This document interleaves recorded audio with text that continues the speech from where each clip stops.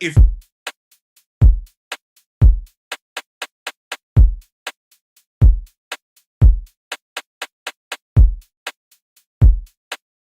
if you had to pick a book Okay. for somebody to read that is up and coming into witchcraft or discovering their spirituality, what would you Sure. direct them to? What would be your go-to for them?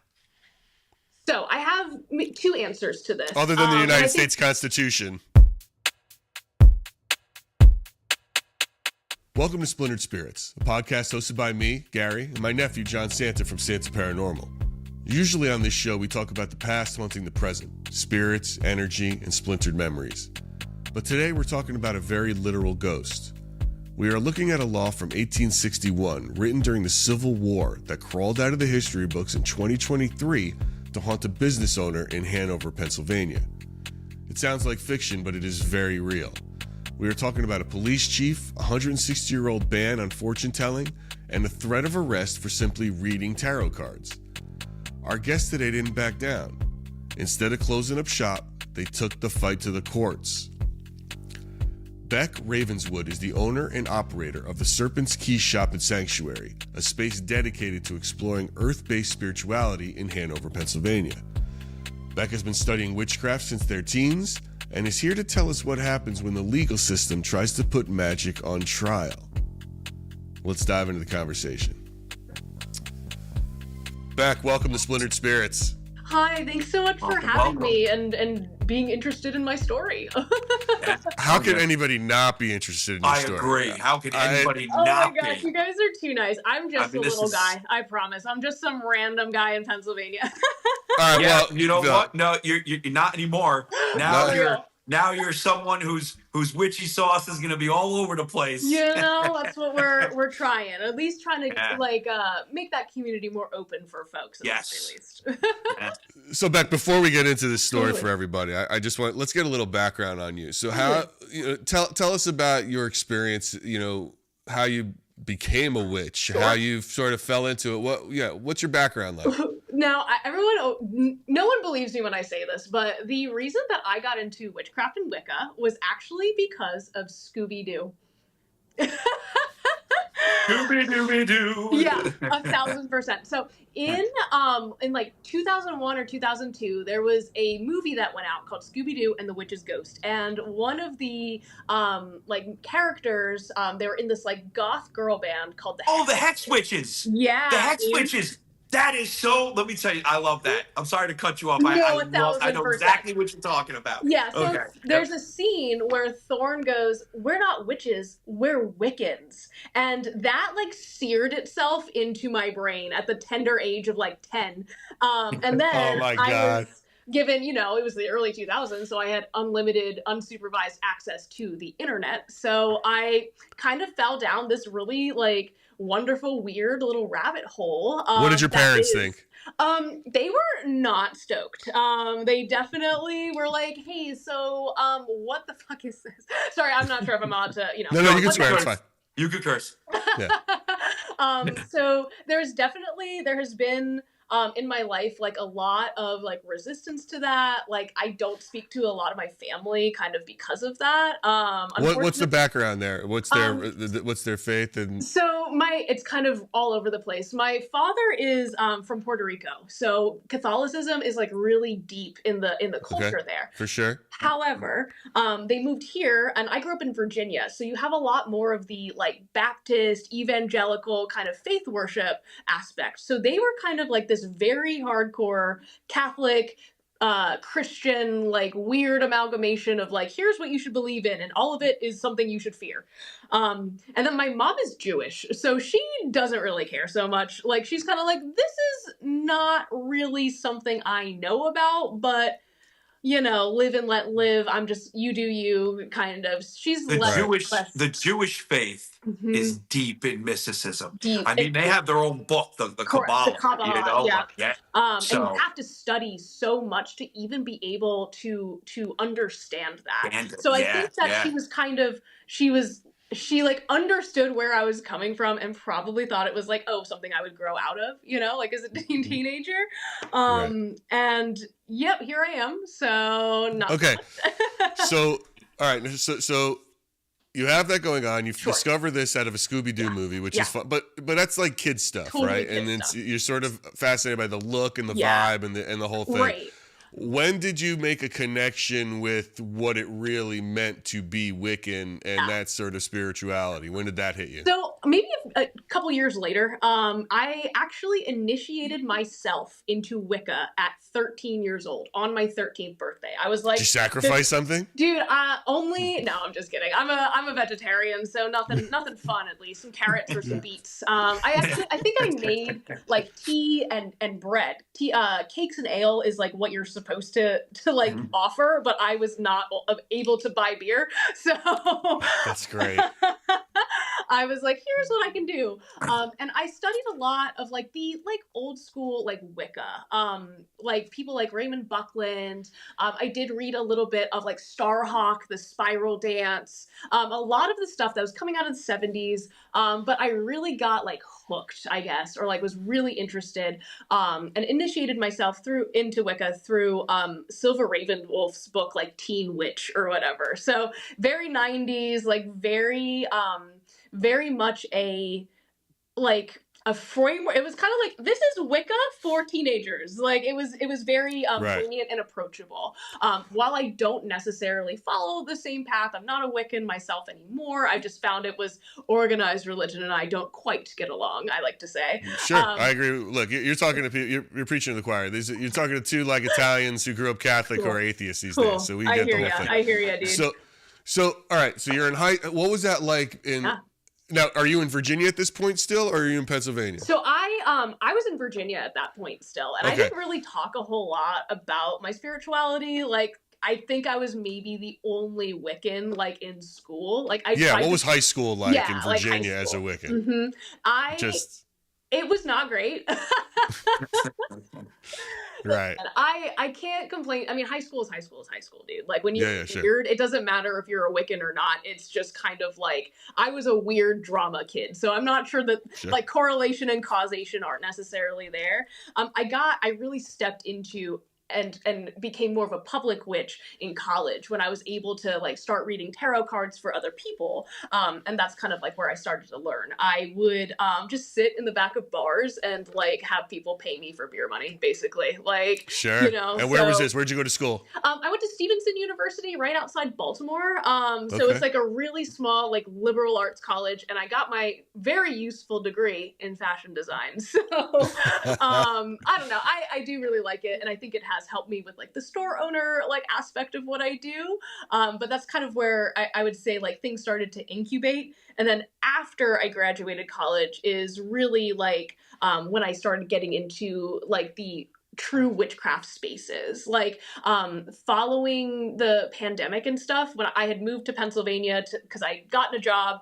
Obviously that job didn't work out, but I'm still here. Right. And I realized, I was like, look, there are no places for witches to really gather.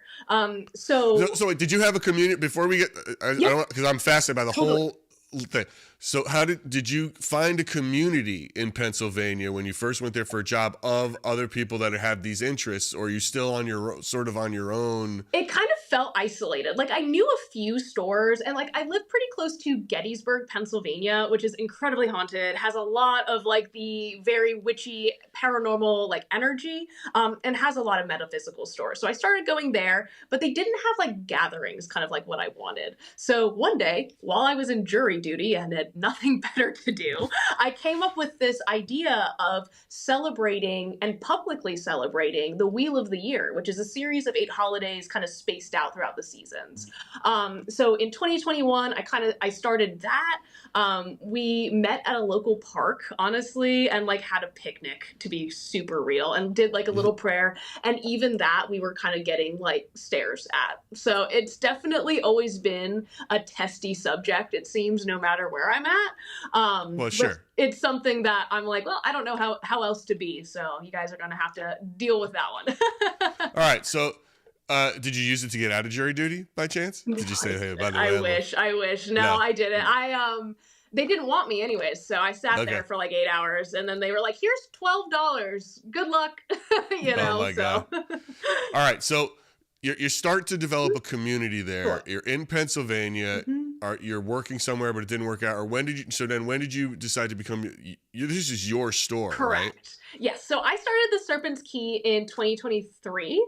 I had quit a kind of my dead end job, I like to say, and then I started working at a tattoo shop. And while I have tattoos, I don't do it myself. I don't like needles. I don't like blood. I'm really good at making schedules, though. So Sure. I answered the phone and I did all of that. And the tattoo artist there really helped me get my store off the ground and really provided a really strong foundation. So really, Sort of taught you how to be a small business owner. Yeah, I learned a lot. Yeah, and my parents are small business owners. My dad's a dentist, and my mom kind of ran his practice. So I've always been kind of around entrepreneurs. Not anything like this. This is very different than root canals, but maybe spiritual root canals, I guess. Oh my God, that's great. But all right, so that you open the shop, and it's been just remind us where in Pennsylvania exactly are you? Still outside of Gettysburg, or? Yes, we're about 20 minutes away from Gettysburg. We're in Hanover, Pennsylvania. If you ever have seen Snyder's of Hanover pretzels, that's us. So it's a really small rural Pennsylvania town, and it's kind of. I looked it up, and the crime there is super low, super low. That's why they're coming after me. Violent crime is really low. Theft is relatively high. Yeah, because we are just on average. Because people are so safe that they don't lock their cars, and then they get stuff. But it's incredibly quiet. Yeah, I mean, I looked it up because I wanted to see why you were getting so. All right, so how long were you open when, and then start getting us into this thing? Yeah. How was the shop doing? You had your store, you had a grand opening. How were you doing business wise? So, back in 2023, the incidents that we're talking about today actually happened before I was even officially open. So I had not even been open.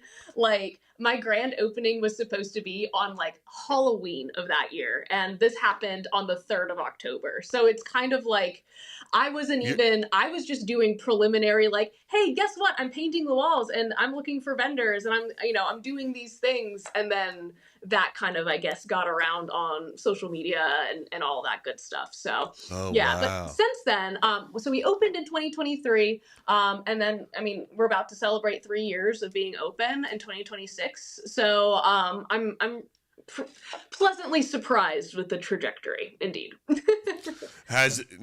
So this happened, you opened with what we're about to get into going on, right? Correct.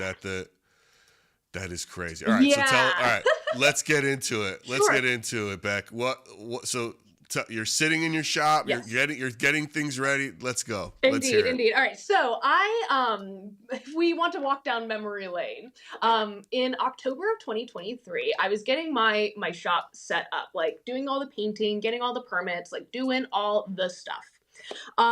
When I got an email from a nonprofit that I had been working with called Main Street Hanover. And what they do is essentially promote and talk about small businesses in our historic downtown, which is where my shop is located. So they do promos. They're great. It's a great just organization to have. They had written an article about my shop that had gone out in October because, it's a spooky shop. Things are, it was a poignant time for things to be, to talk about my shop, essentially. So October 3rd in the morning, I remember because it was a Tuesday and it was my day off. It's my birthday. Right? Look at that. I love it. Happy birthday. Libra season.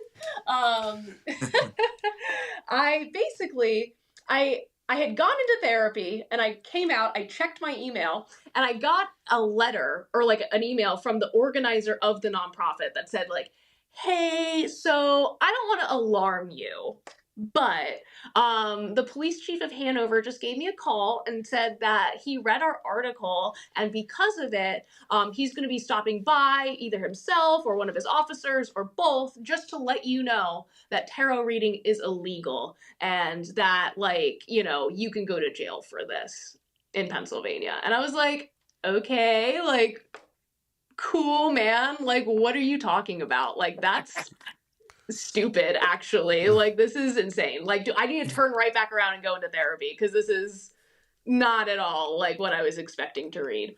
And just so people know, right? Yeah. We are talking about this old law is from 1800s, right? Yeah, so it's from title. I think the law is, correct me if I'm wrong, Beck. Title 18, Section 7104 of the Pennsylvania Consolidated Statutes, titled Fortune Telling, and it dates back to 1861. Yep. And it classifies fortune telling as a third-degree misdemeanor. Mm-hmm. And it says if a person pretends for gain or lucre to tell fortunes or predict future events by cards, tokens, the inspection of the head or hands of any person, or in any other manner. Mm-hmm. And the penalty of this, the violation can result in 6 to 12 months in prison. Yep. And a fine of up to $2,500 per person, per offense. Yeah. Per offense. So if it's, yes, per offense. So I could theoretically be thrown into jail for like, you know, 1 million years if I had 1 million clients or whatever. Okay. Like, and we're going to talk about this law a little bit more too. But so, all right. So you're sitting in, did they ever show up? So yes, about 2 days later, the police chief of Hanover himself and another unnamed officer who, like, this is Police Chief Chad Martin. Correct? Yes, sir. So he came in like in his little Hanover. It wasn't like the official police uniform, but it was like the polo. It said Hanover Borough Department, and he had his service weapon, I believe, as to what I can remember, on his side. So it wasn't like the vest, like with the body cam and stuff, but a little more, slightly more casual, but you're still obviously a police officer. Correct. And they were both dressed the exact same. Like, so it was a uniform. Like, unless they were just really matching the khakis that day. I don't know, man. So anyways, himself and another officer kind of came in and like backed me to the back of the shop. And I asked them, like, hey man, like, because this is a police interaction, like I need to record this. And they said, no, you're not allowed to record this. We're not here from the police. This is a personal conversation. To which I said, okay, well, I'm not going to talk to you unless my lawyer's present in that case. And they said, well, we're just trying to have an adult conversation, so it would really behoove you to listen to us. And I said, okay, sir, in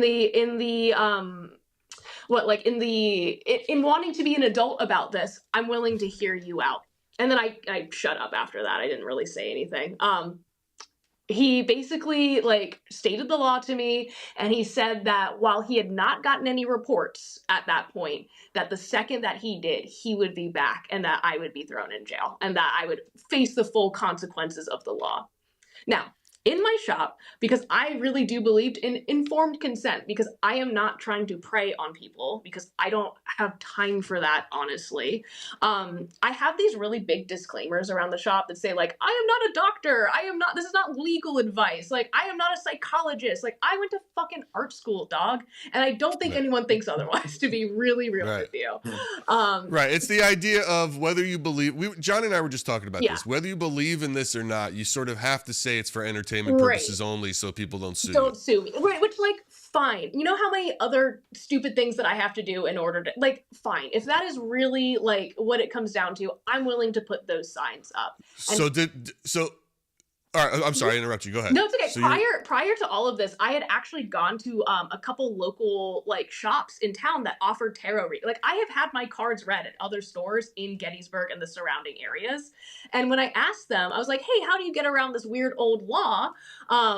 And I think this woman like jinxed me, dude. She looked at me and she held my hands and she goes, oh, honey, I've been in business longer than you've been alive, and I've never had any problems with that. If you're worried about it, just put a sign up. And I was like, something's gonna happen, man. Like, I just knew she may have been the one to call the police. No, she didn't want the competition. I don't think so. We have a good rapport, but like, okay. It was definitely, I think it was the article above all else that really caught the attention.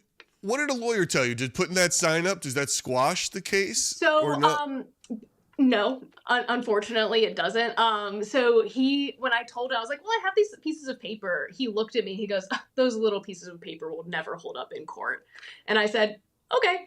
And then I immediately, like, prior to this, I had called a lawyer, and they were like, nothing's gonna come of this. Like, this is nothing. Like, this is just call us back if he actually shows up. So when he did show up, I didn't call those people back because they ignored me the first time. And I got in touch with a really wonderful civil rights lawyer who basically, her name's Alexa, and she basically was like, hey, did you know that your First and 14th Amendment rights were just like majorly violated by a like government employee? And I was like, yeah, I guess. She goes, you need to be more angry about that. And I was like, okay, like, so yeah, we've been fighting the borough, essentially like asking them to say like, we're not going to arrest you because we see that this law is stupid. And they like will not back down on that. They're like, no, we have to follow the law to the letter. So in order for us to like not arrest you, you have to like get the law struck from the books. And I'm like, okay, cool. Word. All right. So now you are, Mm-hmm. this is sort of the first, there's no trial per se, obviously, Right. but this is sort of the first witch trial. Yeah. Yes. I was brought just on thinking that. by a witch attacking the witch. state or the Yes. county. Let's go! Now listen, there have been other witches like before me. I come from a long line of like loudmouth witches. No, I'm just kidding. There are some really incredible people who have been activists since the 70s. One of my favorite witches who's still alive actually right now is Selena Fox. And she was one of the first women in the 1970s to say, hey, witchcraft isn't evil, actually. Like, this is earth-based spirituality. And she was on, like, the BBC talking about it in a time where that was unheard of. So, yes, while there might be, yes, the witch is turning the narrative, I think that it's a long history of that as well. And I'm hoping just to be a successful part of that at the very least, you know? Well, look, the law we're talking about, first of all, if there's any truth to it, was clear. I guess it's debatable, but probably not. It's clearly like a racist law. Correct. So designed to attack gypsies. Correct. The and Romani people. Vagrants, and traveling around. Indeed. And it was just highly focused on them and Right. getting them out of town. Correct. So how it holds water for a For small business anyone owner else. today. Yeah. Doesn't matter. And now I understand. So there was a bill, right, in June of this year that was supposed to repeal this law. Yes. What happened there? So we got it through the judiciary vote, essentially, for it to go to the floor. I was like unaware that this was happening until I reached out to the representative and I was like, hello, I don't know if you know who I am, but I have a feeling that you do if this is the law that you're trying to pass right now. So LOL, can I come say hi? Like, please.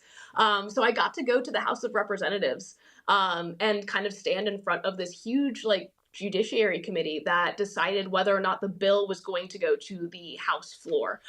Now, since then, I believe that it's been tabled for right now. And hopefully, if we can get folks to call the the Speaker of the House, the Majority Speaker of the House, they will be able to bring it to the House of Representatives for further voting, but it has to be introduced this year. So I'm hoping that it goes through, but it kind of seems like the judicial process is going to be the prime way to get this repealed, but it's nice to have two prongs of government kind of working on it at the same time. So whichever one happens first, I'm happy with. I guess was my question here. What is your approach to this? Is it from all angles, like I'm a small business owner and they're hurting my business, or is it freedom of religion, or is it All the above. I was going to say it's kind of a combo. So what are the targets, or what's your lawyer doing? So right now we are defining tarot reading as protected economic speech. That is the term that she's been using. So yes, it does have to do with a lot of things, with religious freedom, 100%, with small business owning. How dare the government tell me what I can do and not do in my own establishment, right? And it is kind of again, the economic speech. You cannot you cannot legally interfere with things that are either religious in nature or it's the freedom of speech of just me talking, right? So it is kind of it's a multifaceted issue that really ultimately comes down to the redundancy of the law, because in Pennsylvania, this law has never been prosecuted on its own. It's only ever been tacked on to cases of major fraud. And I'm talking hundreds of thousands of dollars. And if their flavor of scam was fortune telling, this law can add more time or more of a penalty. However, has never independently been or successfully independently been prosecuted against a single person. So for them to pull this random law out of like a hat with nothing else, like to say that I'm being, I'm telling people that they must pay me $10,000 or else I will not lift I don't, if I did Doesn't it? that. Is it just me? Is it just me? This whole situation, does it not feel like there's something else behind the scenes? So hear me out. I go to Gettysburg all the time, right? I just Totally. got back from Great town. Gettysburg. So when I'm gonna come, I would like to come visit you and Please check out the shop do. the next Please time do. I'm in the area, probably like I would love February, that. March, right? Um, it almost seemed like now Handover, it doesn't have. You're the first shop of its kind in there, right? So we were actually one of 5 that were in Hanover. Yeah. So I really don't know what his issue was. There was So wait, hold on. The mhm, other shops, are they mhm, still in existence? no. Okay, so Or they have I'm moved. wondering, Yeah. I'm wondering on an economic scale, Yeah. if this is a play of the area. So, for example, Uh, Gettysburg is not only known, as you said, it's not only known for its ghost shops, but right. every time I go to, I mean, ghosts and whatnot, every time I go to Gettysburg, I forget my spirit board. And what Oh, do? totally. I go into town and I walk Hmm. into one of the shops and I Yep. pick up a spirit board, right? Every Yep. time. Totally. Now, I wonder if this whole thing is to stop people like me from going to Hanover Hanover instead. instead. Oh my goodness, that would be some sort. That would be a crazy. I hope not. Oh my goodness, I I never even hope thought not. of it that But way. But listen, you I know, know how small towns and businesses yeah, work, and a lot yeah, of them work that way, where it's like, okay, here this is allowed because of the economic setup we have for our right, area, right. but you're not allowed to do But it there, and you're not allowed to do it here. hmm, That's because wow, this whole thing is ridiculous. What yes, they're it doing does to seem, you is yeah. Oh, ridiculous and makes no sense. well, thank you. Because sometimes Well, I'm like, maybe it is me. Like maybe I did It's not something. you. Like maybe it's because I say the Definitely F not you. word and have tattoos. Like I don't know, dog. well, But I was going to ask you, Beck. What is that town like? I mean, are they against just sort of how you identify, not only just as a witch but as a person? Hanover is it is the most interesting place I have ever lived in my entire life. And that sounds weird for a small town. I think I'm a little bit insulated. I do know that there is kind of some folks who don't like us too much, or who maybe don't like our spiritual path, or don't like that there are a lot of like queer or gay and like trans folks like in my community, or think that we're a little bit odd. But I will say, I have been surprised by the amount of people who've been so supportive, because when this happened, it was like every single like suburban mom in the area decided that I was like their weird kid. And they were like, no, that's my baby. You stay away. I'm going to buy 2 crystals this time. Like it was really beautiful. So I think that Hanover can get kind of a bad rap. And I hear people talking about how it's like the Wild West and people are like afraid to come here and like it's really, but there are really, really good people in Hanover. I moved here not knowing a single person. I can now walk up the street and I know at least 2 or 3 people on my walk to work, like whether they are local business owners or just like the barista from the cafe across the street. Like it is a very, like if you are open to like being open, it is very it's a really beautiful place.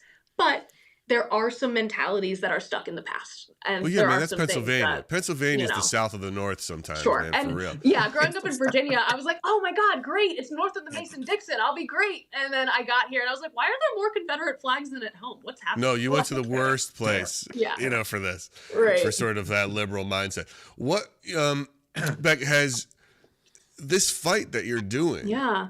can you, I mean, you're a small business owner. I mean, I don't know, you like riding on dentist money or something? No, where like, dude, how can you fight this? How can you keep this going? Crystals. Do you have, Yeah, right. Crystals, baby, My dad crystals. would fucking cackle if he heard you say that, because he would be the furthest person.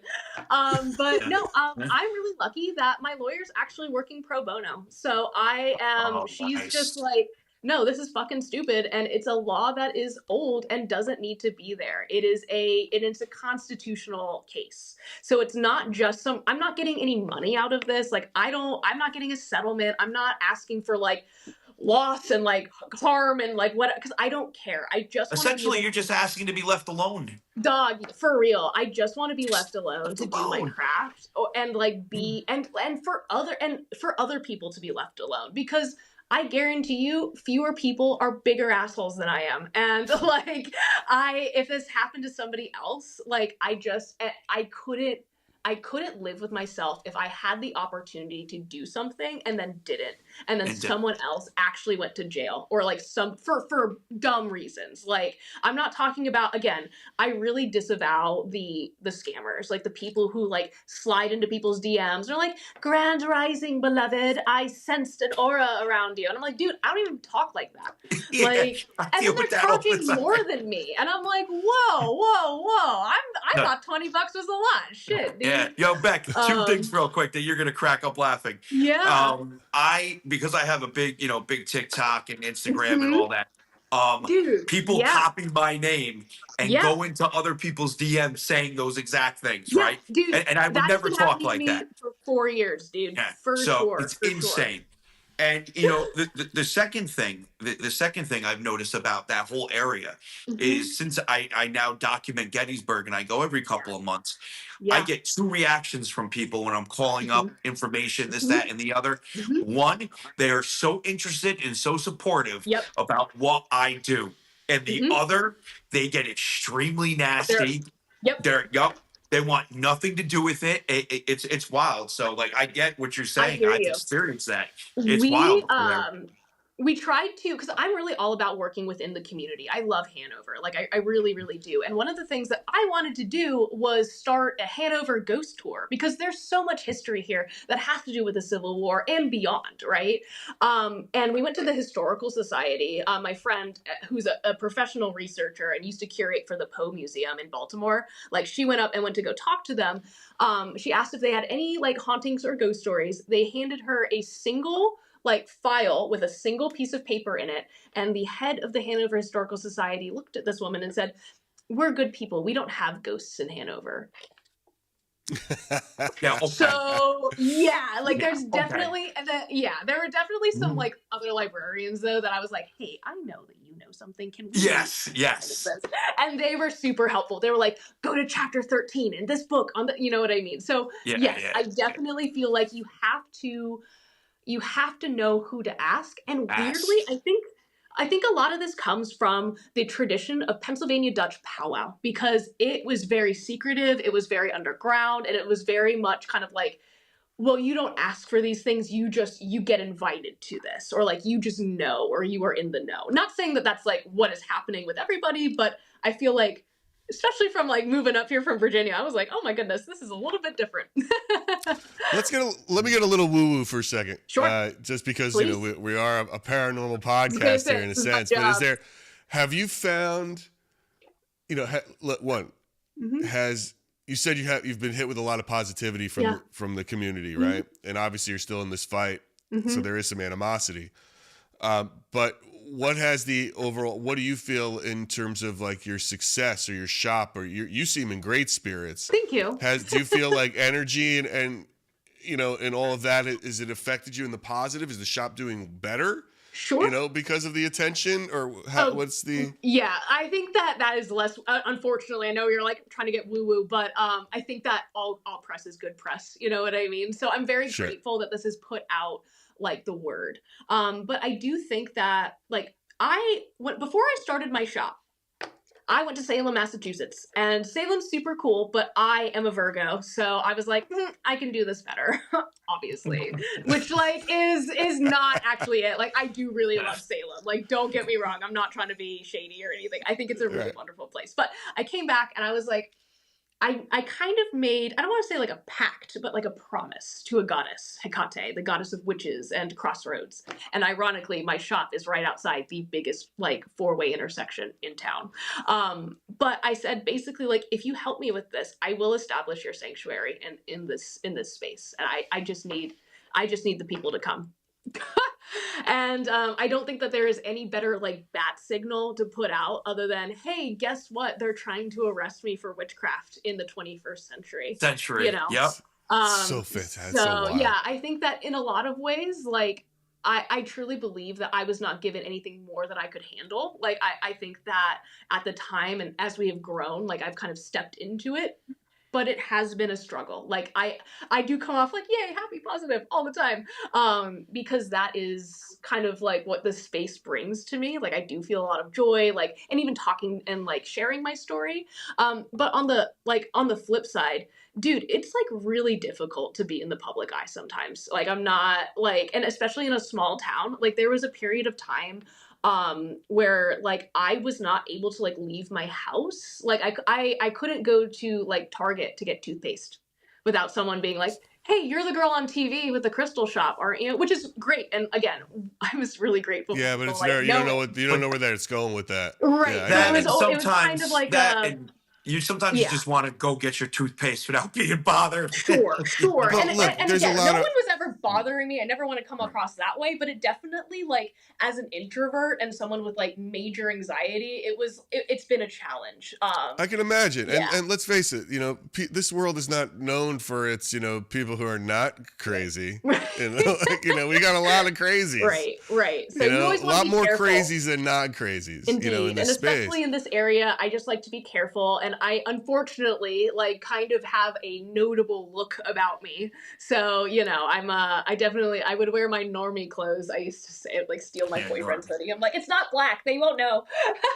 Do you, that's funny. Do you, I mean, are you, I don't want to get you, well, look, we're not airing this yet, but are you practicing? Are you giving readings? And Absolutely. Do you make them sign something, you know, though, beforehand? Kind of. Like, this is for, like, how do you do it just to protect yourself? So I'm actually the only person in Pennsylvania who can legally offer tarot readings right now because I have what's called a joint stipulation, which says that as long as I am challenging this in court, they cannot use the law against me. Oh my God. Yeah. But that took me over a year to fight for. For a while, I just was like, well, we're rolling the dice, dude. Like if they come in and drag me out, like I guess that's it, you know? But I didn't think that they were actually going to do that after everything blew up. It would be very stupid for them to try to like continue. But because I have, it's again, a joint stipulation, I believe, where it's just kind of like, okay, we see what you're doing and what you're trying to say, and for this temporary period of time, we will leave you alone. But after that, all bets are off. And I can only read cards within the borough of Hanover, conveniently where my shop is. But sure. Anything outside of that, like then, you know, if I'm in York, then the York police could come get me. You know what I mean? So right. I have some stipulations and stuff, but there are ways that I've been able to work around it. And ultimately, like, it is a law. I don't want to like give advice because I can't, but it is a law that like most police officers are not going to enforce because like they have more crime to deal with, like more actual crime, you know? No, the whole thing is strange. Yeah. The fact that you have to put up with it is strange. But John, could you imagine like some sting operation against Beck? Like this is like a bunch of guys sitting around. Imagine a bunch of Pennsylvania cops sitting around going like, how are we going to get this witch? Right. We're going to get like we're going to bring it undercover. Like we're going to have a good time. Right. We've set up this sting operation. She's infiltrated Beck's inner circle. Right. They're gonna get a tarot reading in the moment. They're all sitting out in vans with their headphones with, on, headphones on. They're like, about your the money exchanges. The first, and then it's like, go. Right. And they start kicking in doors. All units. Well, think about it like this. Like they the ceiling. Right. They kept swinging in through the window to stop you from tarot card reading. How dangerous! Taxpayers' money, dude, that is being wasted. I know, right now. I know, man. All of this is ridiculous. And I hate to be the drama. Like I really do because No, you should be the drama with this, my friend. No. This is good drama. No, right. No, you are the drama with this, and I love every second of it. I know, it's so fascinating to me. Thank you. It's also why we try to give back so much to the community because I am like aware that this does take like resources away from like things that that's not your fault. Really important. That's not your fault. Yeah.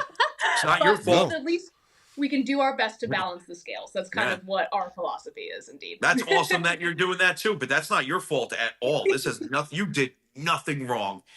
No. This is the kind of story for John and I. Is the kind of story that, like, you know, this is the Italian Alzheimer's, right? We only remember the grudges, and we want to get in on it and like just sort of. We would never let this go. It's like what? Yeah. Never let. It's like you have to be out of your mind. They told me it could take up to 10 years, and I said okay. Like I'll be 36 at the latest. Okay, whatever, man. Like I'll do it. Like fuck it, sign me up. Beck, when I head to Gettysburg in a couple months, I'll be there. Like I said, February, March. We're going to meet up. I'm going to come to your shop. Maybe we'll do a little, ghost hunting. Talk to some spirits, and we will bring. I will bring this to the attention of my community again, not just through this podcast, but through my live as well, because it deserves it. It deserves it. And then let them come for us. What are they going to do? We can't ghost hunt either. Right. Oh my goodness. Can you imagine? Crazy. No, So Beck, what do you think? Beck, what do you think about ghosts? You ever go to Gettysburg and go ghost hunting? I love ghost hunting. I actually did like 3 years ago. And I don't want to start any beef or drama. I was just asked to show up. But Sam and Colby, like the ghost hunter like duo on YouTube, they had me come along. Huge. Yeah, they had me come along on some sort of like ghost hunt in it was in Maryland. It was the haunted boys school that burned down in, it's like in Patapsco State Park. So I love ghost hunting. I have had multiple like mediums and psychics like in the shop who I bring them to my apartment because I am very sure that it has like an inhabitant, shall we say. Most likely, everywhere's haunted, so most likely. Everywhere. So, the house was built in 1836. Like, come on now, you know what I mean? Definitely. So, Beck, we ask everybody this on the podcast, and we ask you too. What do you think spirits are? Ooh, that is a good question. Energy is like my biggest answer, and I know that's kind of a cop out. I think that there are many types of spirits. Like, I think that you have spirits that are maybe like stuck or recorded, like the stone tape theory or whatever. You have spirits who are intelligent, who are just like, what the heck? And like have maybe something that are tied here. And then we have, I believe, like entities that kind of come in between like our world and the next, like when we need guidance. So like our ancestors, or if we're summoning a particular deity or spirit or entity from another realm or dimension, without getting too woo-woo for you. No, get woo-woo. What? Yeah, I document this stuff all the time. Yeah. All right, so a couple things. Black, white, and everything in between. Trust me. Yeah. Right, the stone theory that you're talking about. That's what if you talk to like parapsychologists, they'll say that's a haunting, right? That's an imprint. Right. Like energy gets imprinted on it. You could be a living person and leave your energy on something, and then it's like a recording that's in a loop, right?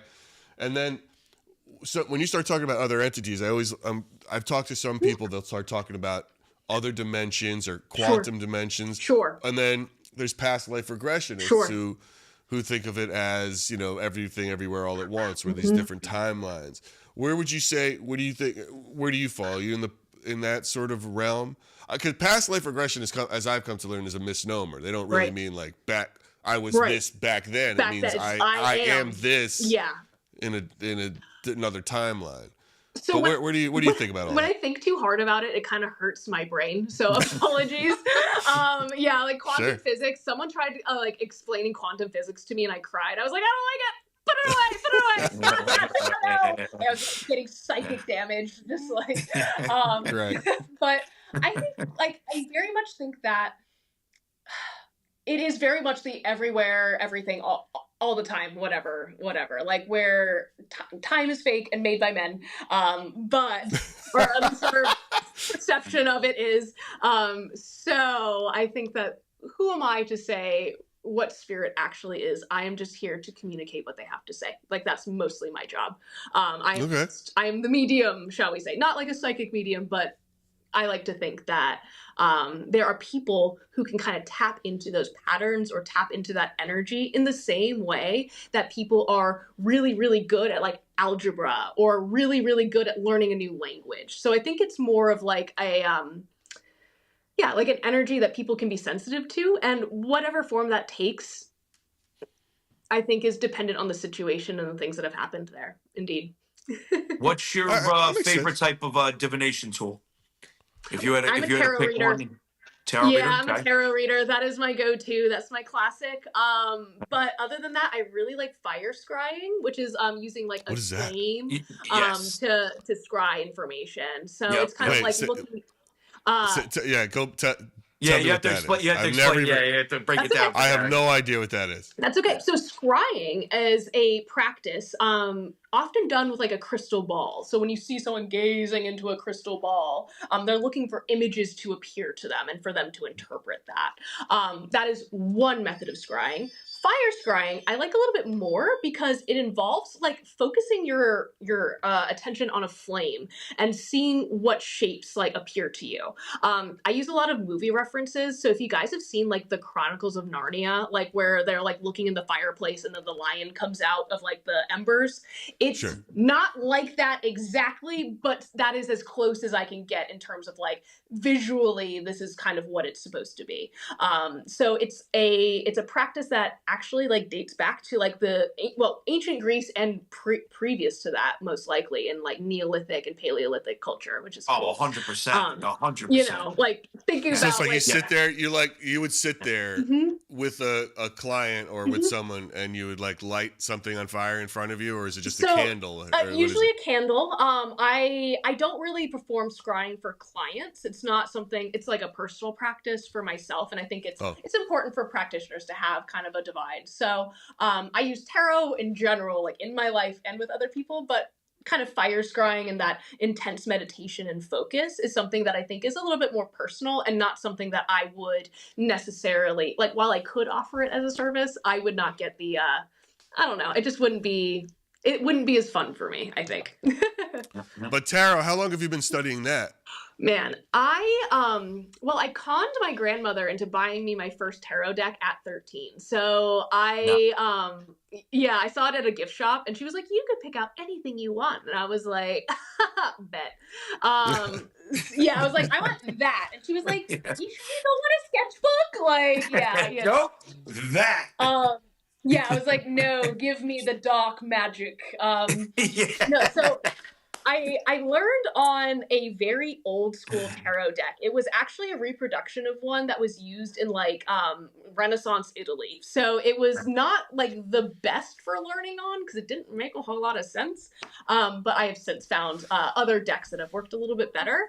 So I started teaching myself when I was a teenager, and I'm now like 28. So I don't think that I would say that I have been professionally reading tarot cards for about 5 years. But even before, well, maybe more than that. Jesus Christ, when did I? 8 years. Oh my God. Yeah, about 8 years that I've been reading for other people. So, And do you like, and how do you, so you sort of self-taught, you read mhm. books on it, or you Yeah, watch other people do it? Do you get do you have teachers who are like, no, this is what, or do you ever read conflicting things where people are totally. like, no, this card means this and this means that? And then how do you decide what's what? So I tend to I pull information from a lot of different sources and then try to find like the common denominator there. So I actually, here, I can show it to you. Ooh, excuse me. I have a book here that I bought when I was like 17. This is The Key to the Tarot, and this was written in 1918. So this is like an old school, if you can see it, the copyright, Mm-hmm. 1918. And they have like here, for example, a picture of the tarot card and what it means from 1918. So I went through and I studied this book a lot. Most tarot decks come with their own manual as well. And then I am a staunchly Gen Z, so YouTube was really helpful. And I feel like I know the meanings of the cards, like the traditional meanings, but there's also kind of an intuitive understanding that you get when you use this tool so much. So I think it's a little bit of a combination of like practice of like, okay, this is what this symbol means in this context, and also feeling out the energy. So I'm not just reading flashcards. Like I'm like kind of understanding the energy that's going into what I'm looking at as well. The symbols just kind of help me piece together the story, if that makes sense. Do So, you have Beck, clients where they ha- come?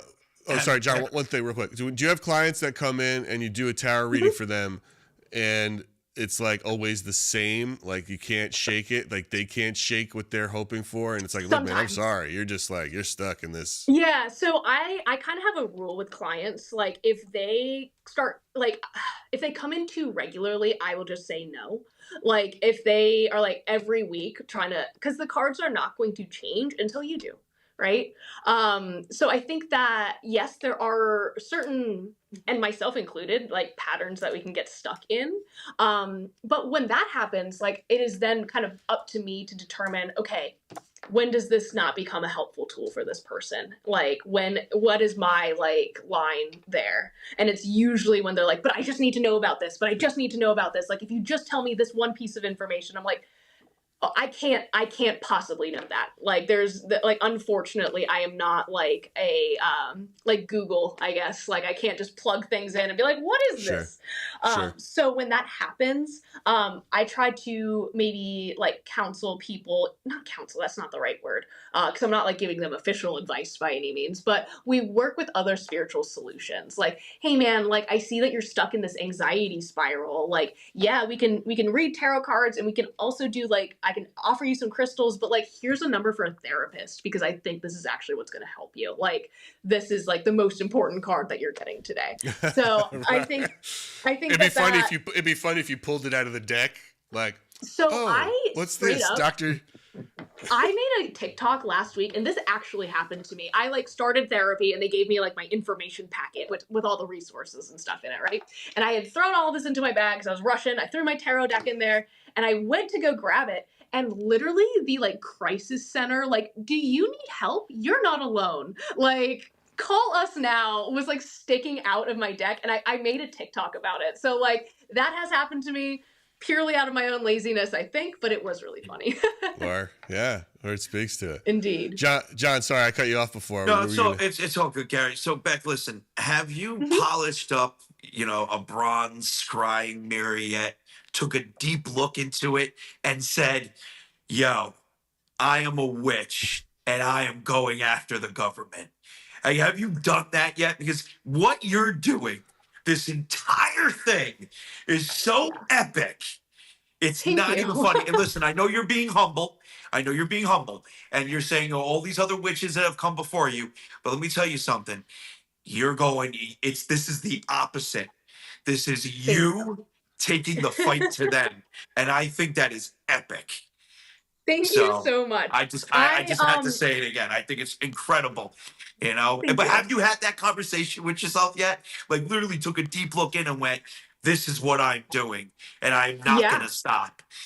Yeah, I had to have a pretty deep conversation with myself about halfway, like maybe I would say like this time last year of like, no, you have to finish this, man. Like you have to do this. Like, no, like I don't know how else to put it. Like, it's just like, this is the path. So you have to walk it until it's done. So I think that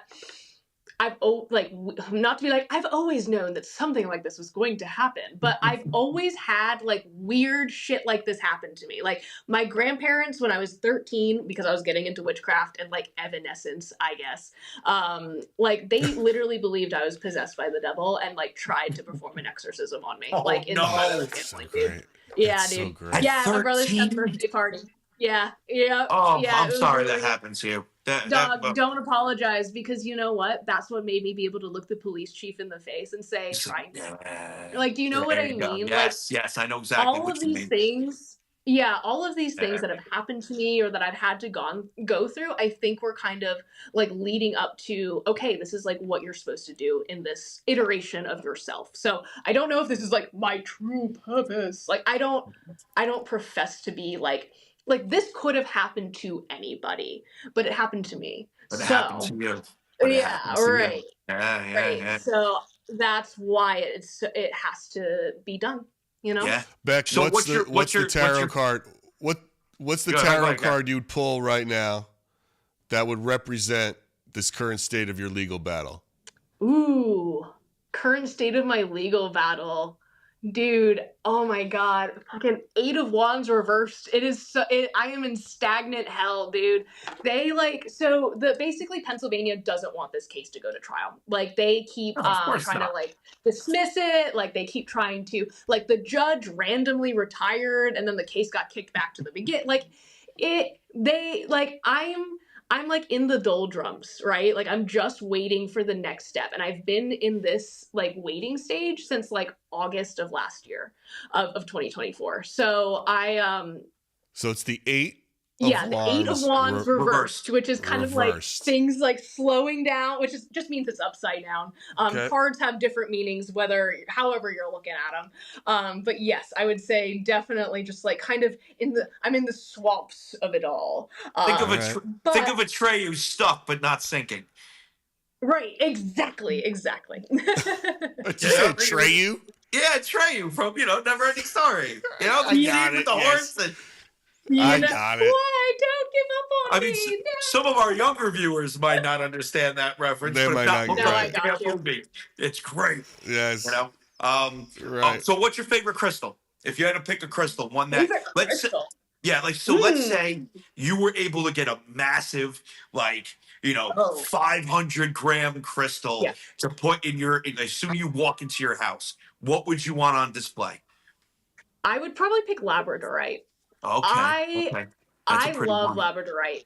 The flash on it, like the way that it looks, I am such a sucker for labradorite. I think it's so pretty. Okay, cool. I have no idea what that looks. I have to look this up later. It looks like, yeah, you should look it up. It's really pretty. Yeah. It has like this really gorgeous flash. It reminds me of like dragon scales or something. Like Labrador, like the dog. Yeah, Labrador like light. Mm-hmm. Yeah. Labradorite. Yep. Labradorite. Mm-hmm. Yeah, because that's a good one because then you can pick the lighting and you can pick how how it. You can pick how it perceives when you're walking from one side to another. It's very mystical. Look at you, Mr. Crystal. I didn't know you. Yeah. Look at you. I didn't know you could take the Pepsi challenge of crystals, John, and figure that out. What's what? Listen. I got a little bit of the tisms. I pick up rocks off the ground and put them in my pocket every now and then. Listen. Yeah, let me tell you something. Yep. Huh. I have a fondness for. I used to have a huge crystal collection that the spirits here destroyed, which is a whole other story. Yeah. Oh no. I'm so sorry. Bad. And then I started, and then the ones that survived, I ended up just mailing them out to my followers, saying, "Here, I can't keep these anymore because they're gonna get destroyed." No, it's the whole thing. But I love rocks, crystals, minerals, all that fun stuff. I love citrine. I think that's just a very pretty one. I like that. I like that style of quartz. Amethyst. I'm a sucker for the classics. And clear quartz. Yeah, amethyst. There's something about clear quartz. Yeah, the fact that you could take clear quartz, two of them, and bang them together, and you get a spark. I just love it. Trading those electrons. It's. I don't know. It really is. The queen of crystals, indeed. Yeah, 100%. Oh my God. So, if you had to pick a book for somebody to read that is up and coming into witchcraft or discovering their spirituality, what would you direct them to? What would be your go-to for them? So I have two answers to this. Other than the United States Constitution. That you need to clearly know. Is number one. To know your rights. So there are two books that I really like right now. The first one is called Year of the Witch by Temperance Alden. And it talks about how to create your own practice based on the seasons, but not necessarily the wheel of the year. Because depending on where you're living in the United States, like it may not, like the things that we're doing in March for the spring equinox, you might have done like 3 months ago because you're living in Florida and now it's summertime. Do you know what I mean? Yep. So it's kind of like, it's great for anybody, anywhere, even in the Southern Hemisphere. Like I have a lot of folks who are Australian who are like on the opposite timeline of us, So it's kind of like, well, this is good for anybody. The other one that I really, really like is called Psychic Witch by Matt Oren. And it sounds like a little bit advanced. Like, what do you mean? Am I going to be moving things with my mind? No, it's mostly like protecting your energy and kind of learning how to interact with energetic fields or people or situations in the world around you. So it has a lot of good like protection. It has a lot of good instruction on connecting with your intuition and really getting into the foundations of that. So I think these two books, whether it is if you're more into like nature and stuff, The Year of the Witch is great. But if you're more into the like science and mental and maybe less of the, if you don't like dirt so much, maybe the Psychic Witch one. So Cool. yeah. Awesome. Well, this was great. This is great. This is great. Yeah. Thank you. Thank you so much for your time. Where can people find you? Totally. We'll put all this stuff. We'll put this stuff up. I know you're on TikTok. You're on Instagram. Yes. Yeah, I'm all over the place. Stitching Witch? Is that what it is? As the Stitching Witch. I got my degree in fashion design, so I've had that handle for a little bit. But so everywhere on Instagram as the Stitching Witch with underscores, TikTok as the Stitching Witch. I have a YouTube channel that I haven't updated in a little bit, but if anyone wants to find longer form content about witchcraft from like 2 years ago, I did a series where I did a video every day for an entire year. So if they're interested, there's like 400 of them. Nice.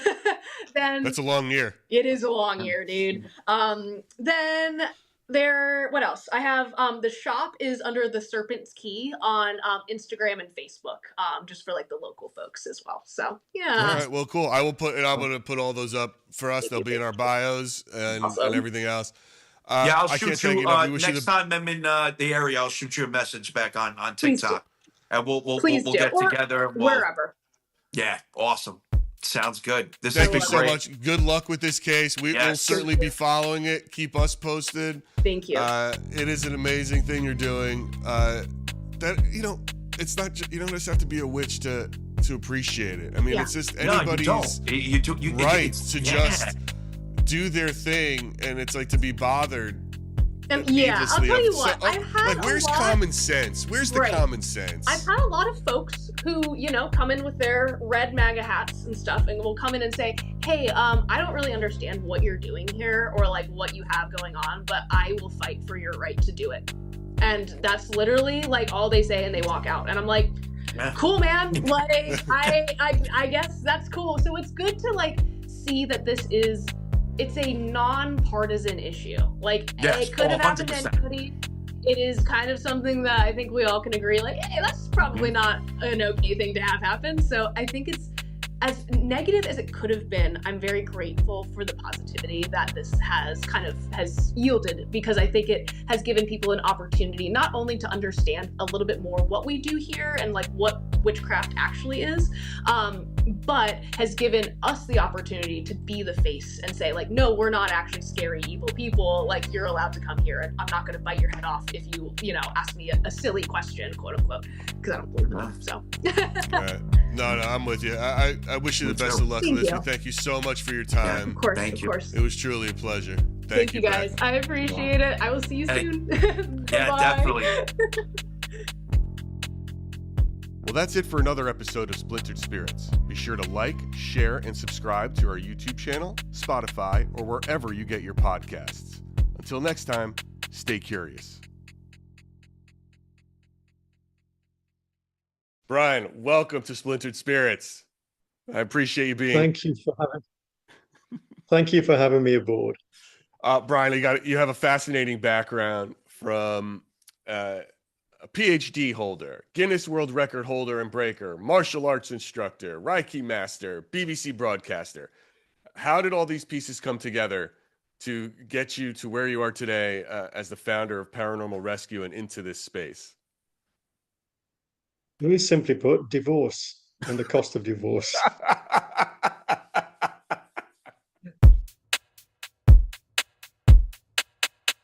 Welcome to Splintered Spirits. I'm your host, Gary, and I'm trying to find out the answer to the question, what are spirits? After following my nephew, John Santa, from @SantaParanormal, communicate with ghosts regularly. Today, we're joined by someone who brings science, skepticism, and a sharp wit to the world of the unexplained.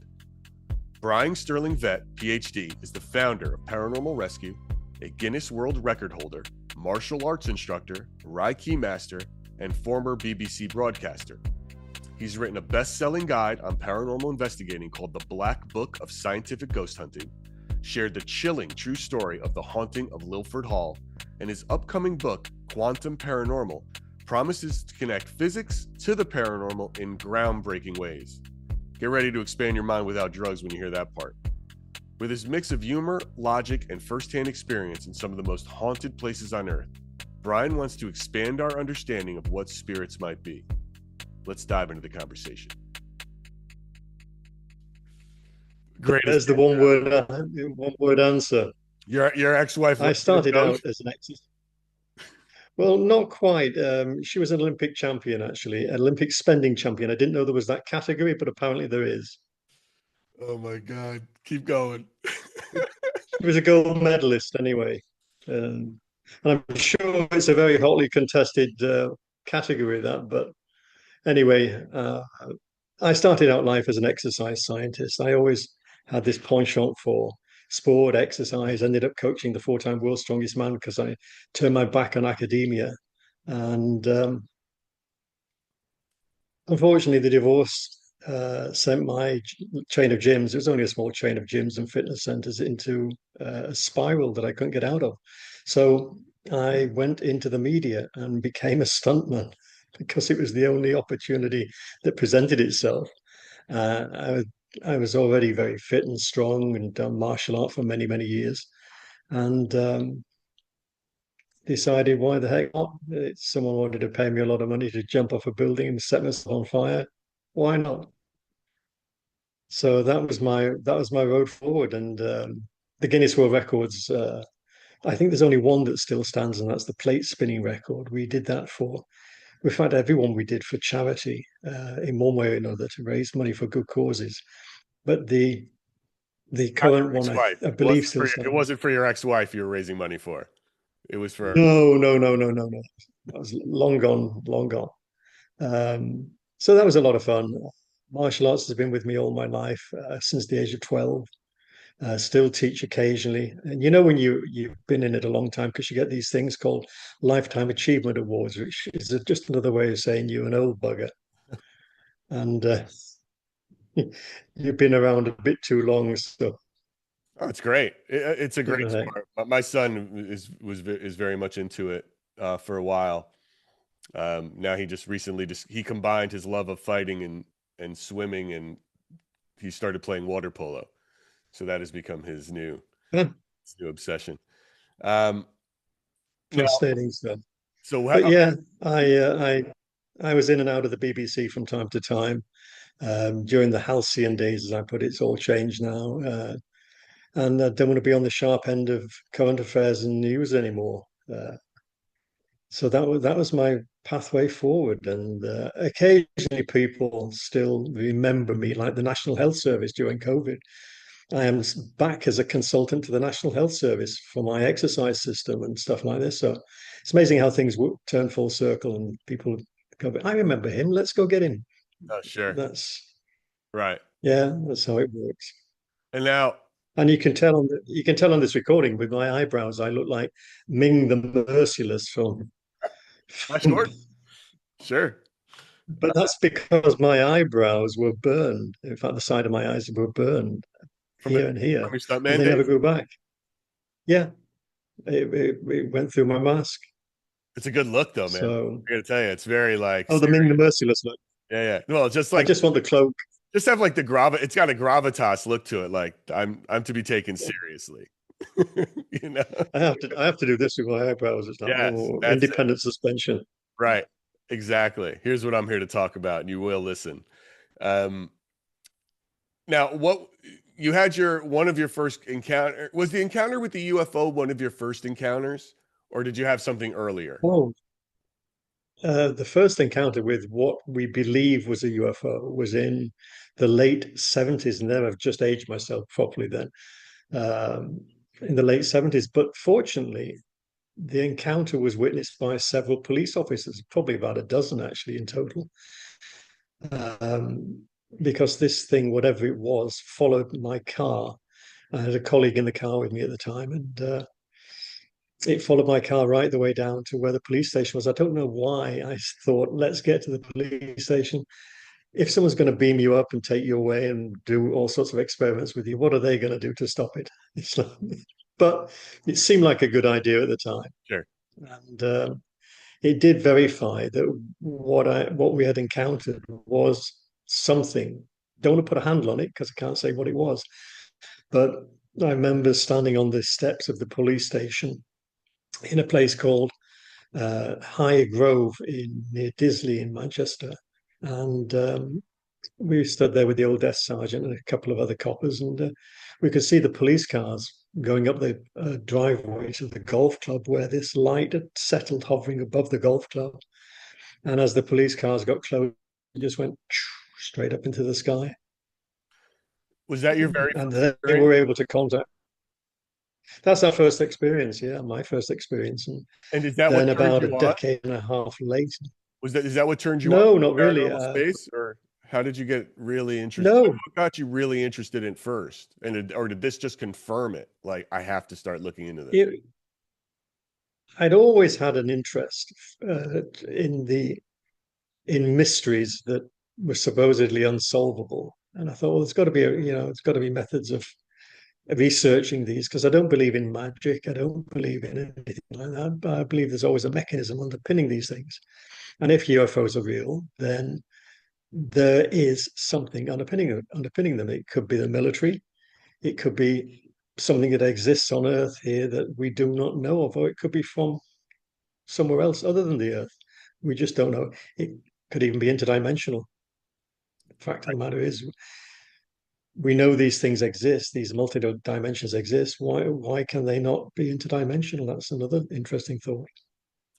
That would explain why UFOs are seen shifting shape as they pass through. If you imagine a five-dimensional shape entering our three-dimensional world, Well, it yes, would and I want to account get for into. some of the I, unusual.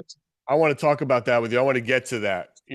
That sort of take on paranormal for sure. But I want to get to in a minute. But I want the audience to really understand you and sort of your background getting into this space because it is so interesting. And is there, as you start to study it and evolve with it, so coming out of where did that UFO experience happen in your sort of professional timeline? And then how did you take, where were you in your life when that happened?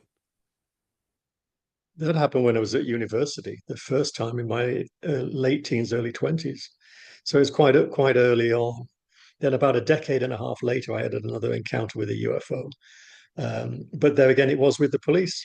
I was an observer this time, and the police went out to investigate a call about a mysterious light over a castle ruin called Mow Cop in Cheshire.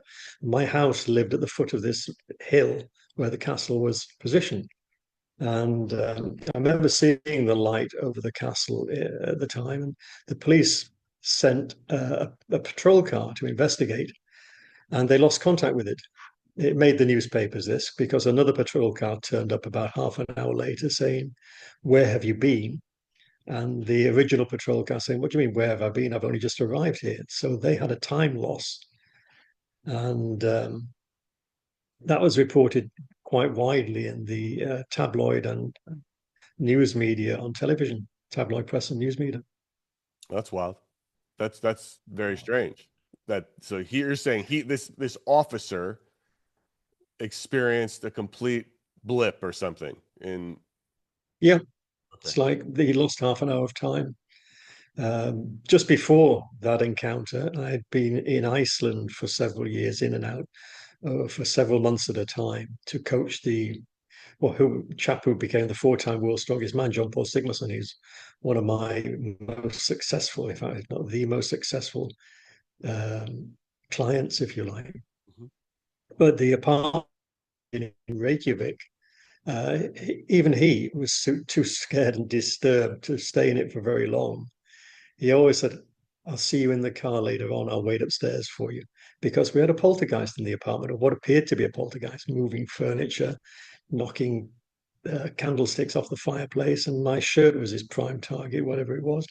Would throw it across the room because my buddy who was coaching with me, we share the apartment. And quite often we say, "Is that your shirt I can see flying across the room, Brian?" "Yeah, that's my shirt." It was so blasé by that time because it had become so commonplace. We just accepted it and never thought much about it.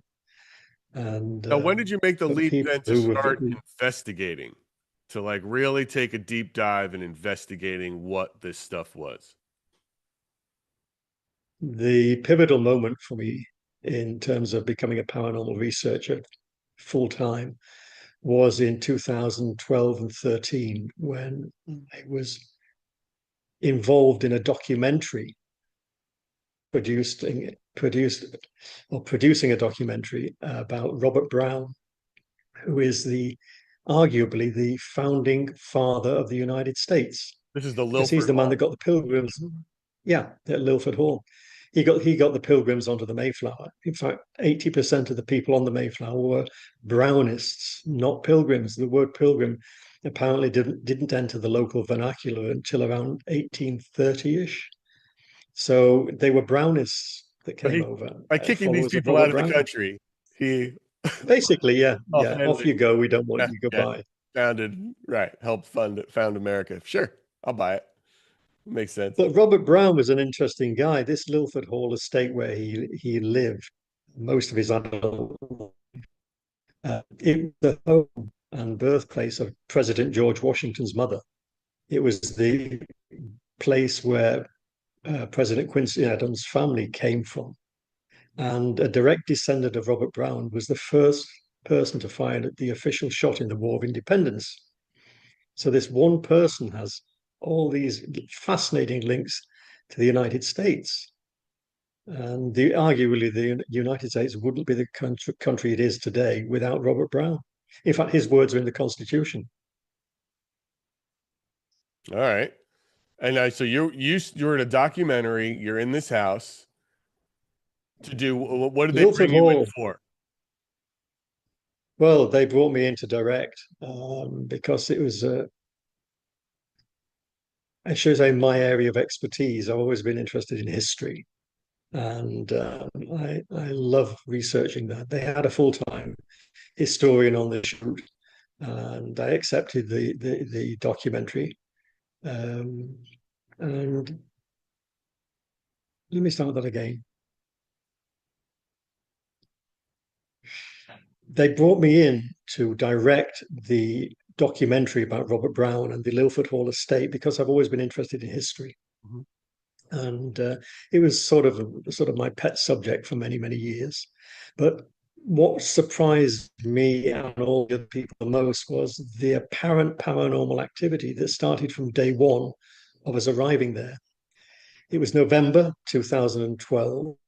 It was a cold, bleak sort of time in England. And When is I it had a not crew in of 12 people descend on Lilford Hall. And it was a big, well, it is a big 110 room mansion, most of which was deserted at the time. There was only about 3, 4 rooms that were occupied by the people that owned the building.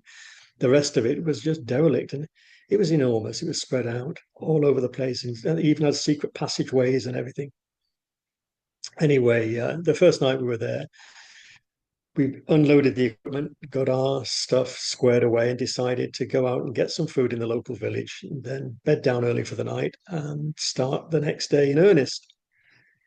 So we decided, because it was cold, a cold, bleak November um, time, we decided to close all the windows and doors that we possibly could to keep as much heat in that we could into the building because it was a big old drafty place.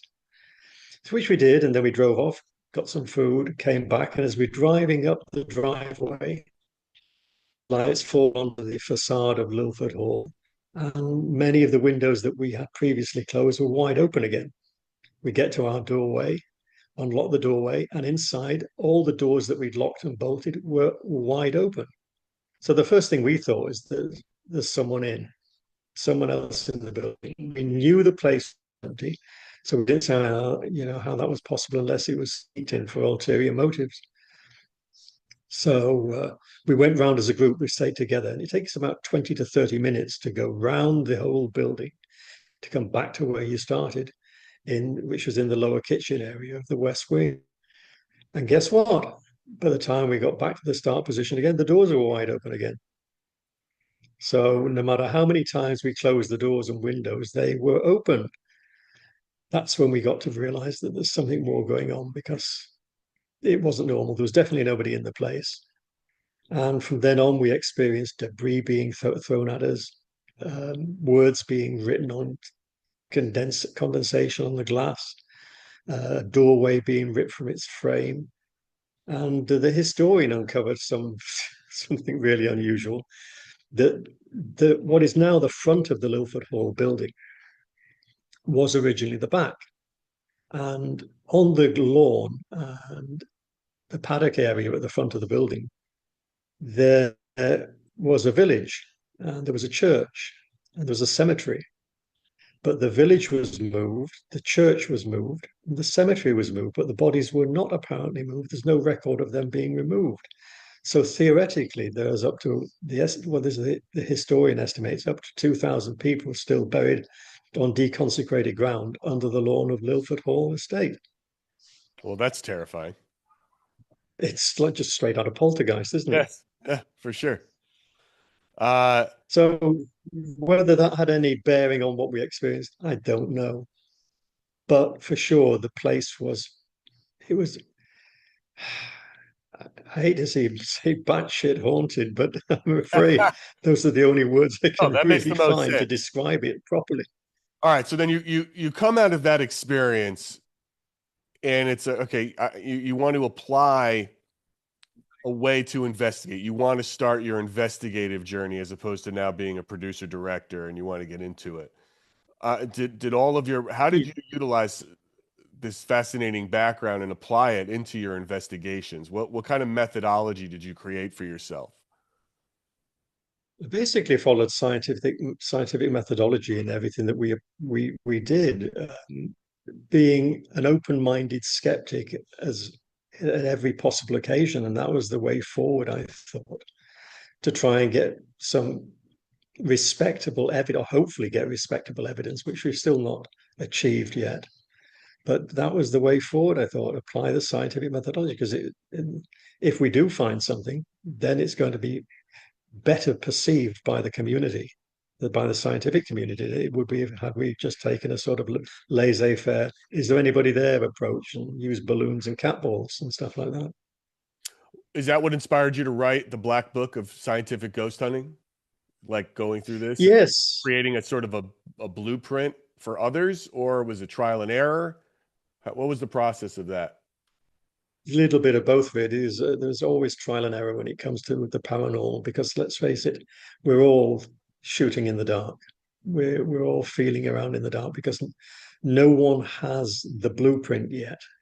And indeed, is there a blueprint? We've got to ask that question. There may not be, because there may be multiple reasons for apparent paranormal activity. But yeah, I decided to actually write that book because everything that we'd encountered thus far was always a little bit spiritual based. And there's nothing wrong with being spiritual based, because we are Reiki teachers ourselves, my wife and I accept and understand intuition. But when you're approaching a paranormal investigation, I think you should take the spirituality off the shelf initially and follow scientific methodology as the primary basis. That's your foundation to build on. And then you can build in layers upon layers from there onwards and build your spirituality into it, and things like that. How did you find the balance between traditional ghost hunting tools and applying those to your scientific method? Can you walk us through some of those steps and processes and what you like to do in a new spot? Well, there's not much to be said, really, in my opinion, about the traditional ghost hunting tools, because an electromagnetic field meter, they're generally not used correctly anyway. People wave them around and get erroneous readings from them.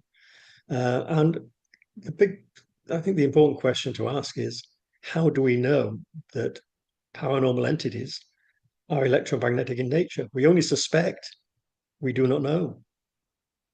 So it's shooting around in the dark.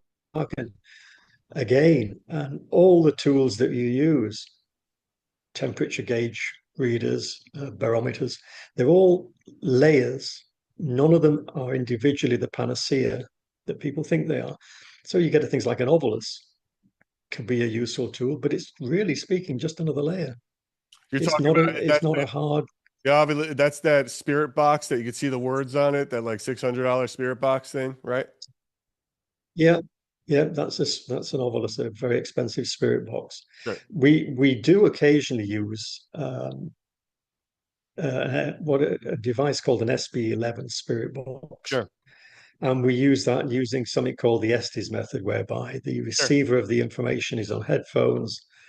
They have a Got a little blindfold on. SB7. We're in the other. Yeah, there you I go. started messing There you around with. go. Very handy. It's a handy dandy device. The SB7 fits in your pocket. Yeah. So you understand what I'm coming where I'm I coming from do. with that. They can What be do you very think of the useful. I ask everybody this about the Estes method, and it's because for a while I had a hard time getting my head around it because it looked really silly to me, right? And by the way, I'm new to the paranormal, the whole world. I'm really just fascinated. I'm just someone with really interested in understanding what is happening after I've seen some of the stuff that my nephew does and the responses you get. But what do you think? Why the Estes method? Why, because I always looked at it as, well, why am I listening to this guy? It seems like we've added a middleman. Why don't I just hear from the ghost itself and listen to the spirit box? But instead, I've got to now have this person tell me what the spirit box is saying when I could have heard it directly from the source. So what is your Very good question. Estes method, and why do you use it or put weight into it? Very good questions. I believe the Estes method is useful because it eliminates a lot of auto-suggestion. If you're listening as a group to a supposed communication through a spirit box, and someone goes, "It said, I'm Satan," or "It said Satan. Did you hear that word?" Then the suggestion contaminates other people and say, "Yeah, I heard Satan." So So, pareidolia, okay, sort of eliminate pareidolia seems to be the basically, yeah, or minimizes, because there's the interpretation of the receiver, the chosen receiver. Unfortunately, there's one lady on our team who is always the chosen receiver. She's the parapsychologist from Manchester Metropolitan University. Uh, so she always gets dumped with that task, but she seems to enjoy it. And we've had some very interesting results. We were called into I can't tell the specific names, but we were called into a beautiful old converted farmhouse into a luxury dwelling in a place called Shropshire in England. This was about 2020, and there were two problems that these people were encountering. One was that the grandson, when he stayed, was experiencing a shadow figure with burning red eyes, menacing him, traveling around his bed, hovering over his bed, sitting on his bed. Anyway, it reached a point, this was Christmas in 2020, whereby the whole family descended on the farmhouse. The young boy had his usual room, but the next morning, Christmas morning, when he should have been there, all keen to open his presents, he was in tears because of this shadow figure that had menaced him the previous night. So his mother said, "I'm going to spend the night with you in your room and show you this is absolute nonsense." So Christmas night, she spent the whole night there with the son, trying to disprove this, but instead she encountered the same thing. And So, we've already confirmed that there was no creepy uncles and family members staying in the house with them that well, holiday weekend.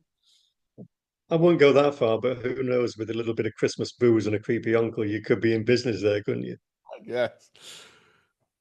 But anyway, the other problem that was happening around that same time was the dog was being attacked, and whimpering and being seen as if it was being shoved across the room by unseen hands. And when it encountered whatever it encountered, it would run out of the house and wouldn't come back in until morning, no matter what the weather was doing. So that's another element to the case.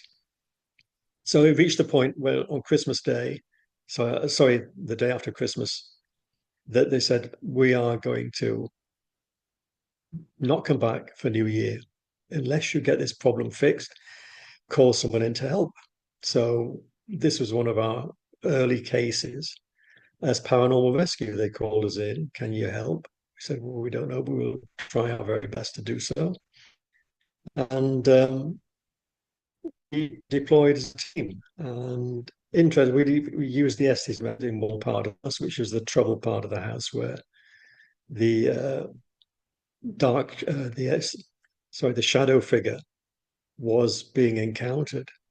And we got some very interesting results, actually. It looked like we're having a real-time conversation, one-to-one with whatever it was that was there, because I would say something, and the lady from the university on the headphones would pick something up from the SB11 and immediately reply to me, shouting through to the other room. And it was very suggestive. We got that. That was recorded on a TV show called Beast Seekers, I think. Mm-hmm. They accompanied us anyway. They were following us around at the time. So that was interesting. But the lady from the university and my wife, Helen, they discovered the problem of the shadow figure. And was it paranormal? Well, not really.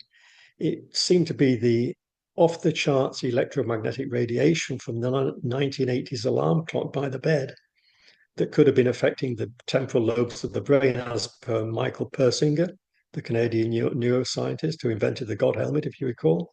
Mm-hmm. So we ditched the old alarm clock, and they didn't have any more problems after that whatsoever. No shadow figures. Wow, that's amazing. The other problem, though, with the dog being attacked, that wasn't resolved. Whatever we were in touch with, or seemed to be in touch with, having a conversation with using the Estes method, that seemed to be much darker and a different sort of entity than we'd encountered before. We'd like to think, I wouldn't say it was a demonic force. I would say it was perhaps more a malevolent former human force. That's what it seemed to be. Do you think Anyway, I ended up having I had a knockdown stand-up argument with this darn thing on the Estes method.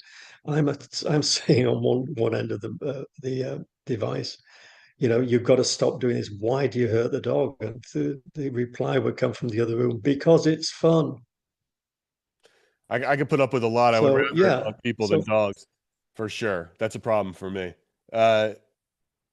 Me too. Attack people all you So want. I actually said to it, look, you're going to be I will exorcise you. I will do whatever it takes to get rid of you. If you want to stay here and you want to coexist, that's fine. But you don't attack the people. You don't attack the dog. They actually heard coming through the SB11. Oh, okay then, and they've never had a problem since. Sounds like you had strong intent to handle whatever it was that it believed you that you could That's stop it.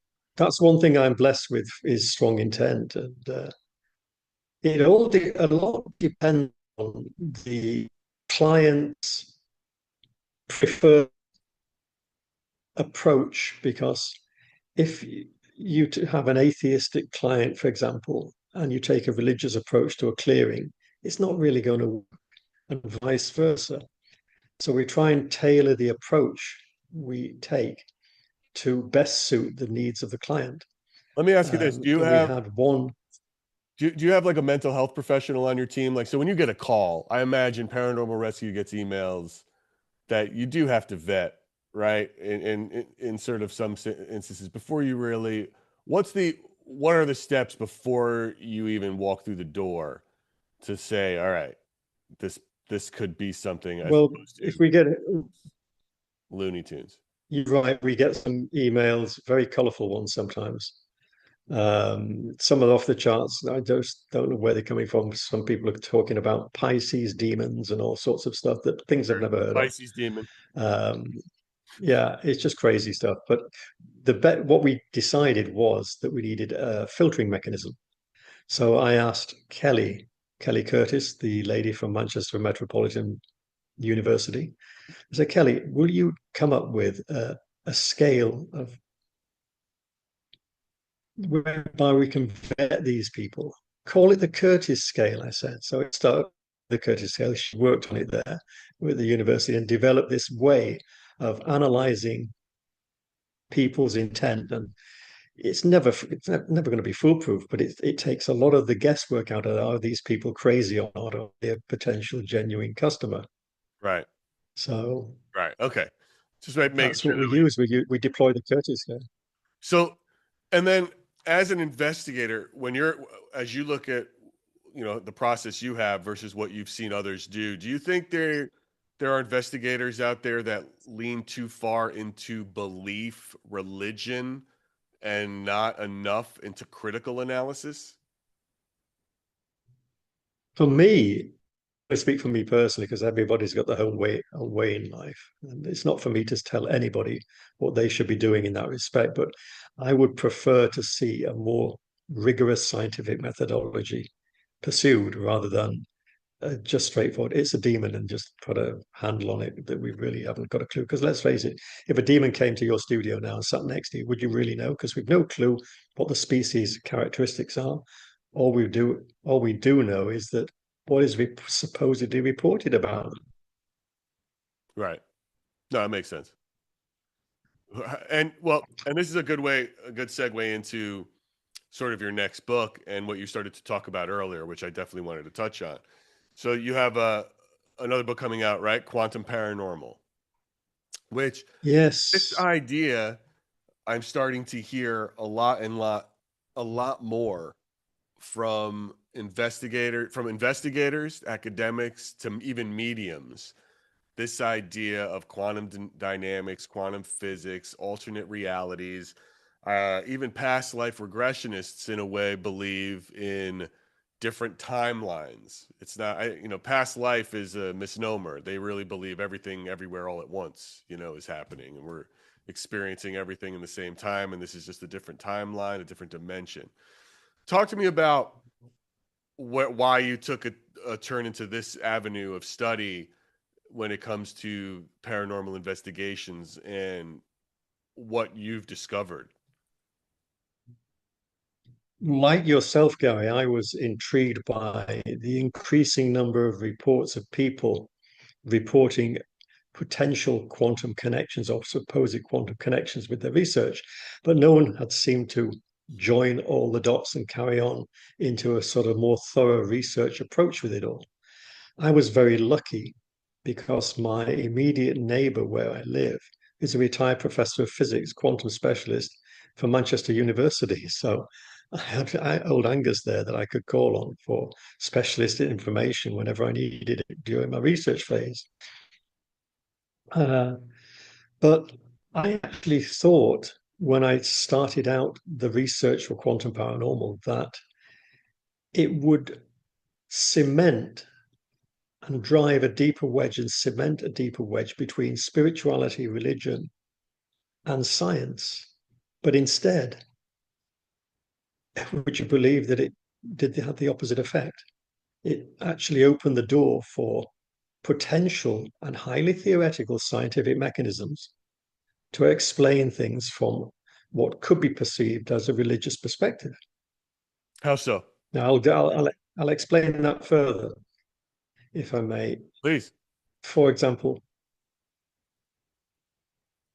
it all really starts for me with the concept of quantum consciousness, which was explored and researched by Sir Roger Penrose and Stuart Hameroff, where they had people dying under clinical conditions. These are volunteers, terminally ill people, at the Max Planck Institute in Germany.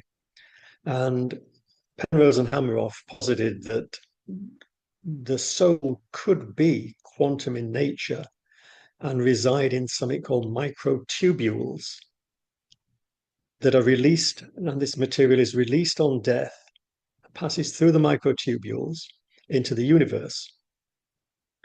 Now, interestingly enough, near-death experience survivors all report, or almost all report, seeing a tunnel, going through a tunnel of light. A microtubule, is a tunnel. So theoretically, and I say highly theoretically, there's a link. They all report, or nearly all report, living a lifetime in a moment, a distorted sense of time. Well, microtubules are part of the mechanism in our brain that is believed to govern our sense of time. So, bingo, another link there. They then most commonly report that they are, they use the term across the other side of the universe. I don't know how they know that, but they're across the universe, floating as an energy entity in space. And they are conscious of a light on a dark collective, a mass of light energy and a mass of dark energy, and that they're being involuntarily drawn to one or the other. They're also conscious of other entities similar to them being drawn into one or the other masses or collectives. So it strikes me that if the soul is quantum in nature and passes through the microtubules on death and ends up on the other side of the universe, why can we not be drawn into a collective? And this collective could, let's say, might not just have human souls in quantum souls, it could have alien quantum souls. Because are we alone in the universe? Probably not. I think it's arrogant to believe we are. But anyway, that's a completely different story. So But the collective idea intrigued me. I want to just break it down a little bit for us who are not as smart as all this. So I want to make sure I understand where we're at, right? So we're talking about, you're saying the word soul. Would that be the same as relative as saying consciousness? Yes. Right. Okay. So The soul and the consciousness, I believe they're entwined. Right. Okay. You say they're intertwined, or it's semantics. You say these are two separate Yes. things, or the same thing? I don't have enough information. I don't think anyone can answer that. But the concept of a soul and consciousness being one and the same, I believe, is fairly logical. Okay. For my own self, belief, I tend more to believe in this idea of consciousness than I do of like a spiritual soul. I just think it's semantics at this point. That's just me.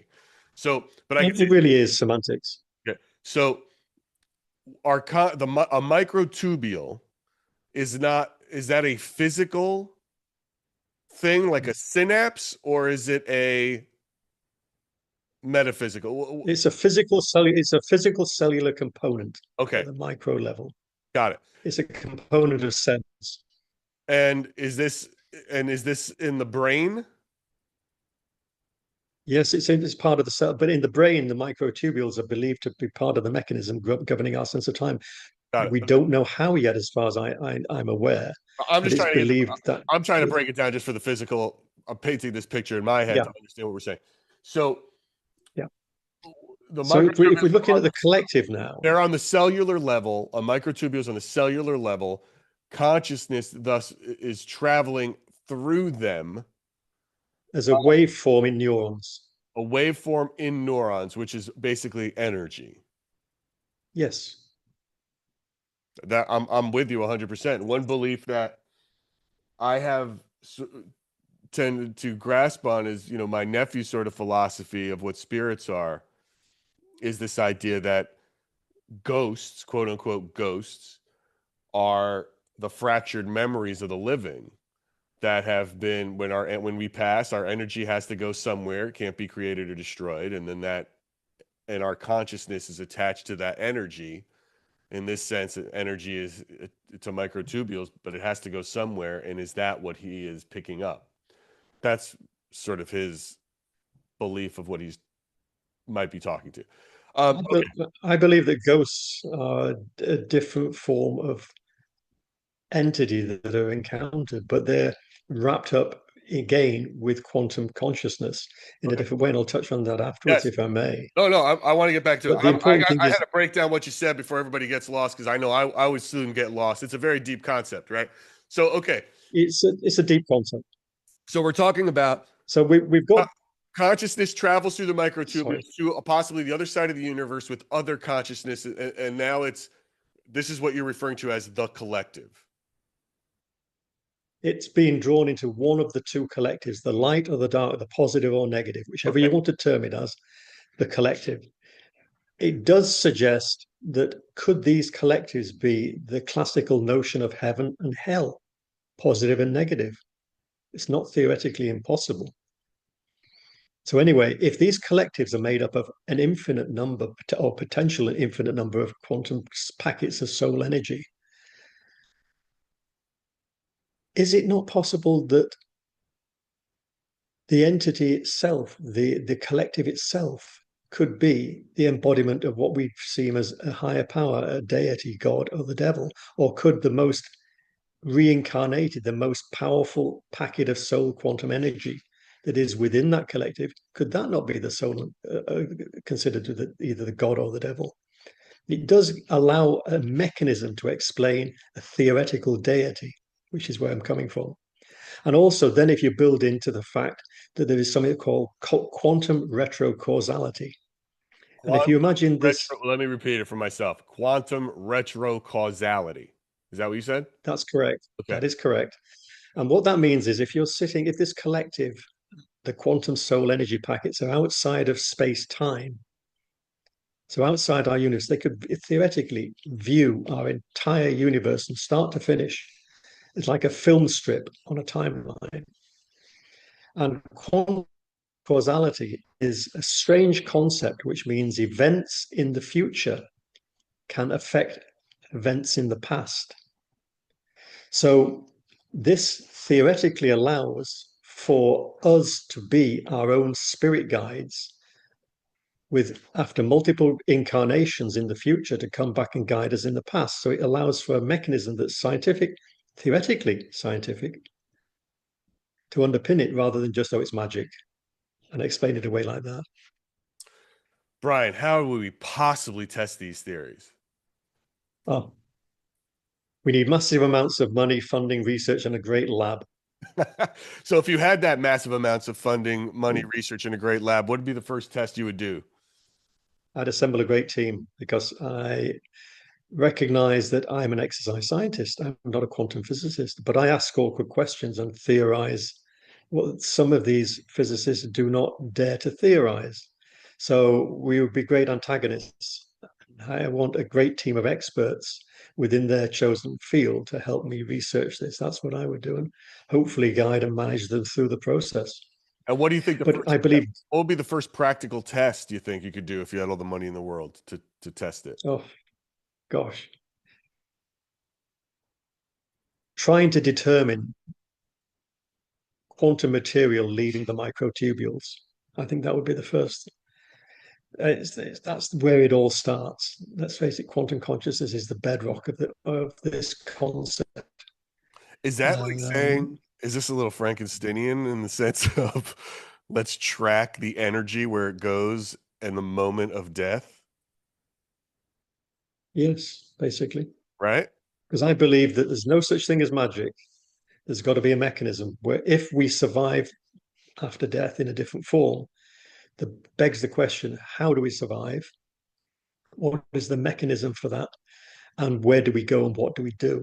But it makes sense to me that we become part of a collective of other similar based entities and roll on from there with multiple incarnations. It actually then also, when you think about it, it allows for lower forms of life to have a theoretical soul, for want of a better word, a consciousness, intelligent life forms. And it follows the Buddhist tradition, if you like, Well, there's of also like reincarnation and learning. well, there's the idea the hermetic principle of vibration, right? Everything has energy, everything has neurons, all matter and mass must have some sort of an energy or release, Well, is that not related to string theory? Because according to string theory, the strings vibrate, and that determines the mass and the charge and what it eventually becomes. right. So the whole concept of vibration is a fundamental principle, I believe, of the universe, which fits in with Reiki and the concept of vibration and chakra, different rates of vibration within the different chakras. Well, that's funny. So do you believe that your belief in Reiki has helped guide your belief in the paranormal or how you look at the paranormal?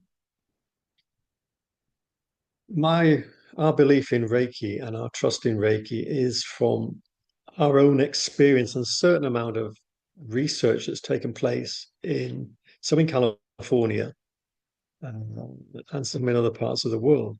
But they found that Reiki is very beneficial if you've had, for example, an operation. Most people that have Reiki performed on them do not need antibiotics, for example. They recover about 30, 35% quicker.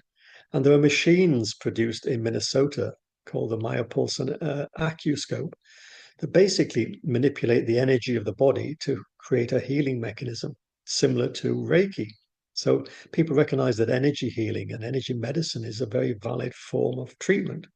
But Reiki, I believe, goes a lot further because it's manipulating or allows one to manipulate energy at a much greater level. And it helps us when we're performing clearings, if you like, or people might say it's exorcisms or whatever you want to call it. That's just a Catholic term. Sure. In the Anglican Church, it's deliverance, but in other words, it's a clearing. It's the same thing, semantics again. Yeah. What? And it does. Oh, go ahead. So it does loop around, and then we touched upon the concept of a ghost. What is a ghost?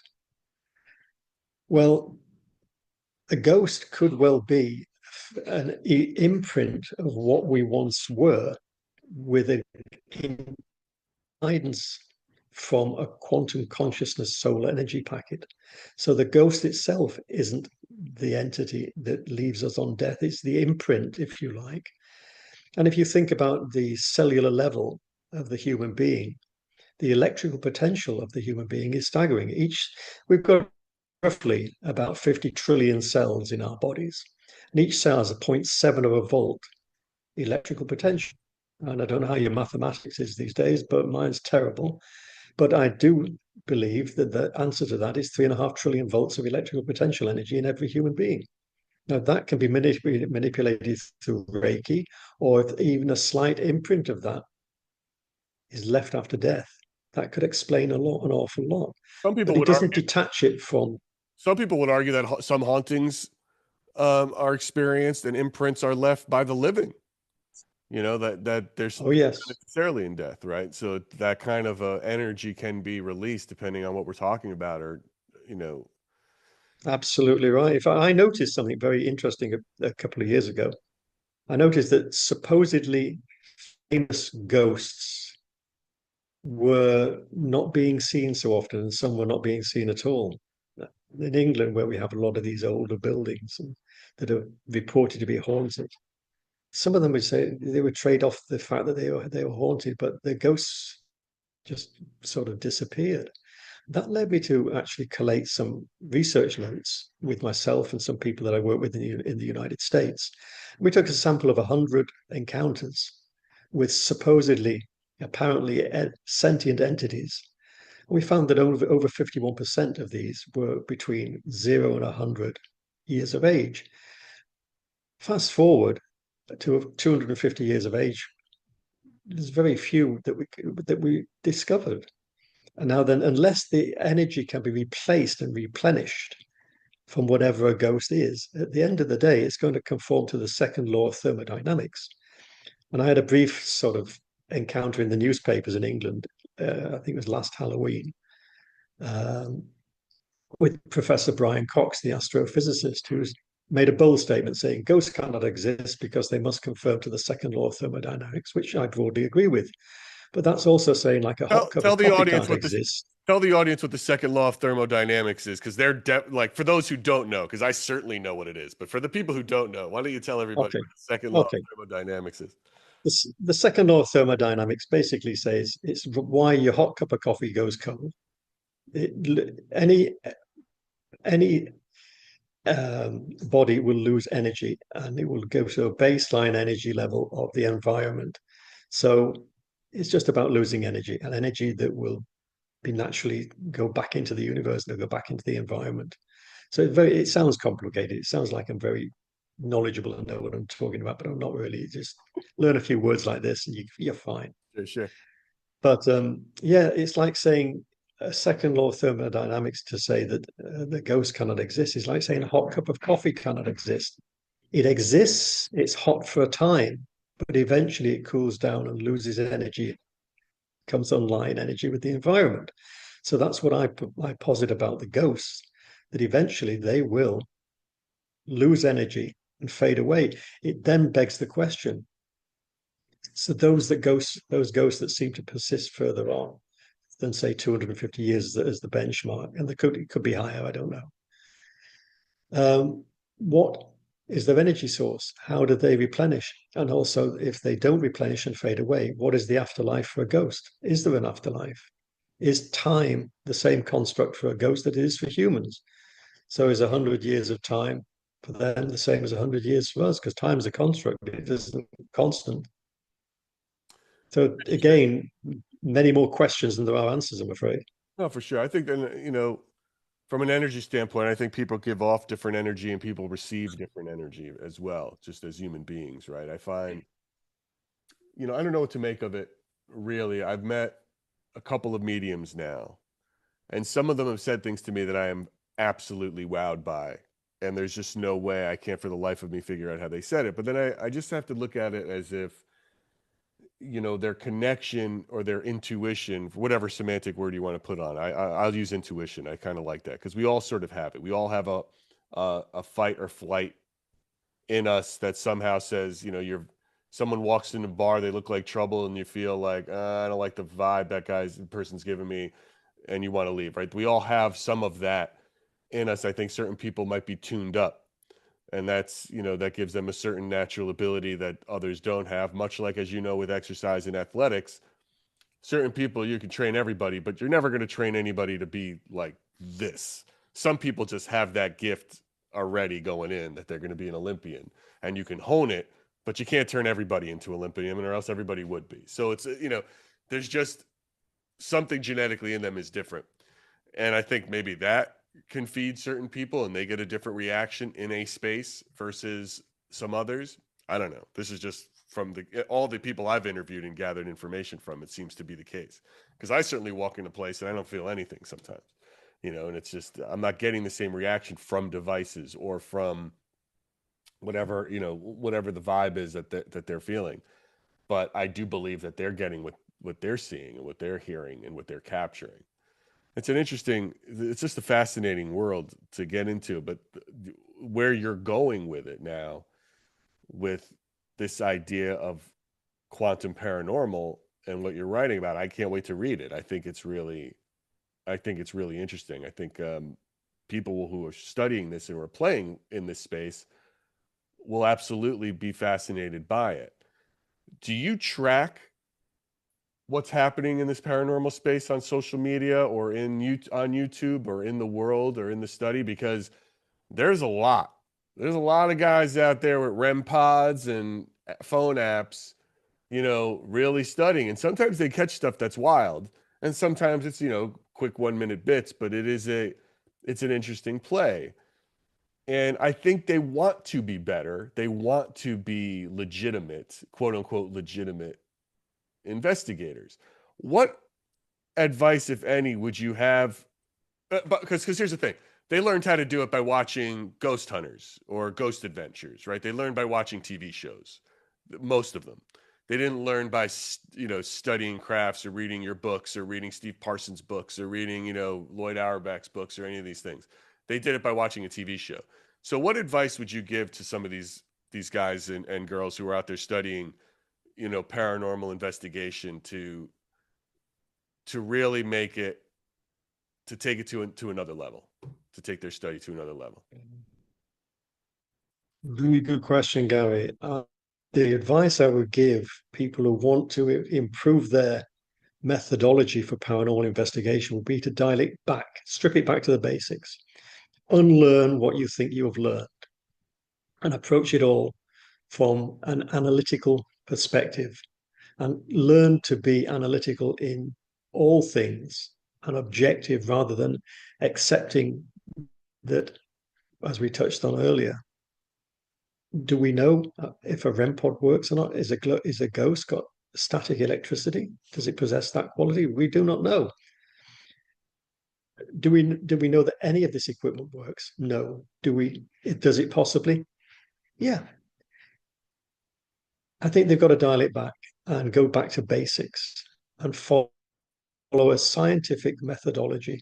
In fact, in my black book of scientific ghost hunting, I produced a very simple flowchart of scientific methodology. And you can download these from the internet. You can get them anywhere, but it's a simple chart. You start from an experimental perspective, and depending whether you get the answers yes or no, it feeds you right the way through to a conclusion. And if there's nothing happening, you start again, you modify your experiment again. So that's what the advice I would give. Brian, this has been an absolutely great interview, and I really appreciate your time here to talk about this stuff. Uh, where would you like people to go to find out more about you, about your next book? I guess that'll come out. Quantum Paranormal will be out everywhere, I assume. You can go to Amazon and get it. We'll certainly have links to it here, Absolutely. which will be I great. was going to officially launch it. I was going to officially launch Quantum Paranormal at Easter. And my publicist said, fantastic, we're all lined up with a slot in the newspaper, provided there's no world event, we're fine. What happened? The Pope died. So Right. he grabbed all the headlines. Made me wonder, actually, when the Pope dies, is that getting a promotion, technically? Makes you wonder. Good one. That's a good one. Uh, I like it. But anyway, so we held off and decided to relaunch at Halloween, and I'm timing the launch for the second week of October, the official press launch, because that is the week we are inducted into the inner sanctum of the Knights Templar. Oh, wait a second. And Wait a minute. You are going to be inducted into the Knights Templar. yes, indeed, and my new book that I'm researching. Walk me through this. I was going to say goodbye, but now I have to know. Does this mean you're going to find out where the Holy Grail is or some shit like that? Like, what are we talking about? What does the Knights Templar mean to, what is that? That feels like the Society of Secret Societies. Am I wrong? You are absolutely right, actually, Gary. They have been surprisingly open and helpful to me. I've been pursuing this for a couple of years now, and the official induction takes place for myself and my wife and some of the other team members because I want to research shall we say, the lesser known history of the Knights Templar and their connection to the paranormal. Because let's face it, what people forget is that as guardians of potential religious relics and bloodlines, this started at the time of the crucifixion. It didn't start in 1118 when the Templars were officially formed.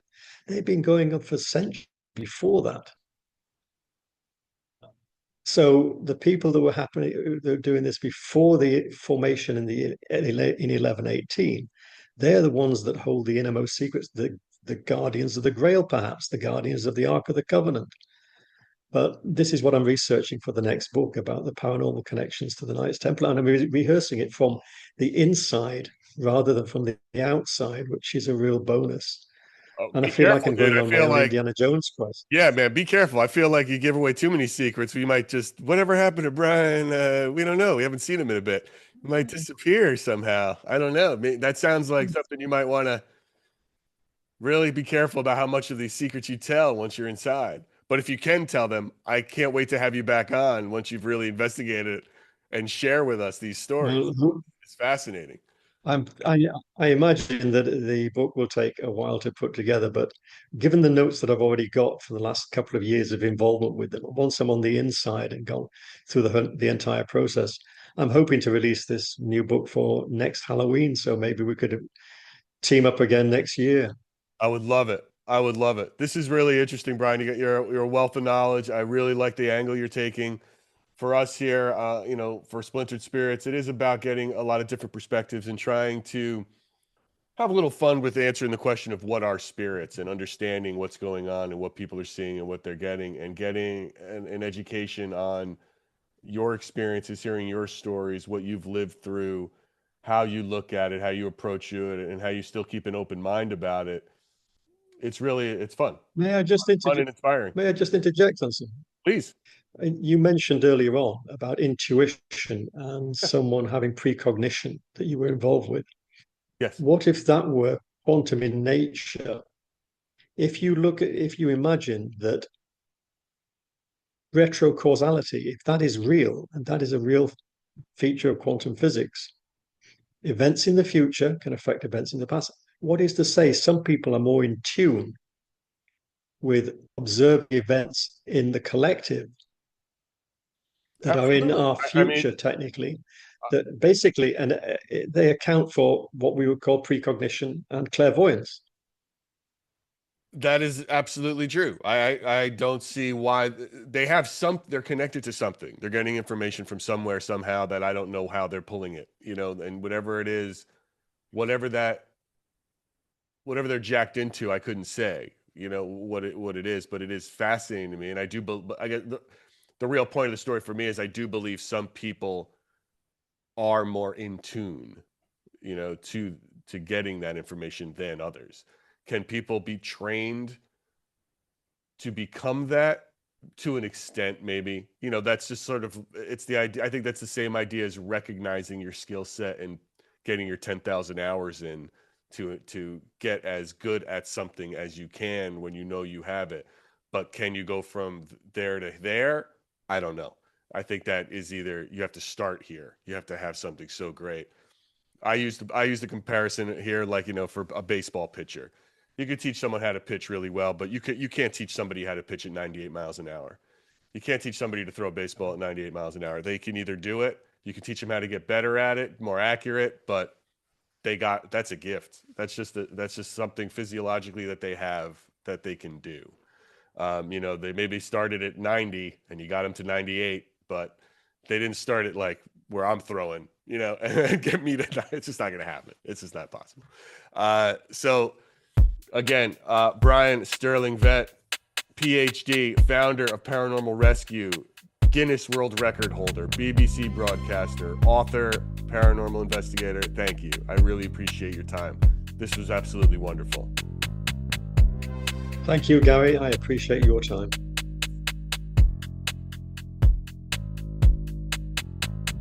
Well, that's it for another episode of Splintered Spirits. Be sure to like, share, and subscribe to our YouTube channel, Spotify, or wherever you get your podcasts. Until next time, stay curious.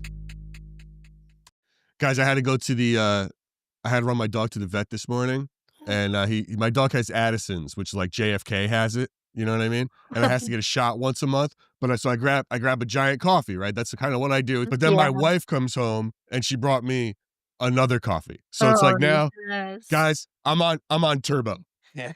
Are you ready? Let's go. Let's go.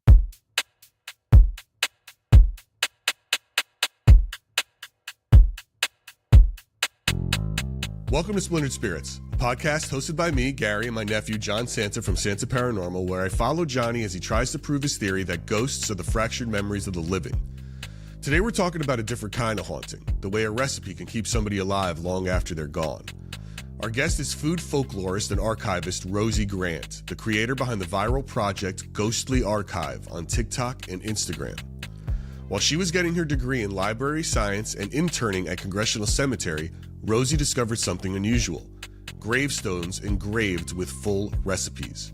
Instead of Bible verses or solemn epitaphs, these headstones were carved with instructions for spritz cookies, tea biscuits, and casseroles. She started tracking them down, baking each dish, and then bringing the finished food back to the graves to share a bite with the person who inspired it. That journey became her first book, To Die For, a cookbook of gravestone recipes, a collection of recipes and family stories from cemeteries across the U.S.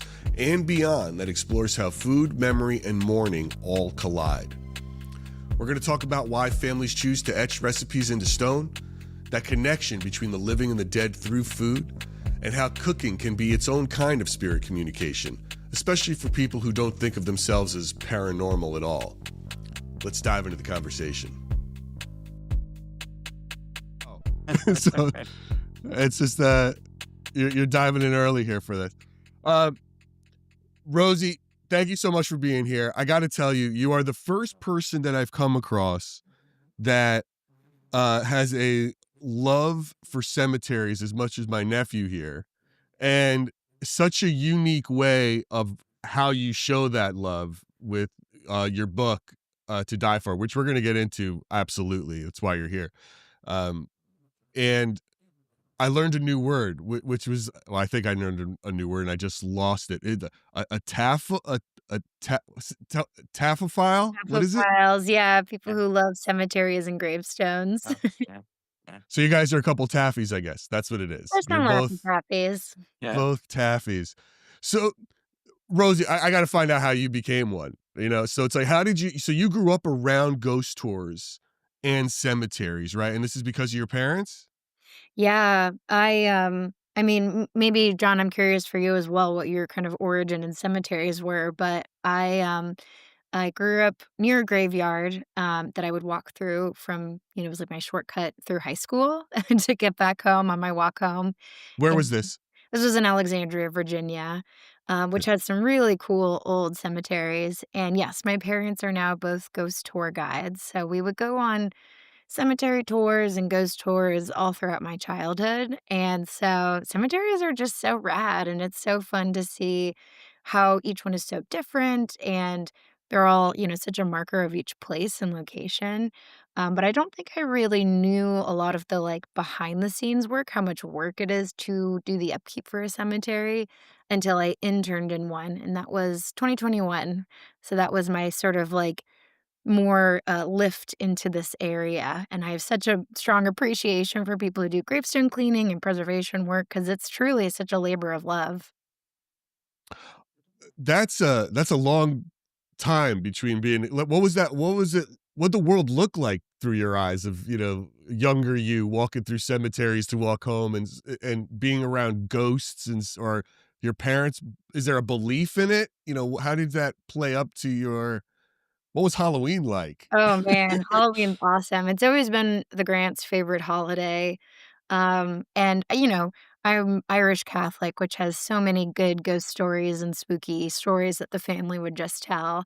But then even for the cemetery side themselves, I think it gave me, this just, appreciation for history and how each gravestone tells a story.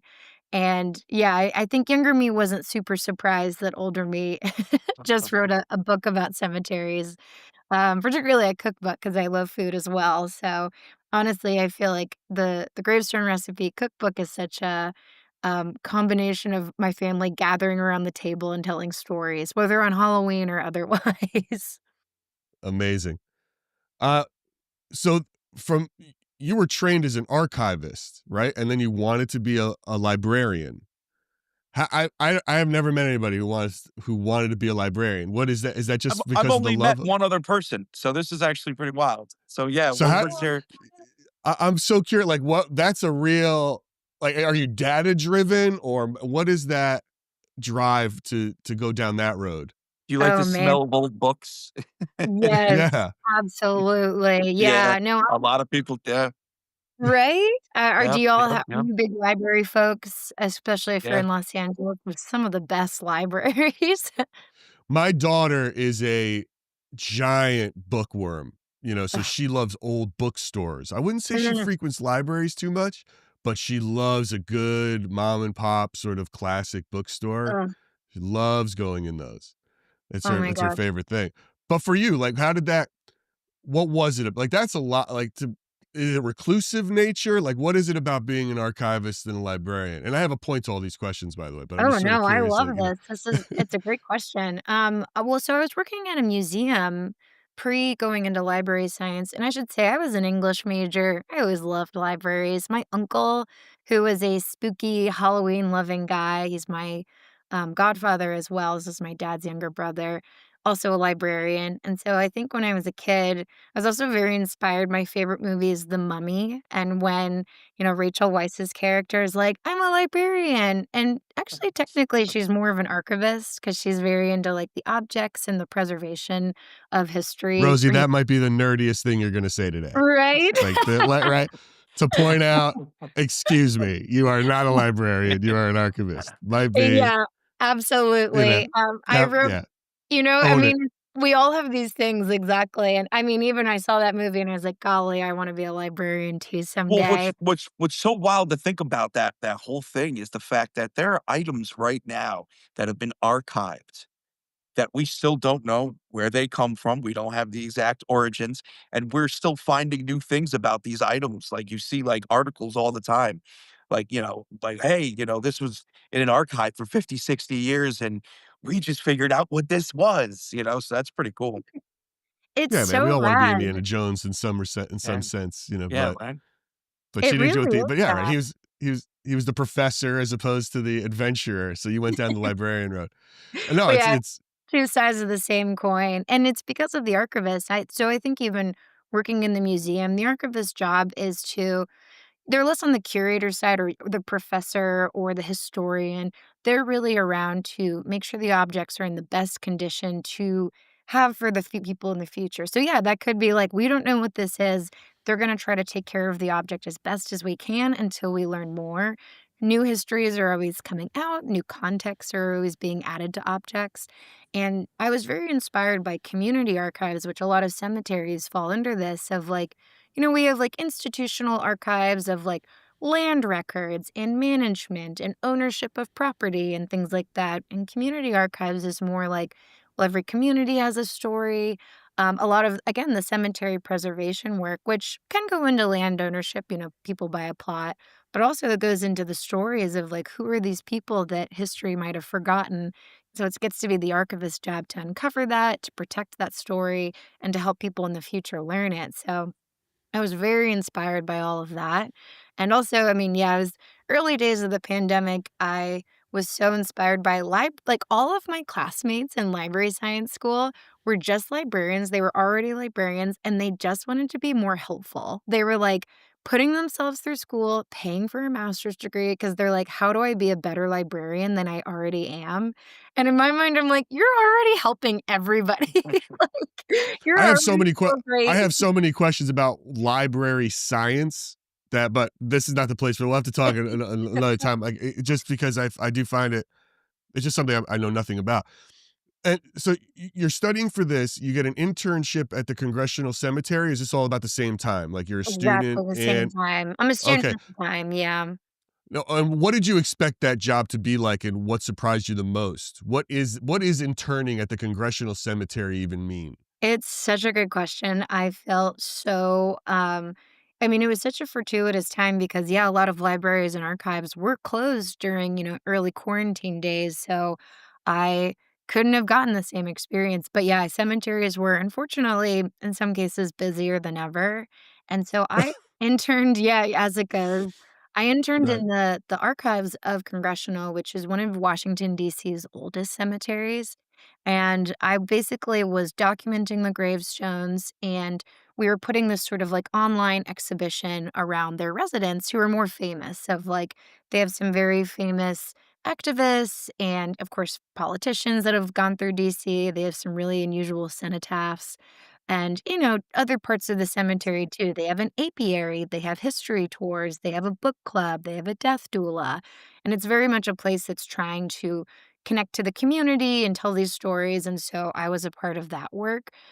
It was awesome. I got to go to all of their events and they do movie nights and they do this one called Soul Strolls where it's like during the Prohibition days in DC, they had a lot of characters. So they retell all the character stories and then you end at a speakeasy at the end of the cemetery.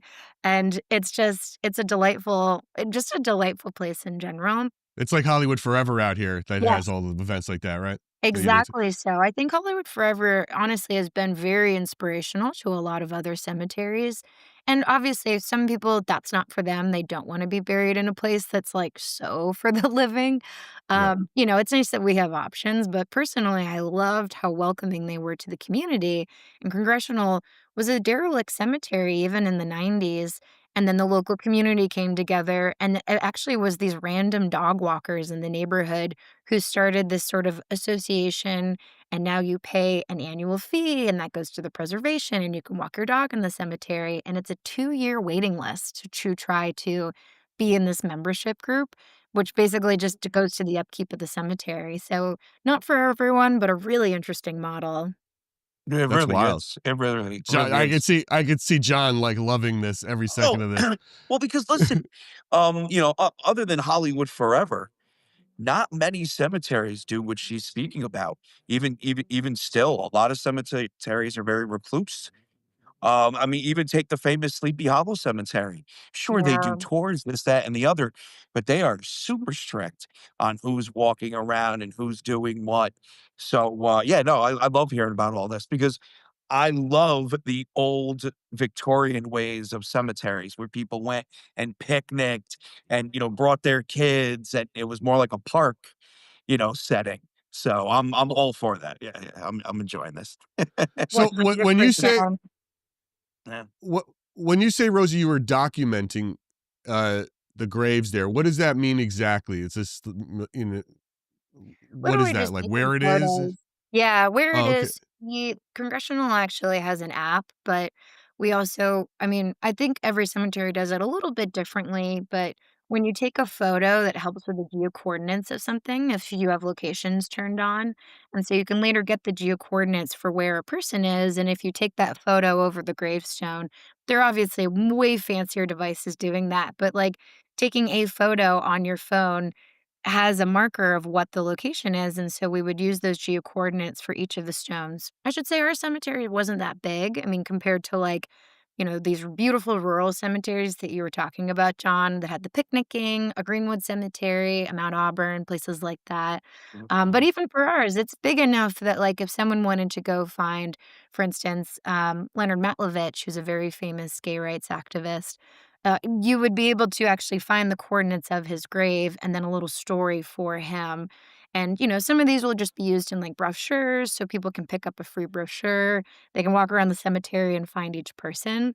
I think we're getting into more QR codes. This is since I've left, but my understanding is there's now these little things. So as you're walking around and you're like, oh, what a cool grave. Who is this person? If the That you can family scan it. were Mhm. exactly, and you can learn like a Yeah, little bit about each person. yeah. There's And, got to and be somebody's got to be out there that's got a QR code engraved on their headstone, and then when there's a you bunch of do them. it, and then There's when you do it, you get rickrolled. well, there's not like it's not like they're not engraved, but there's like I visited cemeteries where you see QR codes Yeah, stuck on the headstone, and you scan it, and it brings up like there's a couple of different companies now that do it, Right. and but they don't last, unfortunately. What weather they end up getting weathered and whatnot. But the documentation part is so cool because let's be real. Anything can happen in a cemetery. If it's yeah, got trees, branches can fall, trees can fall over, stones can get pulverized. Somebody drunk could go running through a cemetery and run over headstones. And it happens, On my live, I caught somebody going off an embankment and plowing over a couple of headstones. These things happen. So taking those pictures and having that original picture with the geo coordinates is like super helpful, especially for restoration purposes. yeah. Yeah. That's wild. All right, so Rosie, take us back to the first time you actually saw a recipe on a gravestone. Well, the very first time, so I should say this was also part of my program. I was in a class that was like, how does social media work? And I think the idea is like a lot of libraries have to be on social media for advocacy reasons and of course educational, teaching people about their programs and free resources. And so it was just like sort of a 101, but we had to start an account from scratch on a topic. And my professor, this was at the same time I was in the cemetery internship. So she was like, why don't you make a TikTok about what it's like to intern at a cemetery. So I was featuring different memorials and gravestones and sort of like things that I was learning because I found it all very new. I didn't know that people had QR codes. I didn't know that people had inside jokes or unusual, like, if you have dogs that you like, you could put your statue of your dog with your grave. Like anything could go onto a gravestone, technically within reason. Yeah. And so, you know what I mean? Like it was really cool. So I was first featuring other Washington, D.C. based places and cemeteries. And then I moved on to just other interesting graves that I learned about in general. And that's how I learned about a woman named Naomi Odessa Miller Dawson, who was at Greenwood Cemetery, one of these sort of Victorian era rural cemeteries that people Uh, would picnic Greenwood once in Brooklyn? in In Brooklyn. That's the Brooklyn. one. I is that the one that has is it the note bake? No, the Dale and the Dale bread, recipe? Is that one? So the Dayton nut bread one is just a little bit north of New York City in Highland Okay. Mills. The one that's in That's the only one Brayton. I know that's close to me. Oh, no way, that's awesome. That Yeah, one is yeah, so yeah, yeah. good. Connie's, yeah. No, that's a really again, very close to New York, and I actually visited the 2 women the same day when I first went up. Beautiful area. Oh my gosh, that's such a beautiful area. Yeah. And yeah, Naomi is the one with the spritz cookie recipe, so she was the Right. very first one I learned about. There's this website called Atlas Obscura that has just, like, off the beaten path things that I loved reading through or submitting to, and it's sort of like you can pull up a map of, like, where you are. Lots of cemetery stories, lots of gravestones featured, and it's, yeah, crowdsourced, but very well curated. And I was just, like, obsessed with this idea of, like, someone put a recipe on their It gravestone, like, is a genius. Not only genius. that, it but and then for you to recognize that and is be I mean, look, I'm a TV producer, right? That's kind of what my background is in development. Like, and I'm sure 100 people have said this should be a TV show, which you should just do it yourself and make fortune covering it. But it's like it is anyway. Sorry, I'm interrupting, but No, the I love fact that that. you saw it, capitalized on it, and like, oh my god, did other people do this? And you recognize it right away as something unique is testament to yourself. So you see this, you find this thing in an Atlas Obscura, you go there to really see it one on one, and then you what? Go for it. Yeah, so I think this was in the beginning. So I mean, basically it was just like I was posting every single day because that was the requirement for the class. So I was just featuring a different person. So I think I didn't even recognize this like greater power. Particularly I didn't know there were other people that had this. I just thought like it was basically like a Tuesday feature where I was like, wow, someone did this and like what do these cookies taste like? So I posted the process on TikTok and, all of these comments came in where I was very struck by, like, a lot of people were commenting things like, "Wow, that's so cool. What would I put on my gravestone?" And, like, engaging with this topic, which I thought was interesting, but even more so, I was getting comments from people being like, "My mom passed away recently. I still make her recipe when I miss her." And it was just this really deeply personal story after story, private messages of people just talking about them losing someone and how they were using food to remember them and still have their recipe or they wish they had their recipe. And so my brother lives in Brooklyn, and I have a lot of family in Brooklyn, so my mom and I had driven up just to go to the area, and we were like, "Well, why don't we visit Naomi while we were there?" And I was thinking of what I hadn't met with her family yet at that point. Naomi's, again, very well featured on the internet, but, I was wondering what flowers that I should bring to her, or, like, what her favorite flowers might have been, and then I thought, "Well, she has this cookie recipe, I should bring her cookies."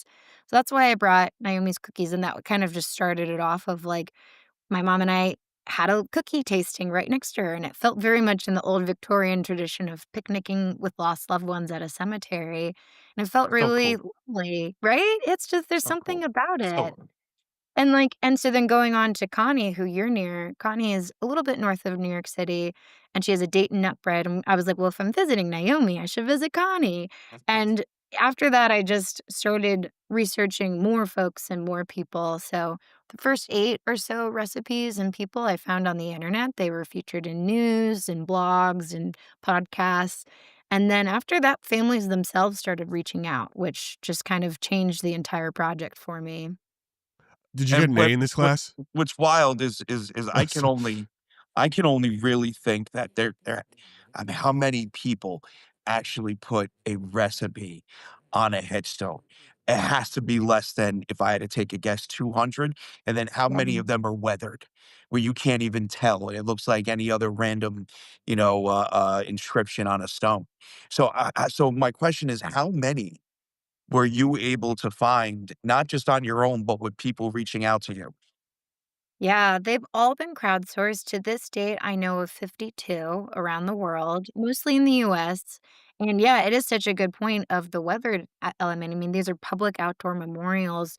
So, Yeah. there's one in Nome, Alaska that the lettering, this was a pretty easy fix, and we're actually figuring out how to get the materials up to this family because it's easier to do a DIY fix rather than fly someone up there. Gnome's hard to get to. But you know how like that has some lettering that's been engraved. There's this like white sort of paint. Mhm. I'm sure there's a more professional word, but you can basically do the re-inscription because the engraving is still there. It's still a new enough gravestone. There's another woman in Maine, though. Her gravestone faces up. It's a flatbed memorial, and that one has dealt with a lot of lichen and the external elements. And so the family's talked about having to clean that quite regularly in order to like still be able to see the recipe. So it's so true. Like, and I should also say I benefited from none of these gravestones are that old. They're all in the 20-ish years, pretty much granite made, so they'll last a decent amount, but they won't Yeah, last for forever. granite cleans up pretty easy too. It And of does, all the yeah. headstones, granite cleans up pretty easy. Yes, 52, that's insane. Now let me ask you a question. Do you think that there are any older ones Do you think that maybe somebody in the, 1800s or early 1900s thought, "You know what? I want my recipe on my headstone. This is me. Uh, This is what defines me." Do you think you'll ever find one of those? I would love that so much. I'm not sure if it would happen in North America. And from my understanding, and you might even know a little bit more about this, I took a history of the American cemetery class. So this is where this is like very basically based on in the olden days, cemeteries were, or I should say, graveyards had like, first wood, and then of course that would disintegrate if they were marked at all. And then we moved on to marble.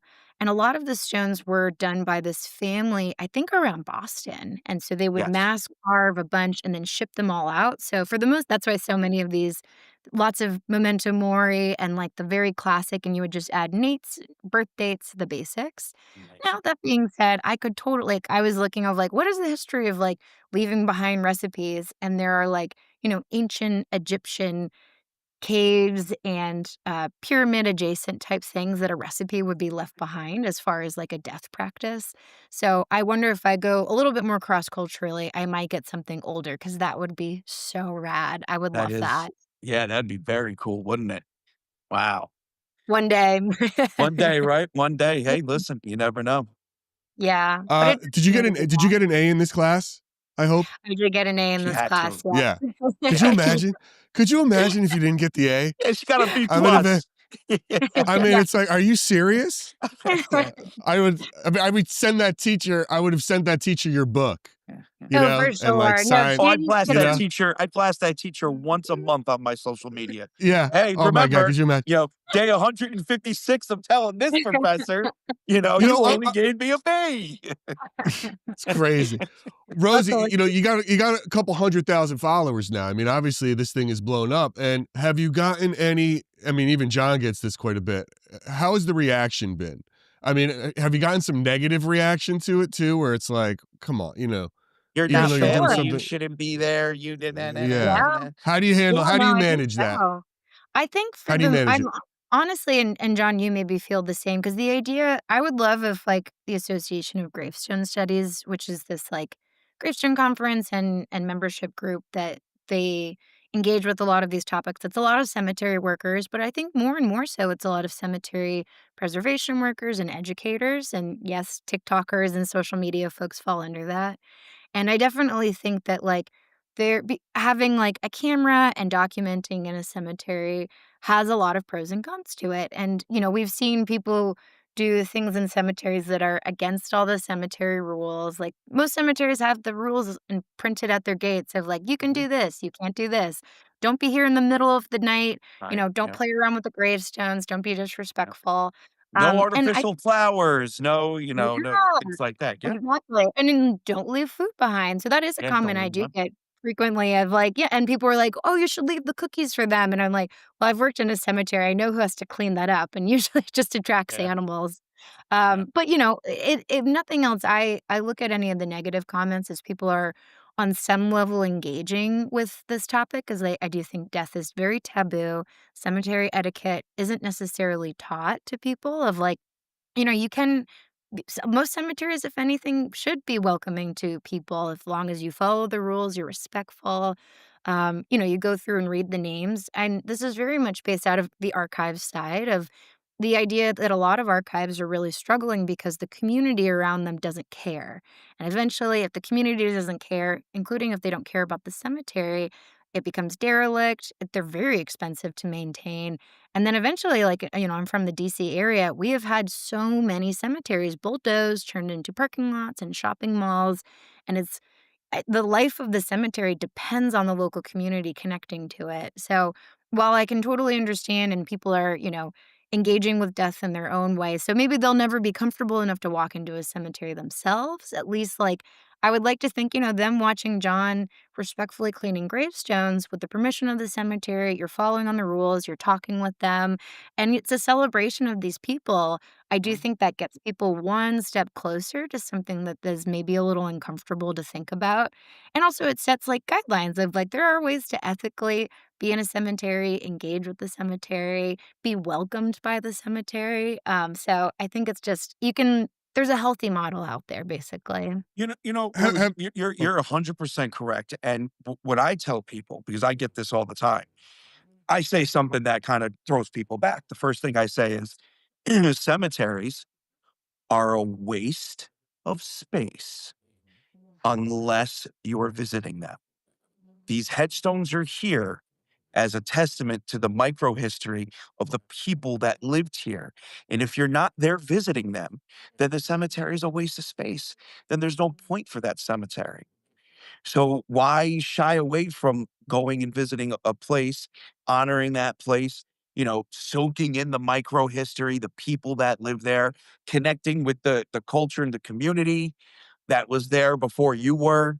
It's pretty crazy to so think about, but and Rose, John sets boundaries for himself, right? Personal ones. He tries to avoid newer graves because of what he's doing with the spirit box, and he's going to these. There's a lot of places, obviously, from Civil or Revolutionary War in his area Mhm. that he sticks to, right? What personal boundaries did you set for yourself when you went about this process? Because these are newer graves, family's still Yeah, alive, and you're doing it. So yeah. what, how did you, what were your own rules, or how did you sort of do this? Absolutely. Yeah. And the ethics around this, I think, again, are like, it is a little bit based off of like comfort level and then, yeah, engaging with the family in order to feature the family. And this was the biggest part with the book, too, was I needed to get permission from the families. And of course, it was the best case scenario if the person's, daughter or son reached out or their brother-in-law, whoever, if like a connection to the person reached out being like, "Oh my gosh, I thought my mom was the only one who did this. You should try their recipe." That's the best case scenario. In Sure. some cases, Certainly the easiest logistically. certainly the easiest. Yeah, Yeah. exactly. And then I get to, but there was a case of one gentleman who he was featured on the internet before external to me. He was just kind of like in the cemetery photos rotation. And I got connected with his sister-in-law, and his sister-in-law was so excited. She was like, "Oh my gosh, I'm so glad John's being included in this. This is wonderful." John never got married and he didn't have any children. And so eventually I got connected to his brother, who was like next of kin, had did, managed his estate and everything. And his brother was like, this is a really personal topic. I would actually like, we're grieving. He didn't die that long ago. We would actually rather him not be included. Other people on the internet have already featured him, but would you mind not posting about him, not including him in the book? And I was like, "Oh my gosh, of course." So, like, they needed to be the ones to dictate that of like, and like, there's no right or wrong answer. If they are like, in some of the cases with the families, they'd be like, "Let me think about it. Like, check in with me in a year and like, let's see how I feel." And it would be like, "Okay, setting a calendar alert. I'm going to check in with you in a year." And then a year later would go by and I'd be like, "Hey, how are you feeling about this?" Um, Right. and so, I mean, every family is a little bit different, and I think in addition to, of course, like, these are public memorials, but it is a family that's lost someone, and, like, they are grieving, and this is, like, a very personal thing to each one, so it really had to rely on how each of the families dealt with it, and, yeah, so some of the ones that I would document them, but they never went beyond being documented just because I was never able to either meet with the family, confirm with the family. So that's why there's only 42 that are featured, or excuse me, 40 that are featured and 15, well, I should say no, 12-ish that are still in the rotation of either I never got permission from the family or I was never able to contact the family. Like I'm still looking to reach out to them.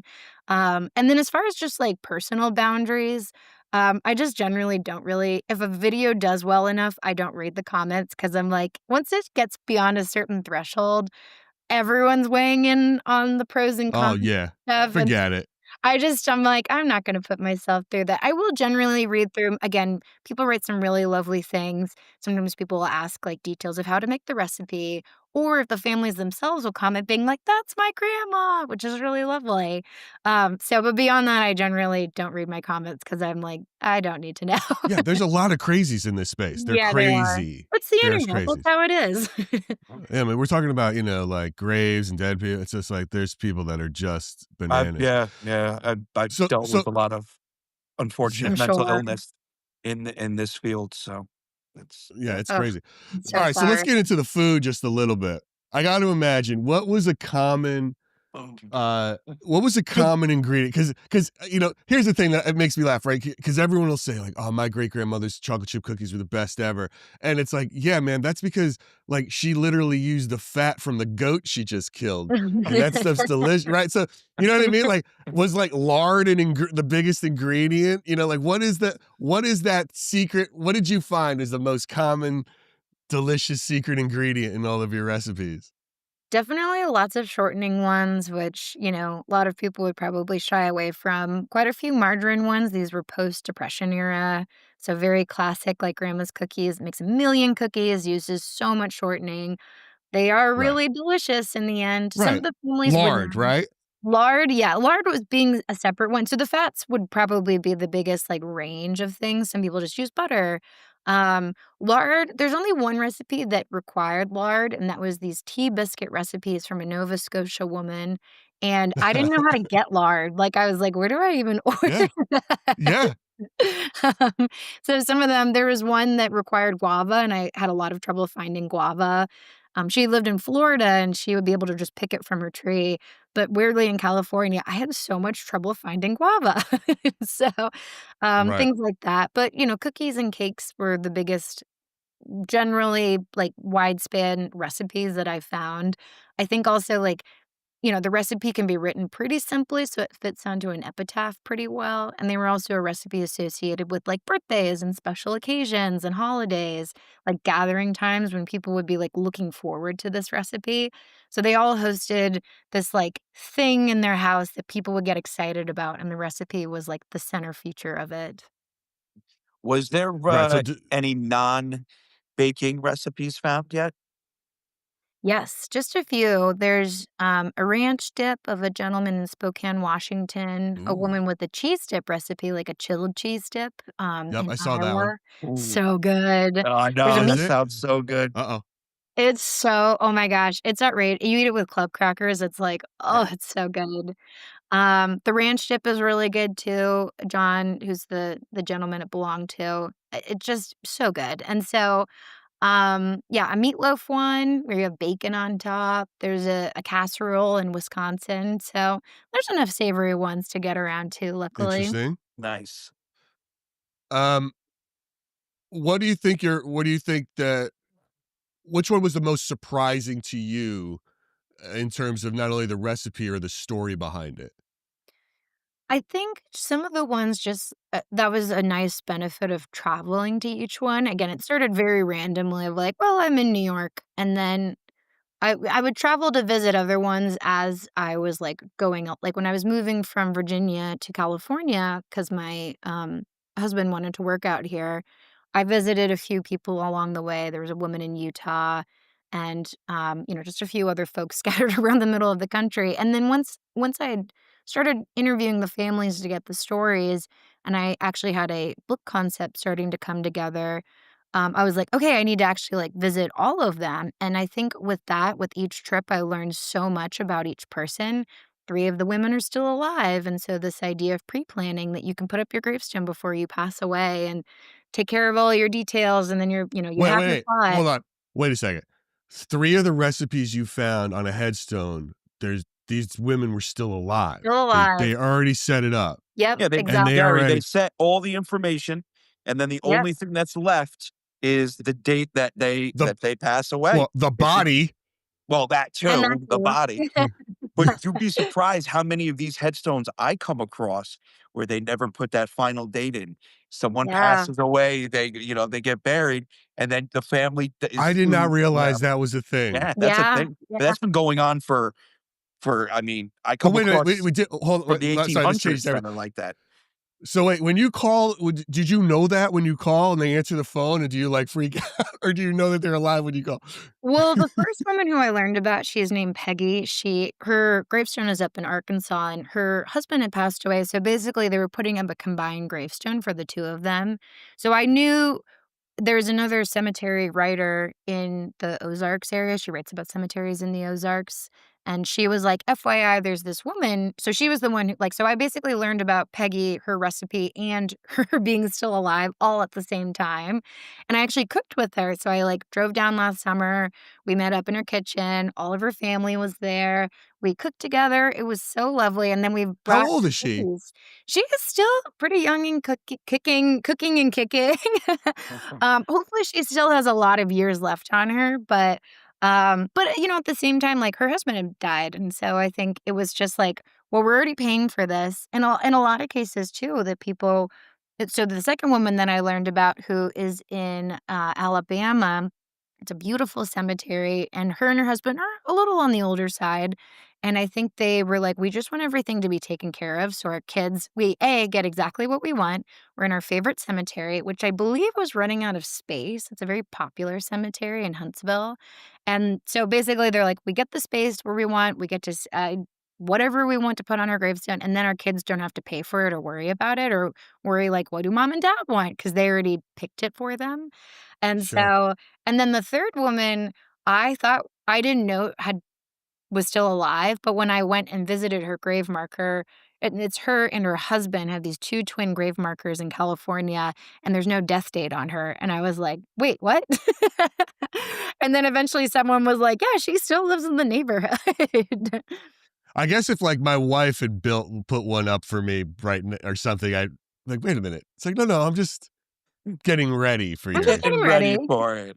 You know what I mean? Like I should worry about it. I actually did not know people did that, that are still like jumping around and, Yeah. cooking. That's so, did you, I mean, this sort of leads into this question then.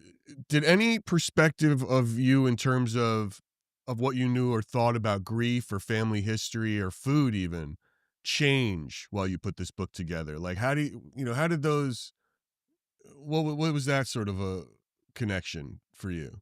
Yeah, I think my thoughts on it changed quite a lot during it. Both of my grandmothers passed away in the process of this research happening and starting, and I was at both of their funerals and very much just reflecting on like us gathering around a table and eating the food that they had once made for us. And I still want my one grandmother who passed away, I'd lived with throughout college, and she would make all of us, I'm one of 32 grandkids. She would make every one of us this yellow cake, birthday cake, every year, and for my mom's siblings. So she That's probably right. She's Irish. There's a she's lot of kids. Irish. Yeah, Yeah, that's it. Yeah, exactly. Irish I forget. Catholic. Yeah. There's a lot of them for sure. You Go have ahead. lots of Sorry. kids, and so she would Yeah. be making this cake every birthday. She must have just always had a cake coming out of the oven because she was always making it, and it was so special to me and my cousins, and we were just talking of like, "We'll never have grandma's cake again," and my mom was like, "It's literally Duncan Hines box cake. There's, like, nothing special about this cake," but for us, like, the food, it just really transformed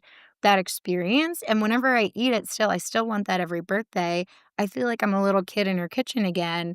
And food is this really powerful memory tool. Like you taste this taste and like, it's kind of like that Ratatouille movie where like the villain at the end Mhm. eats the Ratatouille dish and he's suddenly like a little kid in his mom's kitchen.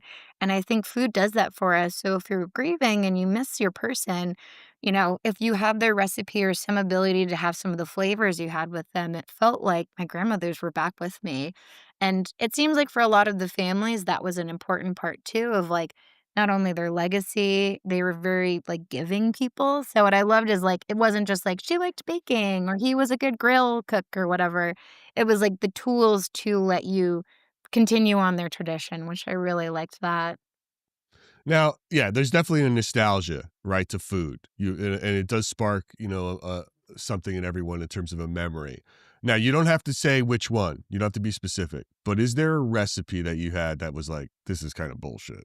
Like, you know what I mean? Like because I've come across that with friends. Like, this is my grandmother's this, and she makes this the best. And then I've eaten it, and I'm like, that's not really great. Like you love it because you grew up with it. But it sucks. It's a little dry. Gary, It's like, listen, what I mean? we're biased because our my great grandmother, your grandmother would be able to whip up, incredible meals with basically nothing in her fridge. So Oh, we're Yeah. very biased, Yeah. dude. We We are are. very, That's true. we are We're very both biased. we have an Italian grandmother, so it's like, forget it. It's a little Eh, different when it comes to cooking, but yeah. there's still, we've all been there, right? Where you hear like, oh, you wait until you try my mom's this or that, and then you try it and you're like, your mom kind of sucks at Yeah. this or that. yeah, it's So like that good. you don't have to tell us, but did you ever come across a recipe you're like, this is not that good of a recipe for eternity to I have on? think it's so funny because I definitely feel like, yeah, it is such a personal thing, and, like, so I genuinely, like, I'm a pretty, like, I'm just, like, I eat everything. I like everything, like, I'm very lucky that I don't have, like, allergies or things like that, and so I think while I was doing this, like, yeah, at the end of the day, like, I think it's interesting that people decided to do this for themselves regardless of what the recipe is. I mean, it could literally, like, my family's recipe is a box recipe. Like, there's no one cares. But we care a Right. lot, and so Right. the beginning section of it was meant to be, like, for people who are like, "Whoa, this came from a gravestone. That's so cool." There's that element to it too, but I think the deeper goal was for you to think about your personal food that okay, yeah, who doesn't want an Italian grandma to be cooking for us that all of us would benefit from? But for Right. some people, it might be like, like a ham sandwich that your dad made for you when you were sick, and, like, that's really important to you, and, Right. like, that might be worth preserving even just for yourself. And so I have like 21 questions to document your own food history, which for some people, it really might not be that complicated of like what they use, or it might be it's no steak tartare or anything. And I should say, none of these gravestone recipes are super complicated. They're all Well, it like can't be, a chocolate. Yeah, exactly. can't There's only be. so much space. There's only so much space, and engraving's expensive. That It it's is. and it's a skill. And it's a skill. All Yeah. right. So, Rosie, I have to ask this. I have to ask this. And this is going to be a multi-part question. In all of your adventures and knowledge and learning when it comes to cemeteries, have you A, ever had an experience at one, or B, You mean a a paranormal experience, you paranormal mean? Mm. experience? Yeah, yeah, a paranormal experience. Or while you were with these families, making like the recipes and doing all that. Was there any ever like sort of paranormal experience where even the family was like, I can't believe this happened? I love that question. I would definitely say the entire book itself. So it was maybe about 2 years ago, I had learned about maybe about 20 people's recipes, and I'd connected with maybe about 10 of the families. And I was chatting with this lady who eventually would become my book editor. And we were talking about what we would need to accomplish for the actual book to come out. And in my mind, I was like, there's no way. There's just no way. We're never going to find all of these people. We're not going to find 20 more recipes and get all the families and get permission and travel to visit all of them, because some of them, I didn't know where they were at that point. They were just photos on the internet, and no one seemed to know the location, or I would get rumors of one, and I wouldn't be able to track it down. And so almost on, like, an every other week basis, some crazy synchronicity thing would be happening, like, I was tracking down a woman who was allegedly buried in California. I'd been hearing about this California carrot cake, and someone had it there. This is the woman who actually ends up being still alive. And the day that I learned about one woman, her, like, daughter reached out, like, separately, and she was like, "Oh, I just heard about you." And I was like, "I literally have been searching for your mom for years." And she was like, "Oh, I was chatting with a friend, and I thought this was." And so just, like, really crazy, or, like, another family when I was, like, trying to research them, like, randomly, I would get a message from their, like, great-granddaughter or something like that. So maybe this is less paranormal, but it is, like, the synchronicity that happened is, like, it was crazy. Like, it was so many Hail Mary throws in my mind. I was like, "There is no way I will get in touch with everyone. I will be able to, like, set up calls, do interviews, get the blessing, get everyone to review all of the stories." That was an important part. And so it is like, yeah, that's maybe less exciting. I definitely felt when I would bring the recipe to each grave, like, little things would happen of, like, it would be raining and a storm would let up right when I would get to the cemetery, and a really beautiful rainbow would come over. There's another woman has this thing about white feathers. She would always say, like, "If you see a white feather, that's me. That's a sign from me from above." And, I just started seeing white feathers all the time afterwards, and just little things like that. Like, I was just like, I don't know, again, like, I have my own, like, I grew up Catholic, and I have my own beliefs, and I like to think of these people, all of our loved ones living on in some way or another in a good place. And seeing all of these things that just randomly connected, it just was like so many tiny synchronicity movements. Nothing ever crazy, nothing ever like, no cooking bowls moving on their own or anything like that, but definitely like a lot of presence were Yeah, felt, yeah. if that makes sense. That makes perfect sense. What do Well, you thank you. do you believe in ghosts and spirits, things like that?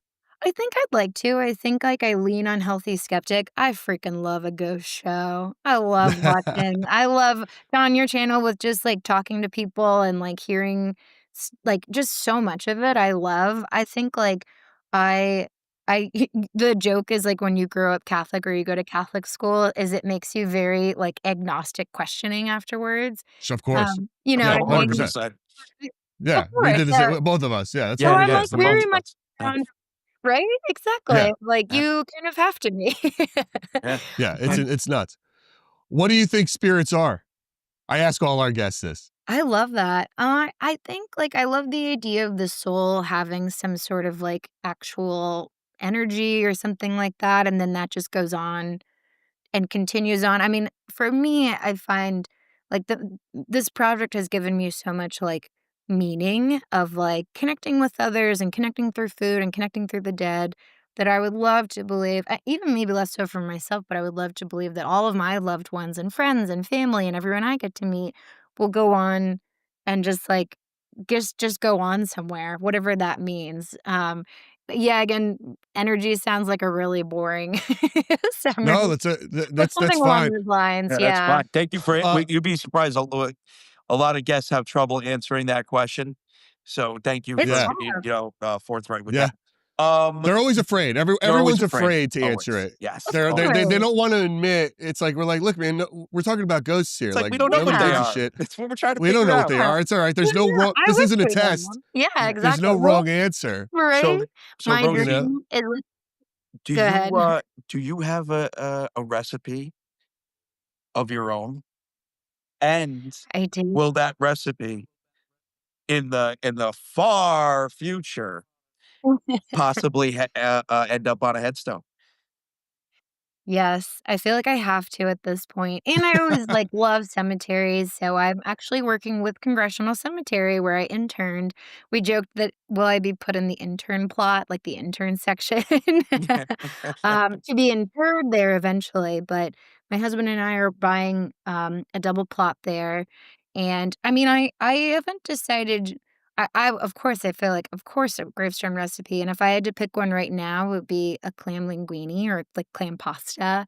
I Mm. really love clam-based dishes. As a kid, that was, like, one of my favorite flavors, and as an adult, since we moved to California, like, I love hosting people and making, like, homemade pasta, and you crank it out, and you let the noodles dry, and then you throw it all and, like, get the white wine sauce and the parsley and the clams cooking, and you get to, like, enjoy the smells of it and then tasting it all together, and it's briny, and he's from Maine, so I felt like the clam has, like, a nice connection to Maine and Maine food as well, so that's what I would pick if it was right now, but maybe forever. Mm. Cool. Uh, Awesome. First of all, Rosie, thank you so much for your time today. I got one more quick question for you. You know, and for everyone, obviously, this is Rosie Grant. Her book "To Die For." It's a bestseller. Taking these recipes off of headstones and putting them together. It's Great name fascinating to too, me. by the way. Great name. Eh, You know, Yeah. It's a great name. It's everything about it is absolutely yeah. perfect. It's one of those great So ideas you want awesome. to kick yourself for. It's just so wonderful. And you can also find Rosie at Ghostly Archive on social media. What is next for you? What is next for Ghostly Archive now that this is out and about and everyone knows you for it? Yeah. Well, I now have 12 new people to look into and connect with their families. I just learned about my very first European one, which is in Amsterdam. So I'm going to see what I can learn about this person and Oh, maybe travel global. to Amsterdam. Yes. We'll see how again, if the family is down to be included. And then I would like to do either like a thanatology or death doula training. I think this cookbook is very born out of community archives and archiving your personal recipes. The next one, I think it might be more in like grief work.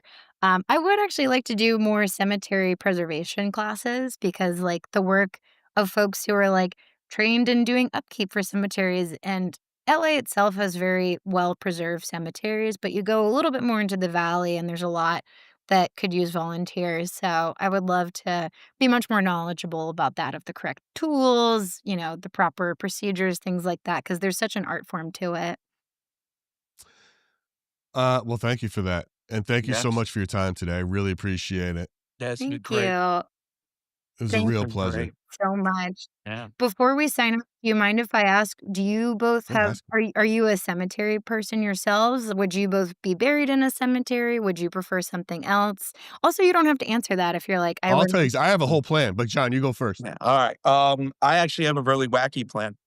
I have a really wacky Ooh. plan. I I do want a marker. I do want a headstone, but I don't want to be buried. I want to be my ashes condensed into a diamond, and I want that Ah, diamond to be given to my children. oh, And I want one piece of the diamond to be etched into the headstone. That's that. yeah, that's what I want. So Mine's That's a little different. So my yeah. wife knows that when I'm dead, first, uh, I want to be poked with a stick every hour to make sure I'm dead for 3 days. mm, Because as the lore goes, and that it's usually 3 days when someone rises, they wake up. Yeah. So just yeah, to make sure I'm dead, dead. Make Poke sure me. you don't got Like I don't want to Lazarus be buried. syndrome. That's correct. exactly. Exactly. Put a Then little I'm to bell be by the cremated. grave. I want to be cremated for sure. Mm. Because I don't want to be in a box just in case even after 3 days I wake up. Oh God, Uh, yeah. so I'm just convinced of it. Like it's that kind of thing is the most claustrophobia is one of my biggest fears. So Yeah. I'm You to be punched it up, cremated. Then those, you know? yeah, those ashes are then I will have a list, and then those ashes are to be made into delicious treats to be fed to my enemies. So that is the she will have the list of people I don't like, and then that is that's how it's gonna go down, That's That's probably. great. awesome. Yeah, Yeah. which I'll have. Oh my gosh, That's double time the most unique. Now I'm like, wait, I need something. I want to like level up. Like that's so good. John's is a Well, little more romantic. Mine's a little vengeance built, but it's fine. Yeah, yes. both are fun. It's but I'm not gonna care. No. I have seen my favorite thing I've ever seen is the stuff online where the guy had, and I don't know if it's a prank or not, but it looked like it was legit. Where while he was being lowered, like the everybody's probably seen this, where the Oh, yeah, the casket's geese being calling lowered. out, "Wait, stop, He's don't do calling this." out like, Yeah, oh, "Wait, that's don't do great. it." And I Yeah. find that guy's like one of my heroes. Ugh, Yes. You know what I mean? Like Yes. to do that, uh, any sort of death joy. Like that's why I like Second Line in New Orleans. You know how they yeah. do the parades for that. For, I do find that to be most. To be the really just clever and fun and enjoy it and not be so dark and everything else. Helps Because out the family I don't too, to be have the honest with you. When you Yeah. think about it, yeah. and you get I people don't have. smiling at a funeral, something's happening. So, Well, also, Exactly. I'm just wildly uncomfortable with it, with grief Yeah. and sadness. I have to make a joke, and it's very gallows humor. It's like I can't, So I want it to be a little bit more I'm light, and I also just don't like I the whole also vibe. I have no problem processing grief until the person is old. If someone dies in Mm. their 90s and then everyone's like sobbing and crying, I'm confused. That confuses me. It's like, wait a minute, shouldn't we be Yeah, celebrating this great work. person's life? This person lived till 90. There's some people that don't even make it into their 40s, like when they hit Yeah. adulthood. Like, wait a second. There's a lot of people I So, wish didn't make it into their 40s. 40s, yeah, right? That's the difference. Yeah. You know what I Or mean? you know what? Sometimes it's like listen, I'm a firm believer COVID did not deliver on the promise that it was. Too many people Yeah. were still here that shouldn't have made it. And they Hey, was like, Still it have would a have feels lot of hurt a little bit. ignorance. I say it all the I'm a little time. dark. Thanos was right. I say it all the time. Thanos was right. Even Sometimes when you're the a- hot Yeah, as long as we get their treats and they get their recipes before they go, if they're any good, yeah, right. Yeah. which is the benefit of this. I mean, listen, But as yeah, somebody we're that trying. loves cemeteries, Rosie, I can't tell you enough how awesome it is that you put all this together, all the research, the time, the traveling. I mean, it's so cool. And it's such like we were talking about, there's not many headstones that have recipes on them. So the fact that It's you're, wild. The whole thing. yeah, the whole it blows my mind. I think it's wild, and I love it. You know what's funny? You know who turned me on to Rosie actually is your mother, my sister. So Oh, Really? she sent me like this is a while ago, and I had DM'd you a while ago, but you were probably in the thick of promo Oh, and I'm so finishing this sorry. book, and then don't apologize. Yeah. I was like, she shot it to me, and I literally when she sent it to me, I was. It is one of those ideas, and I'm not blowing smoke, where this is so genius that you did this. And I knew your business. And then I just reached out to you recently. Again, I'm like, I got to try again. And then you're probably coming down off of a little bit. So it's like, yes. Yeah. And I wanted to get this in because I want to do this. And we're going to drop this the week of Thanksgiving. Thank Uh, you. and do it. But you truly are the only other person I have met or have seen that does something as unique has done something as unique in a cemetery relation as what John does. John's really the first person I've ever seen online cleaning headstones, and he's talking to spirits while he does it. I What love you've done it. to somewhat communicate with spirits is an absolute, or the people who've passed is truly fascinating, and Awesome. it is a So wonderful way to awesome. do it, to keep that spirit alive, and we appreciate you and we appreciate your time very much, and it's a really fun adventure. We wish you nothing but success for this, and we appreciate you coming on to Yeah. Splintered Spirits and talking about this with us. Man, Yeah, y'all and are then the and the best. same thing with your next venture. The next thing you do, you let us know. We'd love to have you back on and talk about it once Oh, everything's John's gonna calm. start And looking online for cemetery restoration classes. I can't Yeah. believe you haven't. yeah. I mean, I didn't even know such a things Oh yeah, no, existed. such things exist. It's just when it comes to headstone cleaning, it's just insane. Like you get like so many people that are like diehards about it, that are like, if you don't do it this way, it's wrong. And listen, I turn around and my whole thing to them is, yo, what I can do with a drop of Dawn and some light scrubbing will outlast any of your techniques.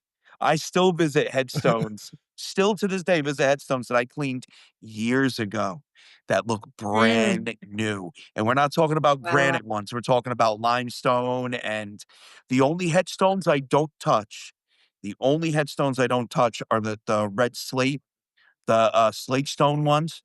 I just stay away from them. If I ever do have to clean one, that's when I'll use like a biological solution that I can go every couple weeks and spray on and walk away from.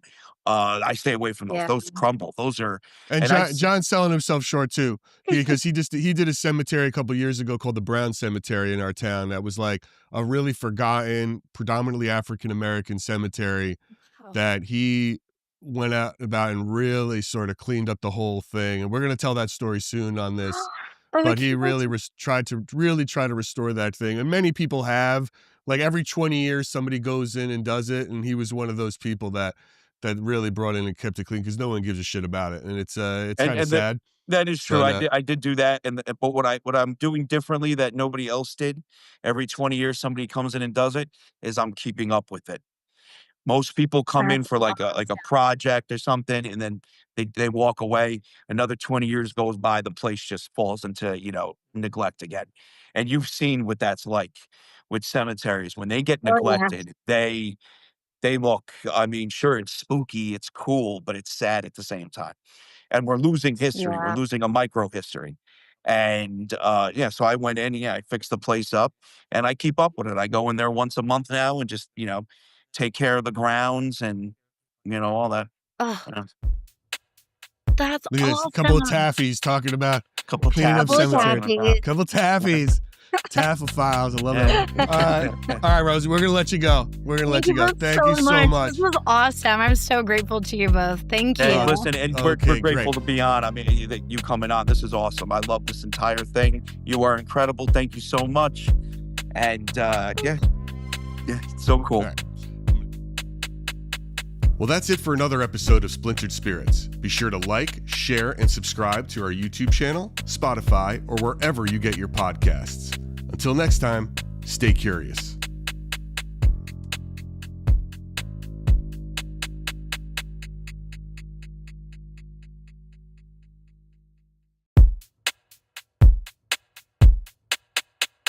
Welcome to Splintered Spirits. I'm your host, Gary, along with my nephew, John Santa from Santa Paranormal, where we try to make sense of the question, what are spirits? Today we're spending Veterans Day in a quiet cemetery, watching John do something he's been doing for years, cleaning the headstones of the forgotten. This one belongs to a soldier. In his work documenting ghosts at cemeteries, John comes across the graves of servicemen and women, well, mainly men, because the cemeteries he frequents hold the remains of Civil and Revolutionary War vets who were predominantly male. There's a different dynamic to it. Duty, sacrifice, the need to share their story, but there's also pride and peace. As John restores this headstone, we'll talk about his process, how and why he started doing this, and what he feels when he connects with spirits while doing this, especially the soldiers. Again, it's Veterans Day, and cleaning the headstone is just a small service John provides in thanks for theirs. Let's dive into the conversation. Let's let the spirit box run for a minute. Make sure it's not drowning out the sound. Just up close. It's going now. Is it overpowering or is it good? It's okay. I don't mind it. I don't think anybody minds it when the spirit boxes are, we hear ghosts coming through. Okay. Well, sometimes when we talk, it could be conflicting if it's too close and too loud. So, all right. Well, we'll see how it goes. If we have to move the speaker, it's fine. All right. Cool. Hey, John, what's up, man? Where are you today? So we are at a local cemetery here in New York, in a section that I never ever really head down to, which is the veteran section. And the reason for that is there's a lot of newer graves here, but there's also a lot of older ones as well. It's a good mix. We are currently at the Civil War Monument, where a bunch of Civil War veterans are buried. So there's a lot of, so these are all Civil War veterans from the area, obviously. Yes. What are some of the dates on those? So, I mean, we're looking at 1913, 1909. I can't see the one in front of us that we're about to clean. What else do we got here? And then some have no dates. And I believe the ones that have no dates on them were actually ones that died during the Civil War. I mean, there's even a couple unknown headstones here. So, like, people that they couldn't identify. So, John, you do a lot of soldiers, yeah? You find a lot of them around your area. Especially here in New York. I come across a lot of Civil War soldiers, and that's because this New York supplied the most men for the Civil War, had the most casualties and injuries. No kidding. I didn't know that. Yeah. Is that true? That's very true. So when we went to Gettysburg, all we kept coming across were New York monuments. So all the volunteer, the infantry, there were just tons of them. Because there were so many different volunteer groups from New York. Gettysburg, imagine that. Gettysburg, PA is full of monuments to soldiers from New York. I actually didn't know that. That's I didn't realize that either. What made me realize that is when I realized how many Civil War headstones there are. And I'm like, why do we have so many in New York? The war never touched New York. And that's the reason. Do you feel you have any sort of special connection to the military or to these soldiers when you're out there? Do you treat it differently, or what attracts you to it? So I don't treat them differently. I treat them like every other spirit I would deal with. However, it seems that when I do come across a soldier, they do seem more open to speaking to me. And I don't know why. Maybe it's because of what they've dealt with and what they've seen. And, they're a little more above average than your average spirit in that regards. So, and what emotions tend to come through from them? Like, do you find, is it pride or sadness or a sense of duty or confusion? Like, what do you usually get? You know what it usually is? It's usually them just talking about it. It's almost like they just want to tell their story rather than they're being mentally affected by it still. It's almost like they've come to peace with it, for the reasons they served and the reasons they went through what they went through, and they just want to speak about it. In my opinion, from what I've come across. Sure, of course. I mean, we're talking about your opinion. Have you ever felt like a collective energy when you're in an area like that? Like you talk a lot about feeling that vibration, that jello feeling. When you're in a situation where you're by a monument like that, is it different than anywhere else? Nope. No. Gettysburg felt different, you know. Gettysburg did. Gettysburg did as a whole, but as far as here, no. Do you feel that the spirits of soldiers like seem more aware of other spirits in the area? No. Okay. No. Except I will say this, one in particular that I've dealt with. He had one spirit in particular that I dealt with, Mr. Churchwell, seemed to have almost like spirits around him that were very vocal, some almost like protective, if you will. So that, but with other ones, I haven't noticed that. And Churchwell, he's one of your first, right? Like to come through in this whole process. Yeah, not one of my first, but one of the more popular. Yeah. So we're gonna do a little grave cleaning today, and hold on. We're gonna have to give 1 second. Wait a minute. This is gonna happen a bit every now and then. We're gonna have to repeat ourselves. And I'll explain why. No. Okay. Groundskeepers. Yeah. I'm friends with all the groundskeepers here and maintenance guys. So yeah. All right, that's no problem. We'll cut around it. So, all right, we're gonna do a little. We're gonna do something you've become very popular for, which I don't think we've really focused on in the podcast yet, which is cleaning headstones. Cleaning headstones, yeah. And being, when we're gonna do it for one of these soldiers today, which I find, you don't just clean the headstones. Sometimes you repair flags, right? You do all that. You make sure that they look good. I make sure they look good. So, like for example, like this one right here, like if you look at it, the flag's a little above. You can see it's like above and it's leading. So we'll make sure that's as straight as possible. We'll just make it look good. We're gonna make the whole little area look good and clean the headstone. What made you decide to start cleaning headstones in the first place? So it was actually just as simple as me communicating with spirits and going to these same spirits all the time, and then looking at their headstones and going, "This headstone is dirty," and then I just started cleaning it. That's as simple as it was. It was like, what? Let me clean your headstone.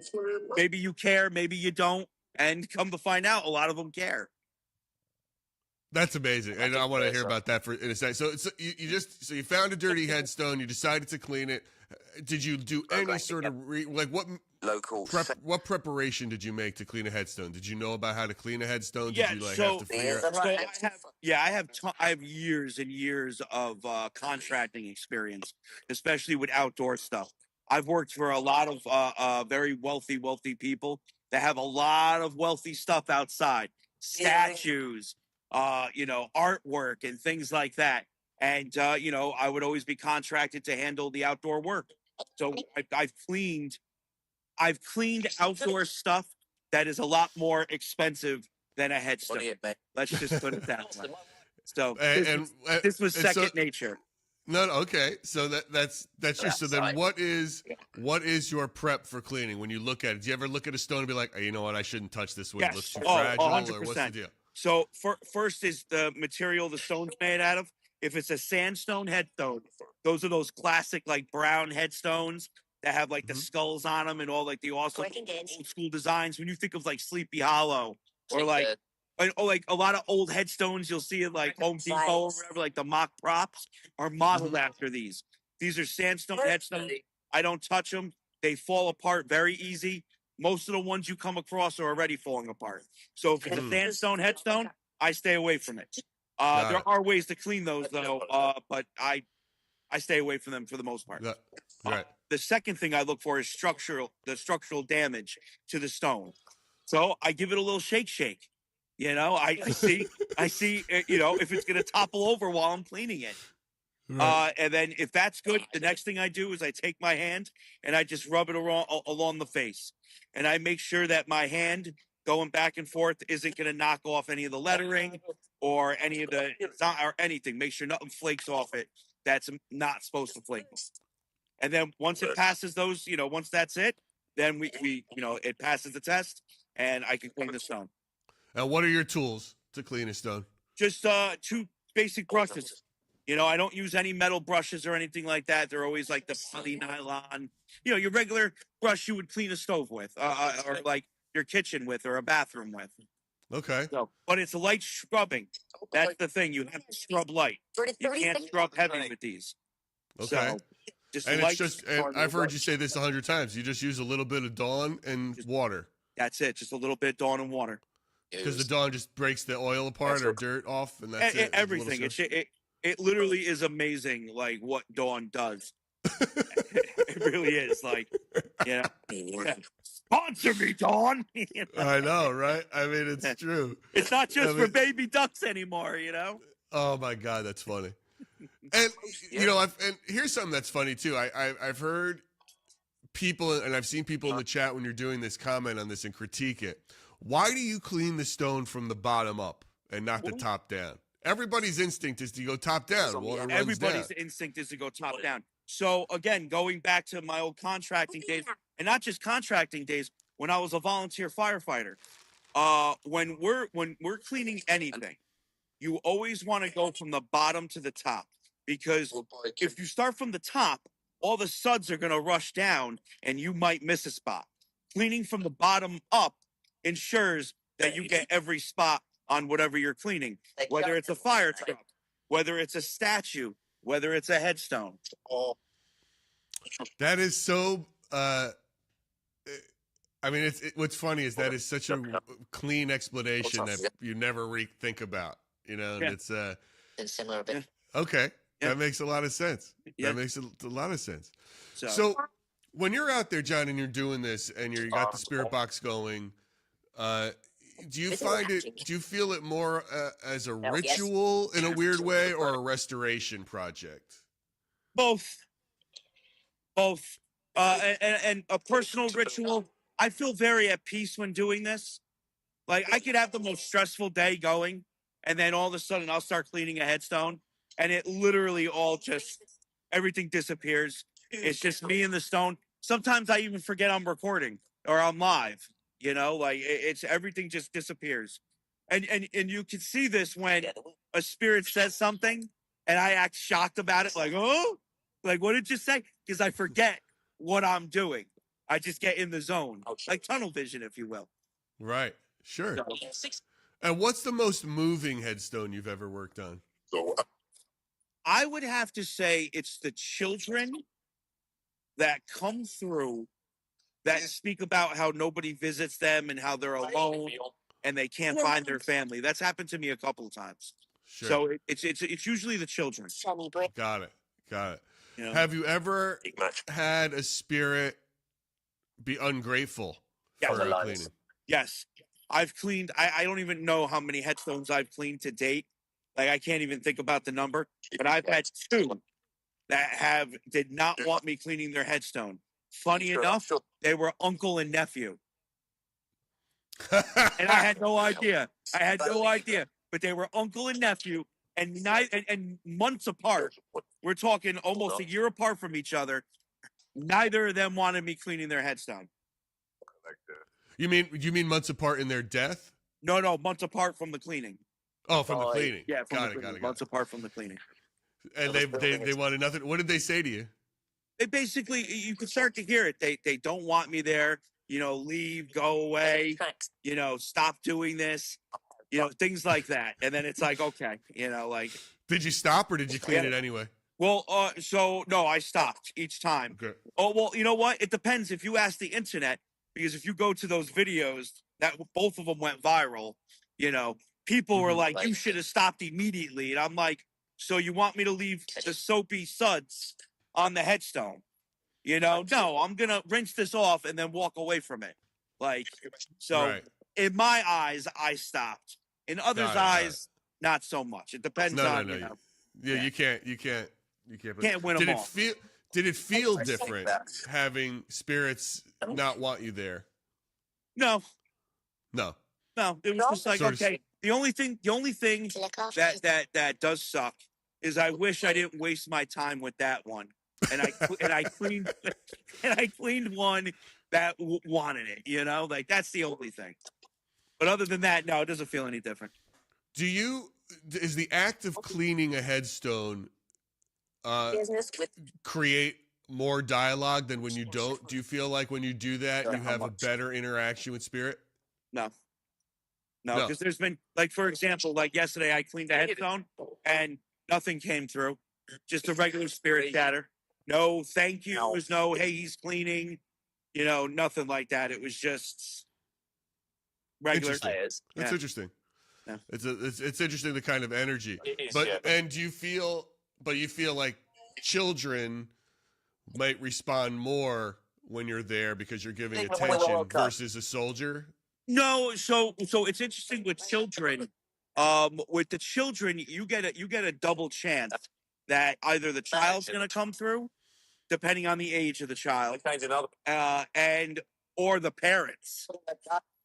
So that's another thing. I've had parents come through a lot that thank me for cleaning their child's headstone, or at least make it known, hey, that's my son, that's my daughter. Unmistakably make it known. Like say it, directly. I got to tell you, the idea of energy and imprinting is real, which we like to believe it is. The idea that the energy around a child's grave, I would feel, would be hot, like quote unquote hotter, right? I feel like that is what could possibly be worse of a loss than a parent, burying their child. Well, let's right. Yeah, so let's put it in perspective like this. Let's talk about the data. I have a higher chance of hearing from a child and or the parents or both than if I were to go to an adult's headstone. If I go to an adult's headstone, and it happens, like I've gone up to some headstones where a child, or at least, a grown child is like, that's my dad. That's my father. And it's like, oh, okay. But it's not as frequent as with a child's headstone. So there's definitely more of a chance for spirit communication with a child's headstone, whether it's imprinting, whether it's something else. The data is there and shows. Have you analyzed the data in a sense of, of the words coming through or the conversation you're getting? Do you find that it's more emotion based around a child's headstone versus a soldier's headstone that might be more? Yes, they might be more reserved. Yeah. So it's so funny you asked that question. I did in one day, literally, like, no breaks or anything. Cleaned a child's headstone and cleaned a soldier's headstone. And that day we got more about the child than we did about the soldier. And do you find, I guess, do you find more facts with a soldier than personality, or the other way? Do you see what I'm saying? Like, what? I see what you're saying. Both, actually, because like Churchwell is another great example. Churchwell, before we even cleaned his headstone, was telling us about the Battle of the Wilderness. And he was giving us details. Now, we didn't know what he was talking about because they were vague details. He was talking about war and his backpack and being hurt and dying from his injuries and things like that. And that could have been applied to any war. So we didn't know exactly which war he was speaking about. And then when we cleaned his headstone, we found out via the inscription that he died in the Battle of the Wilderness. When we looked up the Battle of the Wilderness, we found out that it lasted for 3 days, that a lot of soldiers died after the fact from their injuries they received. So a lot of the things that Churchwell was saying about the Battle of the Wilderness all added up. That's wild. But it was both, though. It was both. Because he had a personality while he was telling us. Yeah, we've talked. Yeah, Churchwell's a good one. I mean, he seems to be one that was very. And have you spoken to him in a while, or is he sort of faded off? Yeah, he disappeared for a while. Like every time I went to his headstone, he wasn't there. And then when he came back, he wasn't the same. We don't know why. We don't know if wherever he went, he left more of his energy there, and only a fragment of him came back. I don't know. I still to this day don't know. So how long ago was it when you first came in contact with that soldier? 2020, the end of 2022, beginning of 2023. Okay, and then you started a conversation, you started the documenting of that, and how long before you first started talking did you first clean his headstone? I cleaned his headstone probably about 4 or 5 months after the initial contact. Got it. And then how long after cleaning his headstone did you remain in contact? Was it constant whenever you went there? Up until about the beginning, or maybe a couple months after 2024. So about a year? About a year. Yeah, we had a year and a half. About visit. Was it once a week? Was it every other day? Oh, so wow. So it was a lot. It was a lot. You talked, and you got a lot of contact. A lot of contact. Yep. You have a lot of church work contact, and then so it's interesting that's maybe he got everything out of him that he could get. I don't know. You all that. Yeah. We found peace. All I know is that he left because he didn't come through at all. Every time we went, and then he came back, and when he came back, he was different. He just doesn't speak like he used to. It's almost like he's weak, or a part of him just isn't there anymore. So, all right. Well, let's see what we're going to be doing today here with this. Talk to us about this specific session. You said it was the Civil War Memorial. So this is a Civil War memorial, and this part of the cemetery is more dedicated to veterans, and this is the beginning of it. So we have a bunch of different headstones scattered throughout this square. Weekend again in this plot. Some of them were unknown, and others, have names. Now I'm pretty sure this one has a name. I just can't read his headstone yet. All right. Well, shall we get into it? Are you ready? Yeah. Let's do it. Let's see if this person would like to speak to us as well. All right.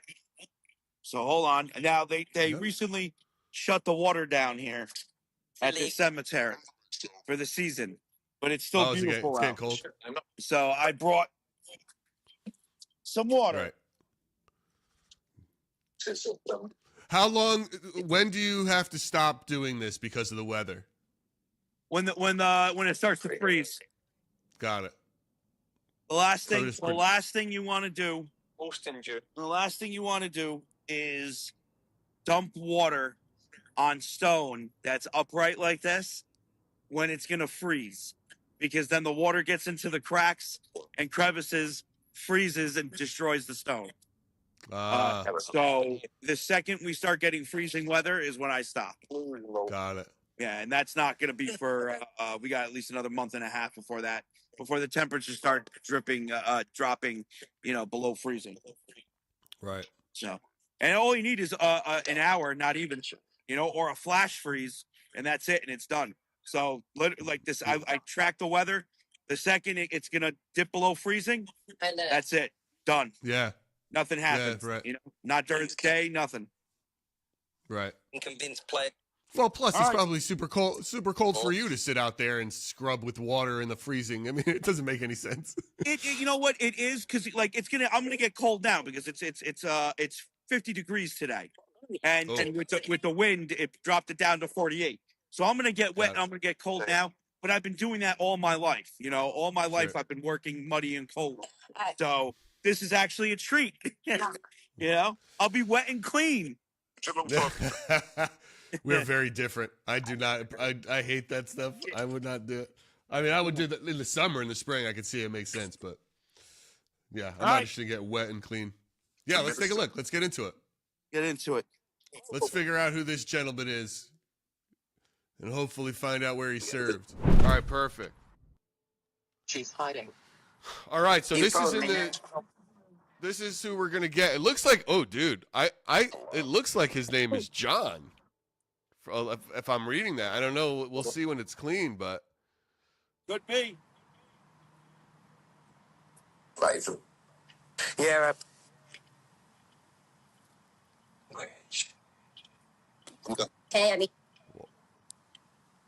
Yeah, don't let that flag go up your ass when you're bending over cleaning that thing. I don't need the red, white, like that. No, you don't. That's a different kind of America. Every That's a different kind of American pride. Yep, it is. Hey, maybe I like it. All right, so you got your Dawn, you got your water, you got your scrubber, and we're gonna get after it here. So, what can you tell us about what you're looking at so far? So, I think what's going to end up happening with this one is I think this is going to be one of those headstones that after a day or two is going to look a lot nicer than it did on the initial cleaning day. Okay. Because there's a lot of growth built up on it. So we're going to do our best to get it cleaned. Okay. Spirit, I want to say thank you for your service. If you can hear me, if you're here. And I'm going to get this headstone clean for you. Let's find out who this person was. Do these types of headstones also say like where they served or what their rank was? Sometimes, if I don't respond to you when you ask me questions because I can't hear you, That's okay. I heard that sometimes it'll say. Okay. Do you think these headstones were given by like the government, or was still just family? If I yes, I'm going to say the government. They're Jewish supporter. Just because they're all pretty uniform, you know what I mean? Fine. Mm-hmm. Honestly, solid. Now, when you start going at it like that, can you tell immediately, like, oh, this is going to come out great, or no? Yeah. Like right now in the back of my head, I'm thinking this one actually might come out really good. So, what was that sound? That might have been my Ring doorbell. Take Oh, it's like, did a fairy get its wings? the train. Yes, it might have been. The train. I don't know why that's not off. That's the one. Because you know I have where my office is. I have a separate plug, for the chimes, so that I know if someone's walking around the house. Oh, So God. it's not like it comes through my phone. It comes through like the wall. Yeah, because if you're in your garage, you can't. Yeah. You know what's going on. Yeah, exactly. What annoys me is it's usually like a squirrel or an animal of some kind. Dude, I'm surprised you never built like a catapult for the squirrels. You know? Oh, well, you know what makes it worse is we have the house decorated for Halloween right now. So there's like a big hanging sort of ghoul from a trellis in the front of my house. So that sets it off the camera off constantly. Oh, yeah. Oh, wow. Look, so, looking at this, I mean, already halfway through, you could see like the before and after of. Yeah, it's pretty wild. Just a stab. Yeah. It's looking good. I think over here, we're going to have a bit of a... We might not. Maybe I'm not giving myself enough credit. Can you make any words out yet? Not true. Die August It is. 1887. Possibly. Mm. So usually I like to wait till to read it, but I'll try to read it at the top. Mm-hmm.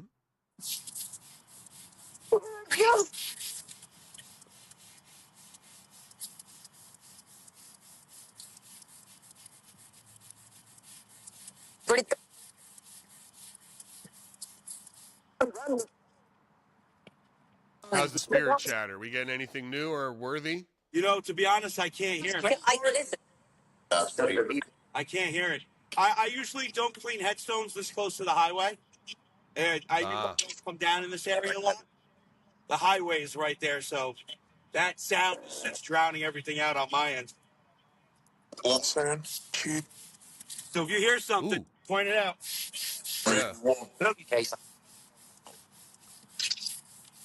The train is. Maybe these spirits can hear me then much better. It's like, come on, spirits. Maybe. My boy's doing you a service, as you've done me a service, us a service. That's once it. upon a time. We're trying to return the favor. I'm supposed personality. Searches the it's an argument. From where I'm sitting, it looks like John Little. Stay John Little.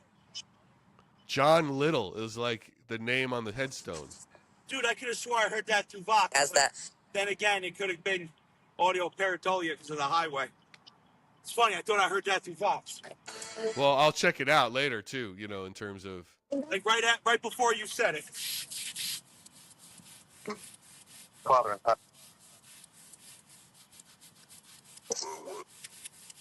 No, it's not a lot of work, Spirit. what is it? Trust me. It's worth it. Again.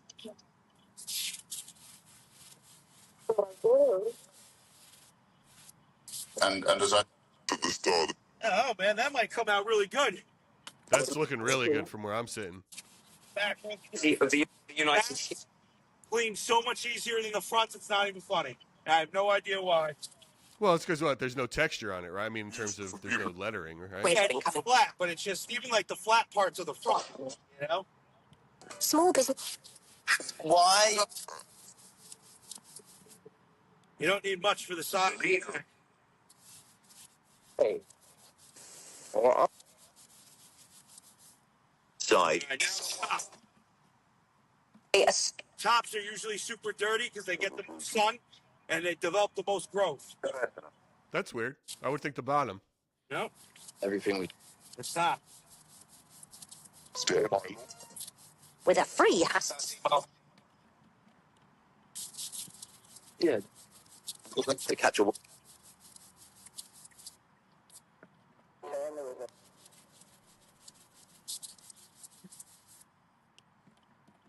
Fly. Cry. Did that say cry? is the case.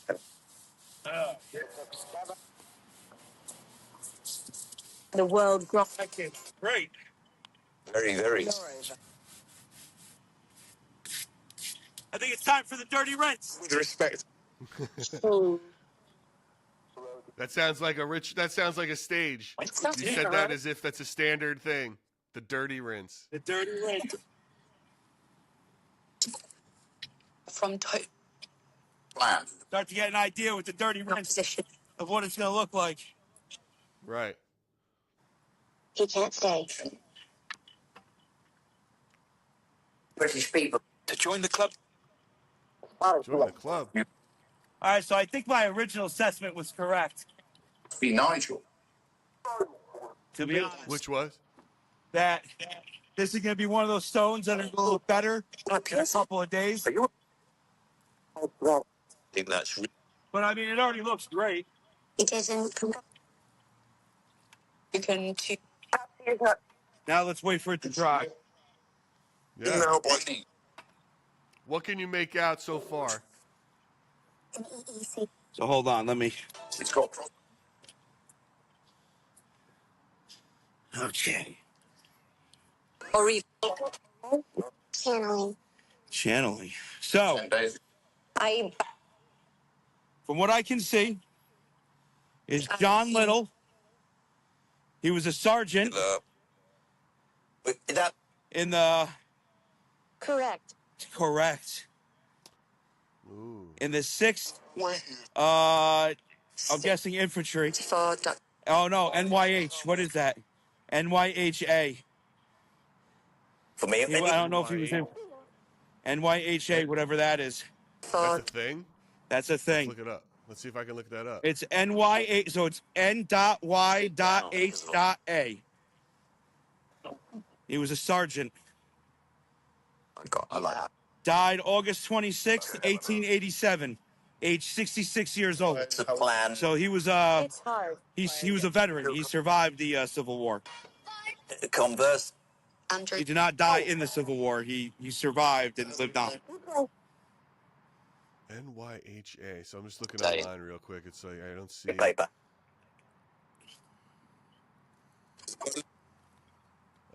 New York Heavy Artillery, maybe. Oh, yep. That makes sense. Blah, blah. Blah, blah, blah. Just said blah, I blah, saw blah. that. I heard that. New York did not have organized military, but they were structured differently than the Civil War era volunteer regiments. Active in 1887, the Adjutant General of New York reported the active military for organizing 2 regiments and companies under 4 brigades. Many veterans of the Civil War were still alive in 1887, including members of New York's numerous volunteer regiments, such as the 10th New York Heavy Artillery. It is possible that NYHA is a transcription error for a unit like that. So it could be possible that it means that the heavy artillery. Yeah, well, he was 6th. So whatever. It says 6th? Yeah. So wait, it says 6th like it just said, what does it say exactly again? So it says John Little, Sergeant COE, so CO.E, and then 6th N.Y.H.A. Priest. Is what it says exactly. So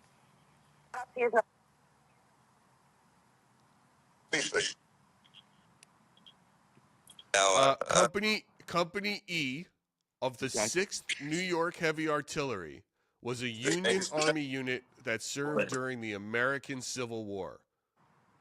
Recruited primarily from the counties of Westchester, Putnam, and Rockland in New York, the regiment initially served on garrison and guard duty before seeing intense combat in the final year of the war. This is just straight up, Google search initial thing. yeah. If I look at, Wow, that's wild. Okay, so he's from Westchester.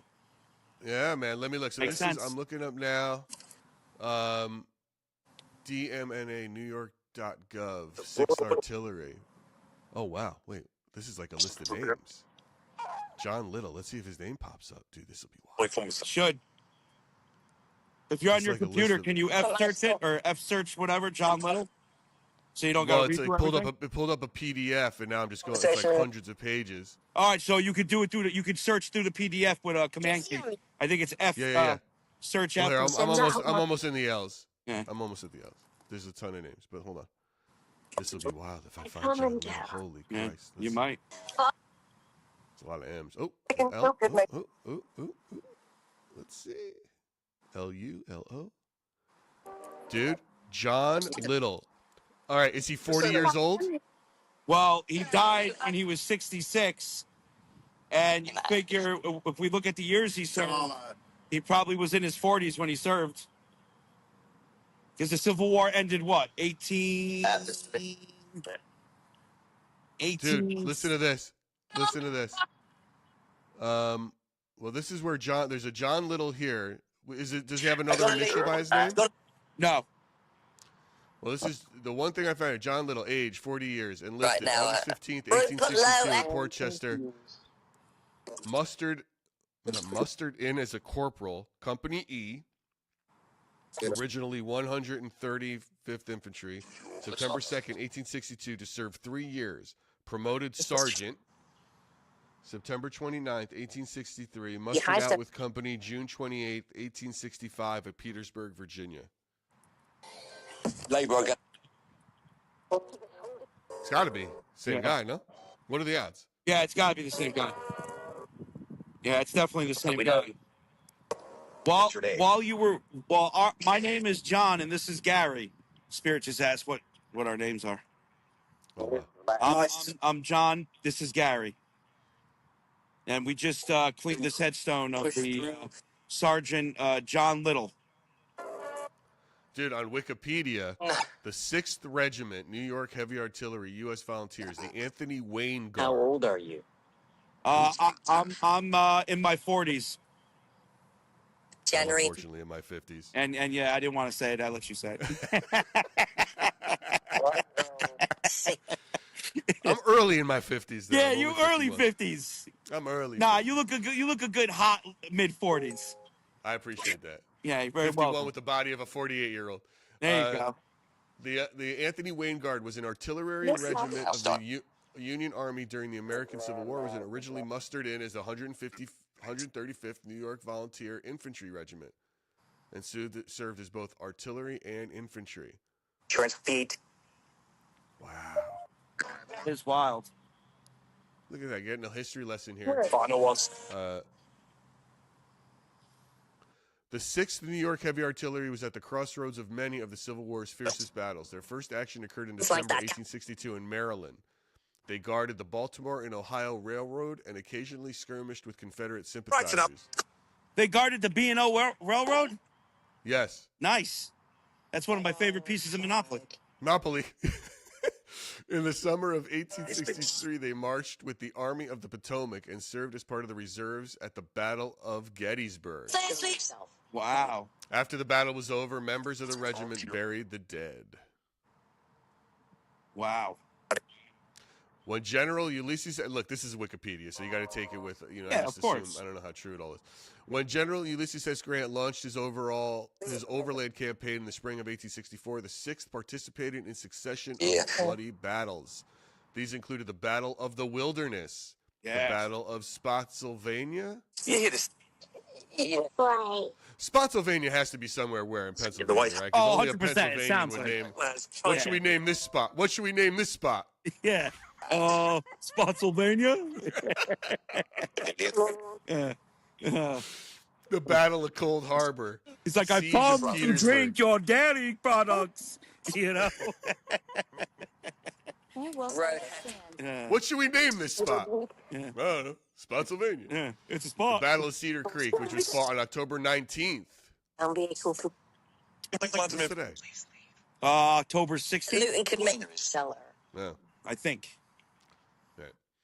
They rallied and were able to repulse the attack thanks to leadership of General Sheridan. Unfortunately for the 6th, Colonel J. Howard Kitching was wounded and died of his wounds on January 10th.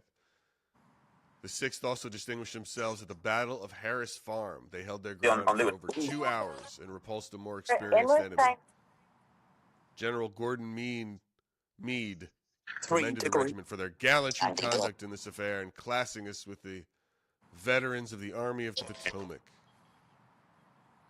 Wow. Yeah, that's something.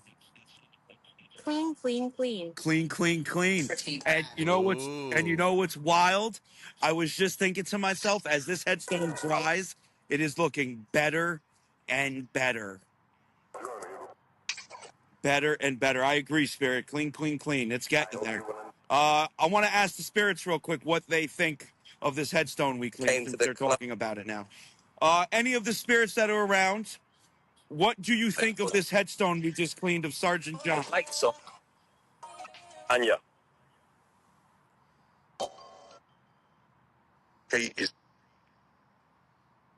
Mercy.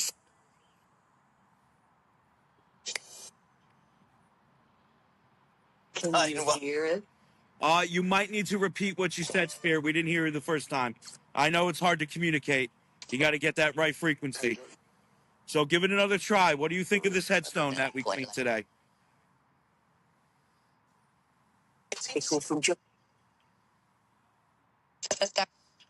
That said something. I just couldn't make out exactly what it said.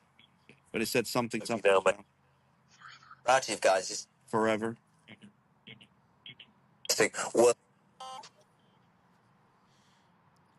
Did anyone here serve with John Lennon? Yeah, Amazon. You could go, Spirit. You don't need to stick around. John, do you see any other Company E headstones in that area? Let's see. Company B. A lot of Company Bs. Where was the Bugle Boy from? The Bugle Boy Civil War. Where are we? Huh? That's Civil War in general. All the Civil War regiments use Bugle Boys because that's how they communicated commands on the battlefield. Right, but the famous one is from Company B. That's what they wrote the song about.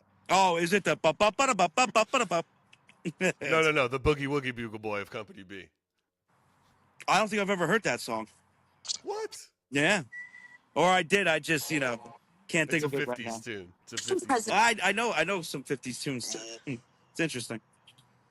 Yeah, I probably have to hear it. Yeah, no, I'm looking right now. Company B, a lot of Company B's. Company A. There's another one that's right next to this one, but it's leaning and it's not in the best shape, so I'm not going to touch that one. John, have you ever cleaned a headstone and it's Going gone around. viral or something, and an ancestor or a family member has come out I've had or reached out? yes, and usually they're actually not related. They just have the same last name, and they assume. And then it's like, oh no, wait a minute, no, I'm not related to this person, and it's like that's okay, it happens. Sure. So yeah, that happens quite a bit. Do you know any littles in the area? Just Chicken Little. No, it just wouldn't work. Right. I don't know. I don't remember growing up with any littles either. Yeah, Right. no littles. Rosary beads. Rosary beads. I don't have any rosary beads, Spirit. I don't have any rosary beads. Wow, this is looking better and better With the first. as it dries. I mean, that's always the case. There was like a very big black spot on the stone that I thought was going to take days to fade, but that's disappearing as we talk. John, do you find is it in this area? Are these stones, these older ones, primarily soldiers and or children? Yes. There will be. Yes, definitely. There's a lot of them. There's a lot of soldiers and a lot of children. Help me. And also a lot of volunteers, like a lot of volunteer firefighters and things like that. Spirit just said help me, but it sounded like it was a female. What do you need help with? Are you related to any of the people here? Wow, you can really read that. That's going to be. Yeah. Okay, it's not even done drying yet. Yeah. We're not even in the sun anymore. We're in the sun. Now we got a decent amount of shade here. Sun makes it dry a lot faster. Like most things, I mean, yeah. like most. Right. In case for anybody in the audience who is unaware of how the sun works, Hey, please note. you'd be surprised some of the stuff that I have to, some of the common sense things that I have to say. Oh, I'm not surprised at all. After getting into this with you, I'm not surprised by it. Yeah, it is like I will say this: the worst part about it is when I'm mentally drained, and then I'm in the chat, and then like somebody says something just so ridiculous, and it's like I don't even know. Like my brain just melts. Well, it's like, I have to wonder sometimes if I think the real problem, I want to give people the benefit of it, and I think the real problem is that they don't think about what they're asking, and they say something stupid, and they don't realize we can't read their mind. Yes. And it's like that's not the question you're asking, right? You're not actually asking me if the sun dries things more than the shade, are you? Is that what the question is? Right? Not that saying that anybody has done that, but it's usually you find out what they meant I've gotten to that. ask. Oh, I've gotten that question. I've gotten that.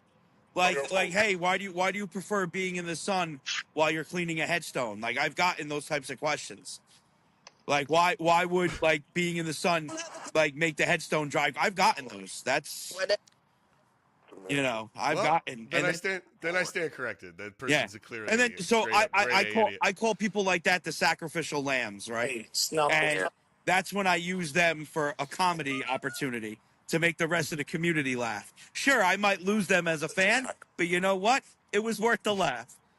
Yeah, it's really hard. I mean, intelligence is a bell curve.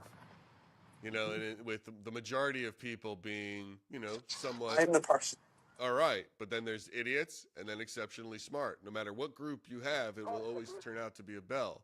Yeah. There'll be some people, the majority will be okay, and then you have a lot of idiots on one side and a lot of extremely intelligent on the other, right? On the other, yeah. So it's helps. you know, it's fun, having nothing to do with anything. I deal with a lot of the parents at my kids' school because I'm part of that whole system. And some of the questions they ask about how school works or what they expect it to work are so phenomenally stupid that, I mean, I can't.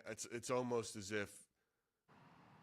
Do you not know what's? Did you not go to school yourself? Fly. Do you not understand It's difficult. how the world works? It's difficult. And and we're like you're sending your kid to this private school. It's I don't understand how you don't understand this. And then I have to remind myself, like, oh right, intelligence is a bell curve. Yeah. Some people are going to be extra stupid. Some people are going to be very smart, and most people are just going to get it. So no matter how you slice it. So when I used to do contracting work and I was running my own jobs and I had my own little company, I dealt with a lot of people with a lot of money. And maybe 1% of them were actually had any sort of intelligence. Like you could tell that money came from old money and, they don't even know how to turn a faucet, right? So I would get questions like they call me up about like stuff that has nothing to do with what I work on. Just like, I don't know, like just random things that would make like, why are you calling me about this? Like, well, I can't. This is a everyday decision that you should be able to make. Why do you need your contractor input? Like, Right. I'm here, dude. I'm here to tell you why this plant is dying and where these rhododendrons would look good, and I'm here to tell you how to get that patio clean, or where you should put drainage in. Not, if your kid should go and do this instead of this. Like, what? Dude, like I'm serious. It's wild. I remember when I was I caddied some summers, when I was out of high school, like end of high school, early college, I was a caddy. I would do it over at Brayburn, over at Brayburn Country Club in Purchase over there. Yep. I remember once it started to it started to thunder, which means everybody off the golf course. And one of these guys is a private exclusive country club. And one of these guys is like, I don't understand why I have to leave. This is thunder. It's not the lightning. It's not the same. And it was almost, I'm sitting there and I'm a kid. I'm a teenager. And I'm just thinking, how does this person have more money than me? How does he have more money than me?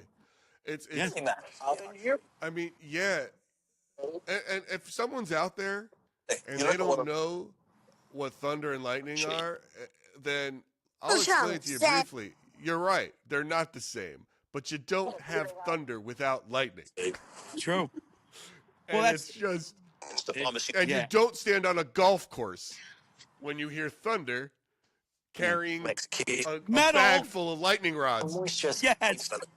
Yes. It's just absurd how stupid. Anyway. No, it really is. Have you ever come across a stupid spirit? Oh, all the time. Bring it into you. All the time. What's the stupidest thing you've ever heard from a spirit? So, I'm trying to think. But I think one time I came across a spirit, if I remember correctly, that it was asking me something. It asked me a very, very stupid question. I'm trying to remember exactly what it was. I block out a lot of stupid stuff. My brain can't handle it. I got to think on that one. That's a question for another time. I got to think about it. But I know I have. Maybe that's an episode we can do, which is stupid spirits. Stupid spirits. Instead of splintered spirits, stupid spirits. Stupid spirits. This week we're going to cover the dumbest spirits we've ever come across. Yep. Oh, okay. No, I remember. I came across a spirit once that I was trying to talk to, and the spirit wanted to talk to me but didn't want to talk to me. So I messed up. To say, I'm not going to pull your leg about it, or whatever it is. And I said, all right, spirit, I'm not going to pull your arm about it. I'll leave you alone. And the spirit's like, you're not gonna pull my arm. Like one of those almost it didn't like understand. Yes. Right. It didn't understand the idiom at all that you used. It's like maybe that the idea of pull your leg came. I don't know when that was. Let's see. Pull your leg. Yeah. I'm not pulling your leg. I said, I almost got confused with it. Almost like, I'm not going to pull you towards the conversation. I'm not going to lead you into the conversation. We don't got to talk. But I said, pull your arm instead of leg. And Come outside. and Right. and it said that back to me. And I noticed that about a lot of spirits. They're very literal. Sure. I describe it almost like Drax from Guardians of the Galaxy. Sure, like, sure. You can't say things to them because like if you say, "Hey, that went over your head," it'll say, "No, it didn't. I'd catch it if it did." Like they say something like that. I've noticed that with some spirits. So, Oh, that's interesting. Right. yeah. It's Like almost the phrase "pulling your leg," you can almost trace it back to the early 1900s. I need to. Evidenced by a 1984 article in a New York magazine, which is obviously an idiom and a turn of phrase, right? That means something different than what it is. So maybe a lot of things you're saying to them is just slang. It's like talking to a middle school kid and they say skibbity. or 6, 7. Yeah, right. That's the newest one. Yeah, it's the newest one. Yeah, they don't go. You're right. That's probably why they're so literal about it. They don't understand what I'm saying to them. Because I don't, I deal with a lot of spirits from the early 1800s to early 1900s rather than later. Well, it's like, and I guess maybe a lot of people aren't talking to them and they haven't been picking up on the latest lingo or keeping tabs on it. I have to say this about this headstone. It's very weathered. Like, it is very weathered, and we can still read it pretty good. But, like, you can see, like, where the John is good, but then as it gets to the little, it starts to fade. The beginning of the Sergeant is starting to go. You can still see the company. The E's starting to go. Can you help me? I can try, female spirit. This is the second time you came about. What do you need? I need your name. We need to know what you need help with. Things at the. For all we know, this could be a relative. That's what I was about to say. I was about to ask. Maybe that's like a family member or Could something be. of another spirit. Like, can you clean my family's? Yeah, or it could be a spirit asking, can you help me? Can you clean my headstone too? I don't know. They have to be a little more specific about it. Very different argument. It's funny. I don't recognize any of these last names either. I'm looking around, and I'm guessing they're all from Westchester. Even though one of them, we have a William Monroe here, Company B, but they were from Massachusetts. Interesting. Yeah, but the rest are all in New York. I'm not recognizing any of these names. Reynolds, Little. Why are you asking? Monroe. Why am I asking? I'm just curious. We're all from the same area. We'll drive. Wow, the headstone right next to Little's looks like it's bent over. Yeah, that one. That's why we're not touching that one.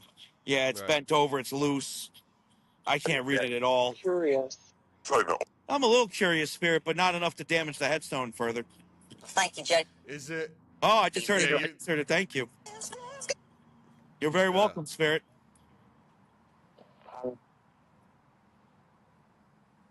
Is this spirit related to John over here?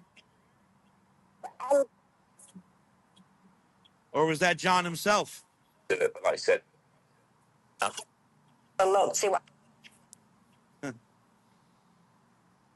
They've given you permission to do this, of course, in the cemeteries. Do they? What are the rules for you? One of the guys when you're out there that they don't want you to do, or I'm not allowed to clean anything that's. Oh, I just heard clean again. They just said clean again. I just heard it again. So now we just heard clean from both Vox and Ghost Tube Original. So two different apps just said clean. Anyway, so yeah, I have certain stipulations. I'm not allowed on a ladder. I'm not allowed to clean any headstone that's bigger than me, any monument that's bigger than me. And I'm not allowed to use any chemicals other than Dawn. Dawn is the only thing I'm allowed to use, Dawn and water. Oh, and like things like D2 or wet and forget, I'm allowed to use those as well. Okay. What are they just afraid you're going to damage something? Yes. Right. Yes. Well, the height thing is insurance reasons. I'm walking. You're walking? Where are you walking from? So yeah, that's like if I'm cleaning a stone, all of a sudden it topples over on me, you know, like Right. Yeah. That yeah, makes sense. yeah. But you didn't have to show them Kashmir's men. any sort of license, so like No. I'm a licensed My cleaner or business. something. No. Oh, and they do have a company that professionally cleans headstones, but they offer their services obviously to people that can pay. So older headstones, the families aren't around anymore. No one's paying. So I'm also Got it. I'm not allowed to go into the newer part of the cemetery and clean headstones, which is fine because I wouldn't anyway. Right. Right. I was using So those are the only stipulations, you know. All right. Yeah. Oh, that was weird. John, is that you? And basically too.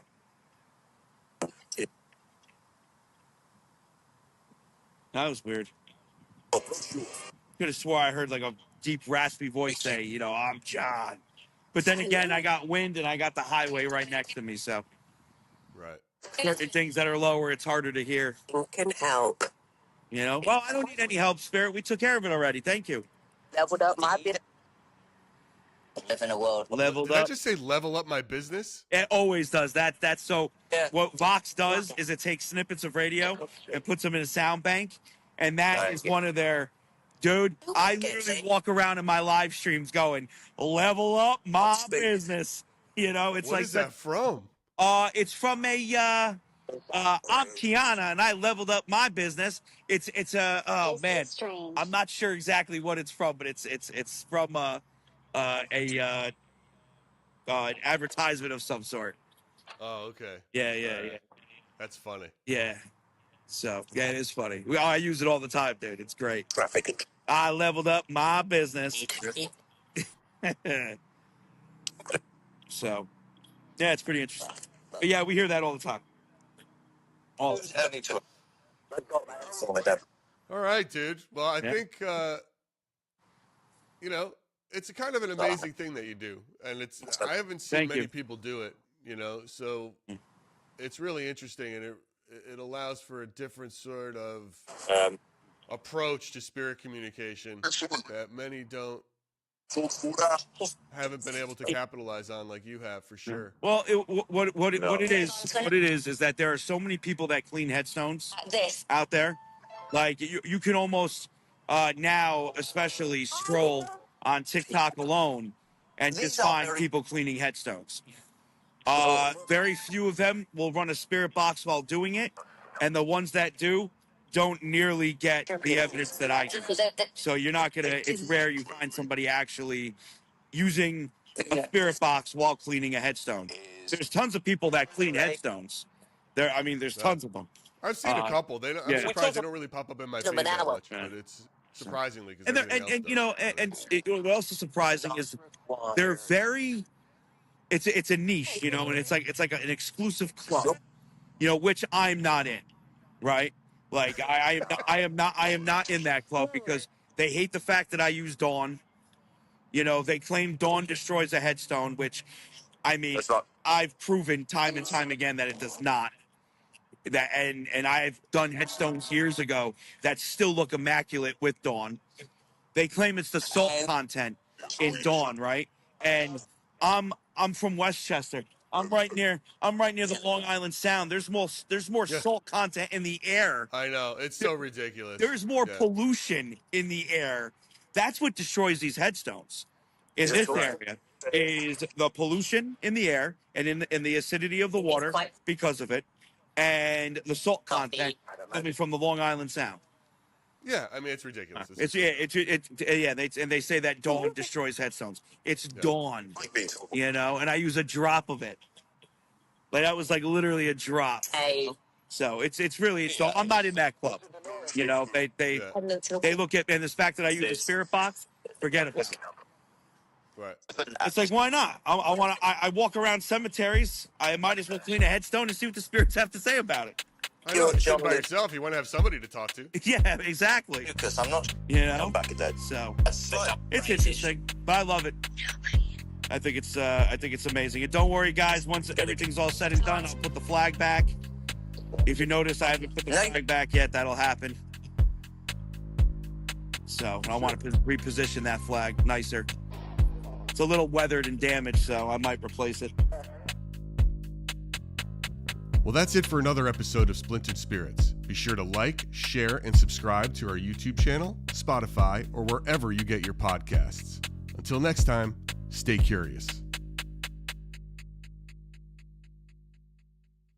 Speaking of Nashville, we went there for what do they call it? Their horror, like they have, it's like a significant horror house, if you will, but it's mini horror. It's like, Whorehouse?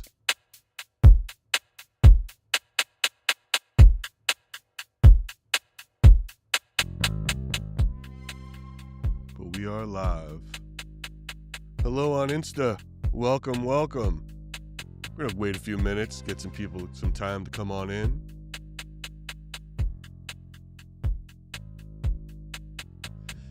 On this wonderful Thursday, the 13th. Lorraine, how are you? Good to see you.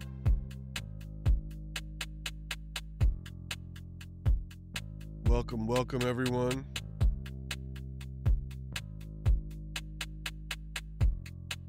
Slowly but surely, folks are trickling in for another live episode of Splintered Spirits. And you're wondering, where's John? And I'm wondering, where's John too? It's not like we don't go live every Thursday.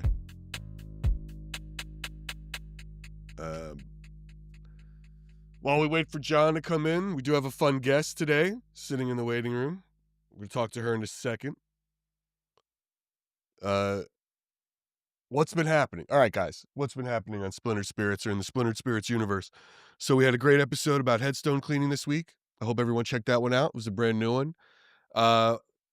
We had an incredibly fun interview yesterday with Lauren Hellickson. If you don't know her, just go to Lauren Haunts.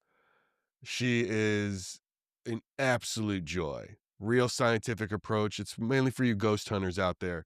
She even builds her own gear and sells it. But if you go to laurenhaunts.com, super fun interview with her. I ran another interview that we're coming up with an episode about near-death experiences, or in this case, a distressed near-death experience. Guy named Matthew Botsford, I've known him for a long time. He got shot in the head, flatlined, and went to hell, which is pretty amazing. His story is absolutely bananas. We've got a producer with Mark Marinaccio coming up, and I might drop that one on Tuesday, or it might be the week before Thanksgiving. Mark is he was a producer on the first season of Ghost Hunters, and he was an executive producer of Skinwalker Ranch season 3. Show ran that. Another sort of way into how people look at and how you produce this stuff, which is, for those out there, it's a fun one. Lorraine, yes, we are also on YouTube. We are on Facebook. We are on Insta. Hello, hello. Will John be joining us, guys? I don't know. He knows we're here. He's supposed to be here. This is the time, so hopefully he'll be jumping in soon. But I don't want to keep my guests waiting for too long. That's for sure. I think John had some sort of apartment issue or building issue that is holding him back. But that's what happens when you go live, and you don't schedule your day. What else? Let's talk to the chat for 2 minutes, and then I'm going to tell you about our guests. Very fun. Robin, stop forgetting. Set your alarm. I'm glad you're here now. Catherine, Timekeeper, Heather. IG isn't loading. Oh, I see you there. I don't know why it says I'm live. I see myself live.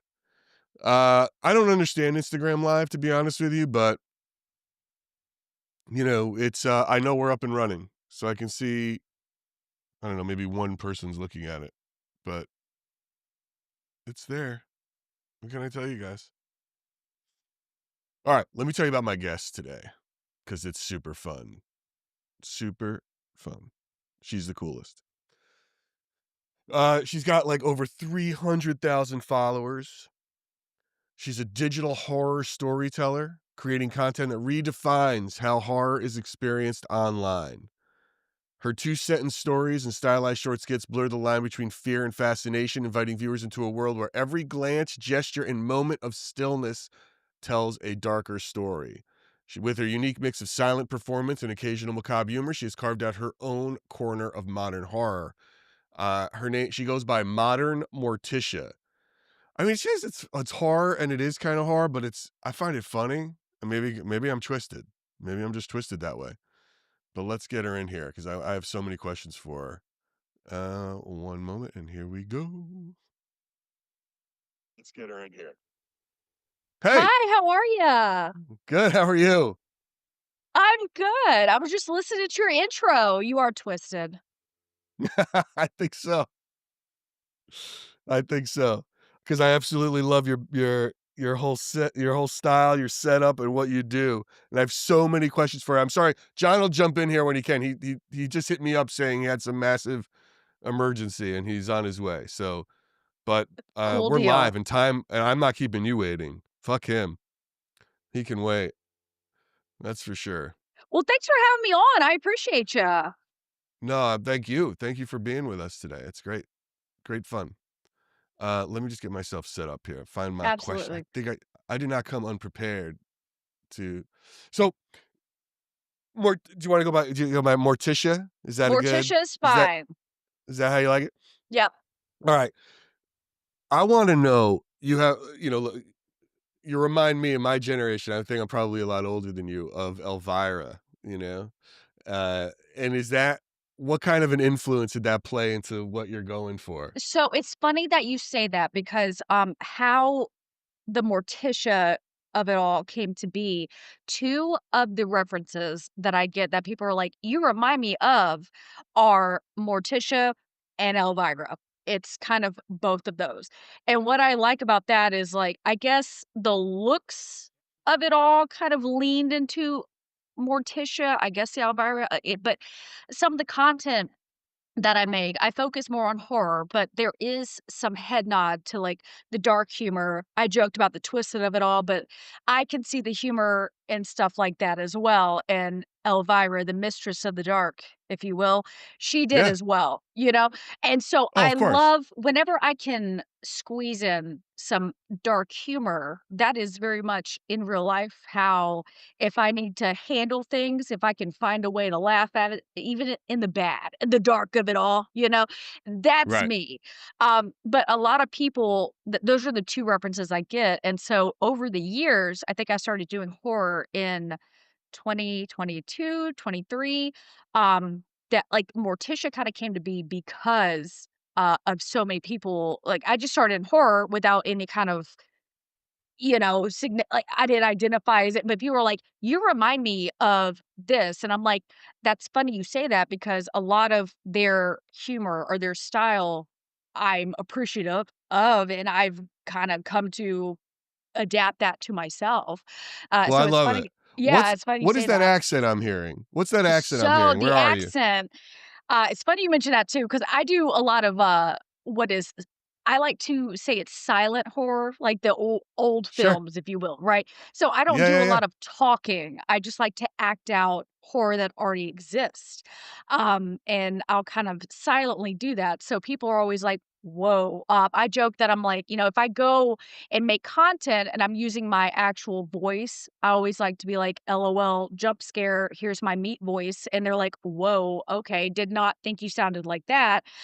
But I'm originally from South Carolina and I ended up in Tennessee. So, and that was all because I was actually prior military, fun fact. And I thought I would like travel and see the world. And it took me on a tour of the Southeast. So I guess that is part of the world. So whatever accent I have is really just a You were in the Southern military. hybrid. I was a medic. No So shit. yeah, That's wild. Uh, and so wait, what are you in, like, Nashville? I am about an hour above there. I'm near Fort Okay. Campbell, which is like 10 Okay, minutes away gotcha. from the border of Kentucky. Yeah. Are you still in the military? No, no. I Okay. just by the time I got out, I was just like, "Well, here we are." So All I right, just right kind on. of stayed here to see something new and experience something new. So Got it.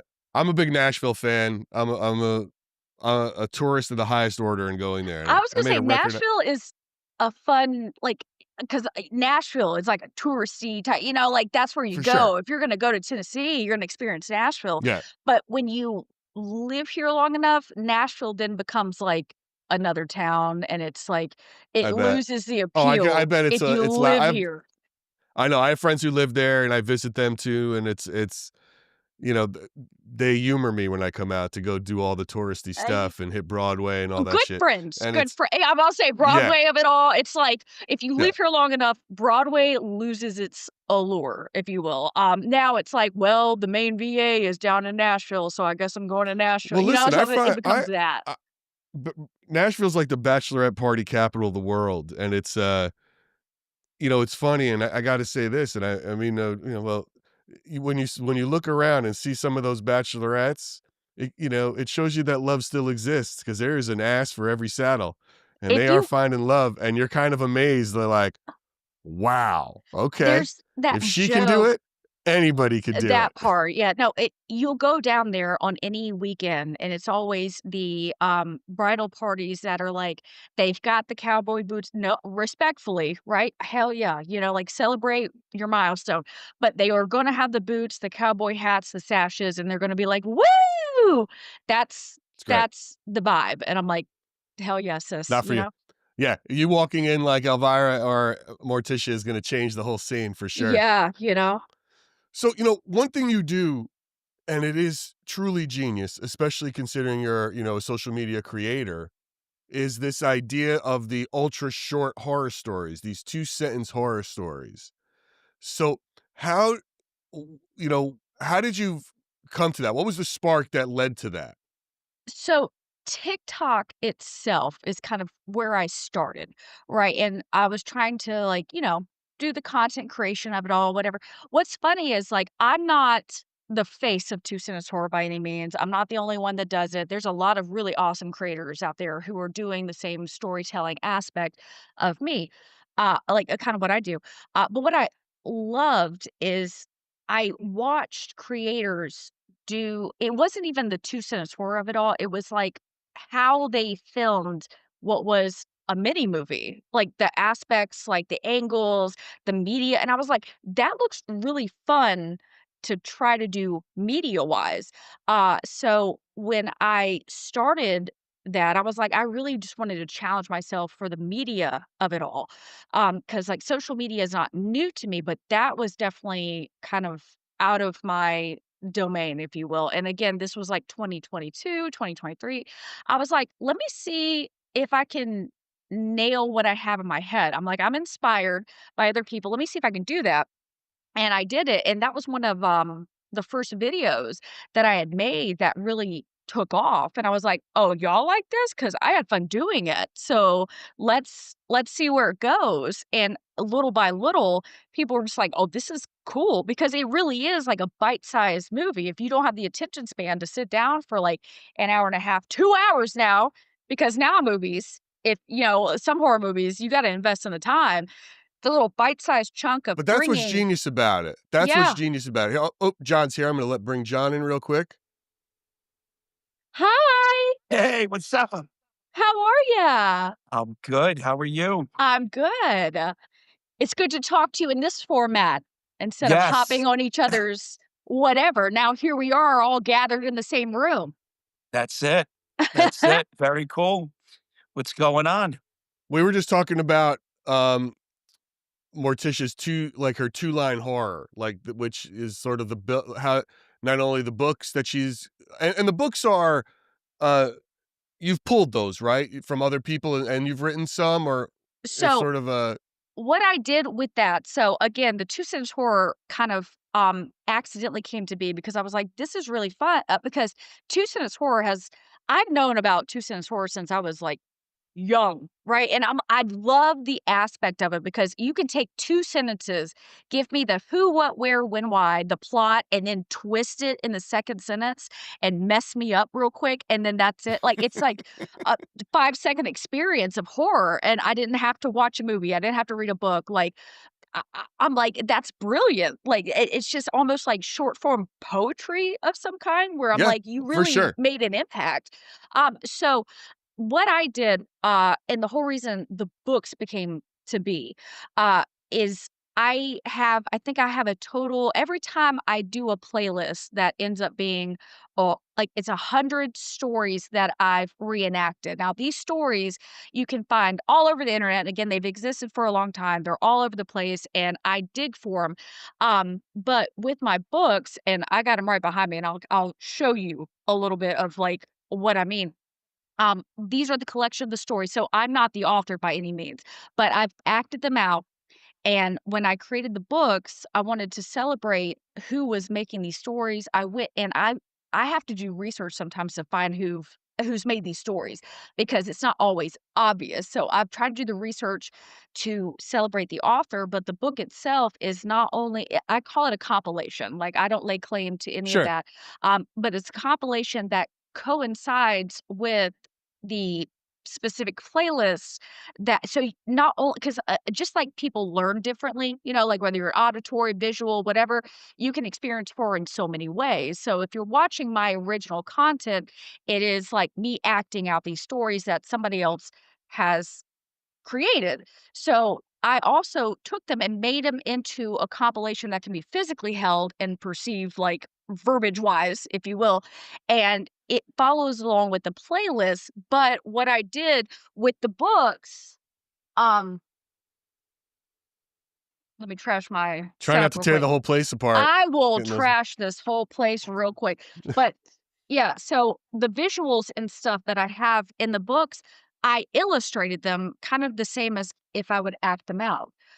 So I Okay. brought them to life in a physical copy that you can appreciate too. And again, all the stories, because some of them don't have all, some of them are old stories. Like again, they've been around for a while, and sometimes you can't decide who exactly holds ownership to the story. But if I can find them, they have gotten credit.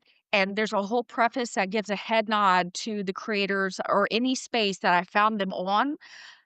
I've given a head nod to them and I'm like, here you go. Here's everything. And then here's the illustration. And then if you want to follow along versus what book you have, there's a playlist that coincides with the Got it. lineup of what's in the book. So if you want to visually see it and then you want to follow along, I Well, it's set it certainly up more fun to watch like you that. act them out for Right, sure. I appreciate I mean, Which, that, but I that's you understand that know, some people like books. yeah, which yeah, I have to say this when you're scrolling TikTok and you come across her content, it is some of the most unique content that you could find on that platform.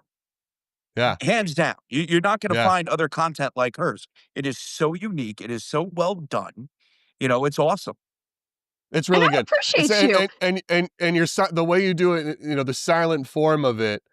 Sometimes it's funny. It's if you did it like black and white too, it would be just as good. You have a You know what's look funny? and You a mentioned that because style. I have some stuff in the works of especially because again, when you think of silent horror, like the original films, um, like, there's some really OG horror films that they didn't have the technology we did, and we still appreciate those films, but they're black and Yeah, white, they're silent, they have the in-between narration, if you will, the text on screen. yeah, yeah, yeah. So, Right. there's things on my think board, if you will, I even think of, one of my favorite shows in the way of, like, weird twisted horror, that matches the vibe, like Twilight Zone, stuff like that, where it's like, it's a little some of it can be outdated, however, like, some of those are on my think board of, like, wouldn't it be cool if I'm already doing silent horror to, be able to, like, do that, and bring Yeah, that to it's life. awesome. What is your how did you get into horror? Like, what's your motivation? Was it? Did you grow up with it? Did you find it later? I What does did grow something? Who up are the with it. filmmakers? What movies, filmmakers, books? What inspires you? So, what's funny is, like, growing up, I don't know if I should have been watching the movies I watched as young as I was, but, um, my mom was into horror. She was into the psychological thrillers, like and she would work and then get off work. She's gonna watch what she wants to watch, and that was the norm. I was just like, "All right, cool." Like, mom's watching a movie, mom's watching a show, and so I would get plugged into it, and it would be all the classics. Like, I remember like the Bates Motel. I remember like all that stuff like growing up, and so it was just a norm for me. Like horror has always been a norm, and it's always been especially like I like there's some horror that I'm like, if it's just gore, okay. I like a plot, I like a twist, I like a psychological thriller. So when you get like that's what like impresses me with twisted horror because it takes some people a whole movie to really get to the point, and you just did it you did it in a short format. I'm like, Right. okay, hello. Um, so So I what are some grew of the up. movies? What are some of those movies and books that stick with you that were like, "Oh my god, that is life-changing for me. That So was I my will movie." say, again, the classics are the classics. I'm a big fan of you can't go wrong with the classics. And again, when I was younger, those are staples that I grew up with. When I got older, like for example, good twists that I like. This is also an example of how movies can do too much, and some of them there's some movies that can continue. There's some movies you just got to let them be. And I think of like The Grudge, The Ring, like movies like that where I'm like, Yeah. okay, it's creepy. There's a little bit uncomfortable. There might be some gore, but it's got a good story. My absolute favorite, an example of a movie that did continue and it hasn't made me mad yet, right? We'll see. It's coming out with another movie, but the Saw series was a good balance of like, if you're into gore, it's got that. But if you're That's into like right, that's like torture porn, Saw. it's There's like giving that. there But there was if a you whole No, it is, dude. That's what it's called. There's like a whole there's a bunch of movies you're like not that. There was wrong. the Hostel series. Yeah, no, yep. Like it's I all forgot about torture porn Hostel. I stuff. forgot about Hostel. That was Yeah, another one. Like didn't again, that all started with what was that film when they're on the island with the tribe and they're all getting tortured? It came out maybe in the 80s, and it was like a big, like, oh my, it was a big, like, taboo. I'm trying to remember the name of it. It has cannibal in it, definitely. Cannibal Island or something, yeah. something cannibal. It's Jesus just Christ. yeah, Now that's see that The whole Grudge. I've talked to John about The Grudge constantly. That is a movie. That might be I think I could say this honestly. That might be the last horror movie I saw in the theaters. And when I walked out of it, I was exhausted. I was so tired. I was just like, come on, man. And then I tell John constantly, what do I say? John, we're the scariest ghosts. the scariest ghosts to Gary are old ladies, right? Old women, Yes, yes. children. And especially what kind of children? Chinese children, Asian children. Yeah, Because of The Grudge. because of the They are grudge. terrifying in that movie. Again, there was just like Terrifying. because people will argue whether that's good or not, but again, just the combination of little things to it, and then that sound that I'm like, bah, Yes. I'm like, hello. I was But exhausted. what I liked, I felt like I ran a marathon watching that movie. yeah, movies like that, it's like the plot, like gore doesn't do it. Like again, I think of Chainsaw Massacre, where it's like, okay, it's scary to be chased by a chainsaw, but, like, I need the psychological thriller of it all, and then just psychological thrillers. I love the twist, but sometimes it doesn't have enough. Again, I think Saw is coming out with, like, a hit or miss. I've Yeah. seen it back and forth with an 11th movie, and they've done a pretty good job of, like, when they continue, they'll, like, head nod to old movies, and the plot still Was it Chris continuing. Rock in one of those? Yeah. I'm not kidding. Was it Chris Rock in a Um Saw movie? That was it 10? Or yeah, that one was wild, and that was, Wow. like, a weird they introduced that as, like it was almost, like, retroactive into an earlier part of Saw, so they keep trying to keep the lore alive, and it's kept me interested enough where I'm like, yeah, again, they introduced him, and I was like, "Where'd he come from?" So I'm invested in the lore of it all and the game aspect because I haven't seen a lot of movies do the same plot of those like, "Do you wanna play a game?" And I'm like, Yeah, right. "Hello." Like, that's an interesting it's not just hunted and being hunted and, I'm like, "Okay." So now See, I'm I'm like, so if you're old. gonna continue it, I want closure. I hear do you wanna play a game, and I think war games, Yeah, right? whichever Like, one, yeah. let's play a game, right? Wasn't it? Whopper? I don't know. Did Someone you says, see the "Let's play a game." My mind automatically goes to Monopoly. does It's I'm yeah. just not the playing way it that. is. I'm not playing that Yeah. game. That's worse than Morticia, Saw. did you I'd rather be in watch? a Saw trap. Yeah. Did you see The Haunting of Hill House on Netflix? Did you That catch one I that did. one? Yep. It's been I a tell while, but John all the yes. time, it's got the greatest jump scare in history. I can't tell anybody what it is because I don't want to ruin it. It is like in one episode, it just comes out of nowhere, and it was I leapt across there, and that move, the bent neck lady, the whole thing about it is totally terrifying. It's I one of the like best. jump scares, I'm hitter, but because it takes a lot to scare me. You really got to be good on the plot. But I remember one of the movies I saw, I forgot what scene it was, but like The Omen, and this is like an old Oh yeah, man. right. There was a scene that just caught us off guard, and who I went with, I watched them jump in their chair, not because it was necessarily scary, we just weren't expecting it, and they reacted way more than me, and I was just like, LOL of it all. So, like, I love those moments too, that really just unsettle you in some capacity, whether it's a jump scare, whether it's like I love the movies that they end on the psychological thriller, and I'm like, I have to go to bed and think about this. Like, I have to process this. Give me a second, you know? Like, I love Well, movies like that. you've really sort of you've made something out of this genre that feels very what would you say makes it feel unique to you, right? Horror is obviously a very saturated place, but Yes. you've really taken advantage of the medium you're in with this short form artwork that you and it's truly artwork that you're making with this stuff. What what do you try to how do you define your niche and maintain it? So, I mentioned earlier, like, two-sentence horror, I didn't make that, and then short form horror, I didn't make that. Like, I didn't create that, but we mentioned earlier where people always are like, "Oh my god, you remind me of, like, the character of it all between Morticia and Elvira," like, and they again, there's been many Morticias and Elvira, hello, so I think of, like, the comedy aspect of Elvira, and I think of the aesthetic of Morticia, and so there's plenty of people that will reenact or do short form horror, but I incorporate it in a way where if I can do because again, I'm not saying anything, it's not verbal, but if I can give the visual cues or expression of emotion towards, like, the comedy of it all or give a head nod to that, if there's a dark humor, I absolutely will take advantage of that, and so Got it. between who I am as who I've become as, I guess, the character of it all on top of the horror, I think I'm appreciated in a way, because again, if you like two-sentence horror, you can find anyone to do that.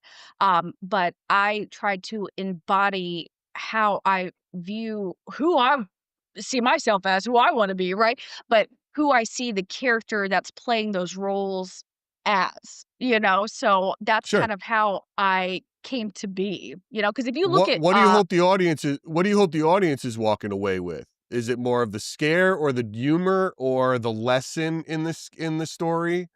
What do you hope they're so walking away with? Or do you I care? It's just like really as long as they enjoy it. I was about to say, I really like that question, because, what I also do that's unique too, because again, I'm a full-time content creator, so I'm making content, but I'm consuming it too. So I know what's trending, what's happening out in the world, what's big on TikTok.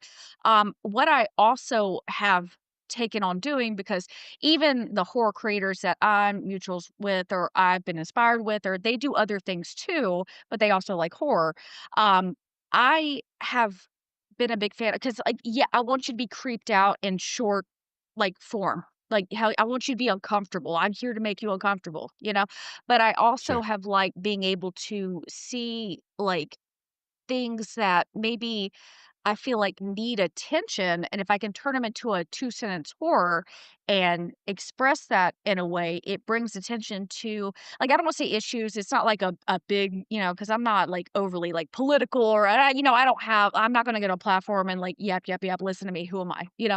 I'm here to Mhm. entertain, I'm a creator in that way, but if there are things that I can turn into, because I think of, like, recently I don't know if you've heard of the lady calling the churches asking if they'll give formula, right? That's like a recent kind of trending thing on TikTok that became big, I turned that into a two-sentence horror, not because it needs to be, but because that is the platform I've created that if things need attention or it can be brought to light, or if like I feel like that creator's doing something really awesome and you need to maybe pay them attention, I'm not going to be the voice of it. But if I can create a horror story, because that's what I do, and bring light to other things people are talking about, I've created a platform for you to be knowledgeable and go, see, I'm doing what I do best, whether whatever my opinion is of it or not, but I'm like, how can I turn this into a horror story?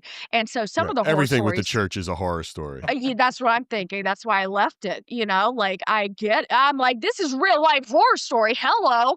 We Yeah, could act this out, no problem. So some I real did that darkness to there. bring light to what they're doing. I'm like, hey, go look at this creator that's doing this, but I turn it into a horror story. My audience might not have known about like real things going on, but if I turn it into a horror story, they're gonna go in the comments and be like, what is she talking about? It engages discussion and people are like forming their own opinion, because I never, not giving an opinion, that's for you to form, right? But I've acted out this trending thing on like TikTok or social media that everyone's aware of. And if you're not aware of it, now you're going to be aware of it. So I've done that more in recent months, with like different scenarios that, again, like the TikTok of it all, you'll see like the wildest things go viral. And I'm like, can I turn that to a horror story? How do I make this fun? So Do, then they sure. can take away something else. Do you set boundaries for yourself in terms of like, what your schedule's like? I have to make, or it is your full-time Yeah. job here now. So is it, all right, I've got to make 6 movies a week or 3 a week, and then this is the budget I've got for this. And then does that help with your creative process in terms of like by Oh, setting those rules and like, okay, what can I do? And I'm blocking that. What's the process like for you to make short films really a every little bit. constantly? I used to be able to like do it. I used to do it daily. And it's funny because like back when I did it daily, it was more for like I was building and it was for my entertainment. And I used to bartend. So I actually had an employee job. I stepped down from that in January and I was like, okay, let's get serious about this. So when it comes to that, it's kind of what I like about it is, for anybody that, maybe probably the ADHD of it all or whatever, I really am just like, what do I feel like doing this day, whatever. So for the most part, I do still try to make daily content, but I also do other things like I do tarot readings. I do tattooing. I'm like in the process of that. I'm doing everything that will prevent me from having to ever work in an office, and I will fight for my life. I will die on that hill. Like I don't care what trade I have to learn. Like if I can make it my own and make something else out of it, like I'm gonna do How that. long you been doing tarot readings? Tarot I got into 2017, and I actually got hired onto what I think what would be considered a modern day psychic hotline, if you will. We don't really do that anymore, but like there's apps for that now. So I actually am. I work with a company and I do that too. So I do a lot of my day. So the content that I make is not necessarily always every single day, but that's because there's a lot more to the behind the scenes of what I do, and I have a lot of interest. So I try to maintain it for the fact that people like to consume it. They like to see the horror, they like all of that. Also nice about not just doing horror and being like, who I am as Morticia, I can create like what I want with who I am. And so I've tried to make myself more of the brand than just like the stories of it all, because anybody can do two-sentence horror. If you really wanna try and act something out, like, Sure. absolutely. Well, But but look, but here's the thing, right? Anybody can do anything. I mean, right, everyone's got access to a camera. That doesn't make you Spielberg, right? So it's just a uh, matter of that it's part. it's not it's what you do with it that makes it interesting. Let's talk about tarot for a second. Do you buy into it? I mean, you're doing it, so there must be something spiritual connect that you have. What What would you I say you're a spiritual person? so I'll say, like, yes, loose, and when I say that, it's more like spirituality to me is, like, how you define it. Same way with, like, I'm not religious, but people who are religious, they found some connection in that. They interpret it in a way that means something to them. It brings value to their life. It brings cool. Like, who am I to naysay that? My beliefs and how I see things, they might naysay that, but like whatever. Um, the way that I read tarot and the way that I learned to do it is it's not so much like, ooh, this is going to happen. I'm going to predict your future. It's more because I actually have a Bachelor of Science in Life Styles Coaching. So a lot of what I do with tarot is almost like I call it like a soul mirror, if you will, an introspective tool where I'm not going to pull anything that you don't already know about yourself. I'm going to use it as a tool to call you out. And there's been a lot of people that will come to me for tarot readings and they're just like, "Oh, I don't know. We just pull about whatever." And then I pull stuff and I start like saying the cards and they're like, "Okay." And then they rat on themselves. Like, I'm not sitting here claiming to be like I don't know anything about you. Like, I really don't. But I'm like, this is what the card's saying. Does that make sense to you? And then all of a sudden their mom's having an affair. They're doing that like they come out like the woodwork with it, and I'm like, "Okay." Now, I mentioned my degree because I just pulled some cards, and I had you just tell on yourself. I now can help you like, let's sit here and talk about this because I didn't tell you your mama was having an affair, you told me that. You're obviously feeling some kinda way, and you bounced that off the cards. Now, if we need to talk about it, let's talk about it, and that's how I use that as a tool. It's more I see it the way I do it, it's more a therapeutic tool, if you will, because you're not gonna just come up some people will, they'll spill the tea, and I love that. Some people won't just be as upfront, they're like, "No, life is good, it's fine," and I'm like, "Well, what is this?" And they're like, It's like I you're was "Well, using about them to as a yeah, suggest. spiritual Rorschach, yeah," you know? Right, you know? right. So I was about that's to how I suggest use I get it. a tarot. I was about to suggest I've never had a tarot card reading done, and I was like, maybe I should get it done, but I'm not going to get that shit done if I'm going to start confessing, and I don't want anybody. I got You're like, secrets. I can keep them secrets. I'm not gonna ask you to do it. I'm You're going not to gonna keep spill my those. beans." Yeah, Yeah, no. I'm keeping those secrets. Uh, have you ever had sort of a paranormal experience? Do you believe in ghosts? Do you believe in spirits? So I okay, I'm one of those people where, like, I believe, because there's just so much like, there's so many experiences, there's so many people with like, it's so much to not think there's something, but me personally, I don't recall and I'm open to it, mind you, and I don't think I'm done living yet, I got It's more okay, man. time. We're not going to hang up on you if you say no. Uh, It's not you going said, to be. "And we're done, and we're Yeah, done." it's No, no, my honest answer, like, I'm like, hello, like, hello. I'm still very open to it, and I'm so appreciative and, like, I love listening about it. I love hearing other people's experience. I'm more jealous because 'cause I'm like, hello. I'm like, "You welcome in, welcome, Matt, come on," but I don't think I've had anything that I can maybe pin, but I am still that's not to say I don't believe and that I naysay it. It's more it hasn't happened yet, and I expect it to happen. If I gotta go stir up some trouble, if I gotta go, like, Well, hello. shit, man. Don't wish for it to happen. Who wishes ghosts to happen? John, maybe. I don't. That's what I'm saying. I don't wish for it to happen. I I don't need it watch to his happen. lives. I'm like, hello, Yeah, he hello. wants that. I'm That's not like, for what everybody. microphone do I need? What machine do I want to talk to him too? Hello, acknowledge me. So funny. Morticia, now let me ask you this. You have kids, right? Yes. Okay. So is this you 24/7? Are you rolling up to the carpool or PTA, as Morticia? Because I think that's wild and What's awesome, and nice, I'd love my to know kids what the are Nashville homeschooled. crowd thinks of it. I homeschool my kids. Oh, So okay. we live all of us a very virtual life in some capacities. So now if I were gonna pull up to a carpool and do the drop off, hello, I'm their mom. Like, this is who I am. And this is not me showing up to the pot. This is how I dress. This is who I am this is who I've become. But Sure. they're homeschool. So sometimes it is funny because I will have like teacher parent conference type things virtually. And sometimes they're like,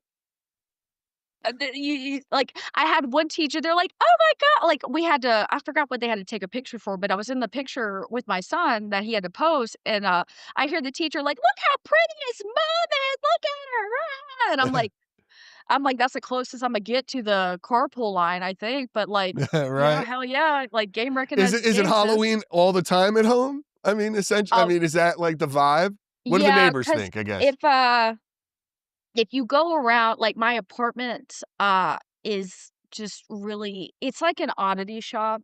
There's, like, dead things. We have, like, the front of a pirate ship hanging out of our hallway.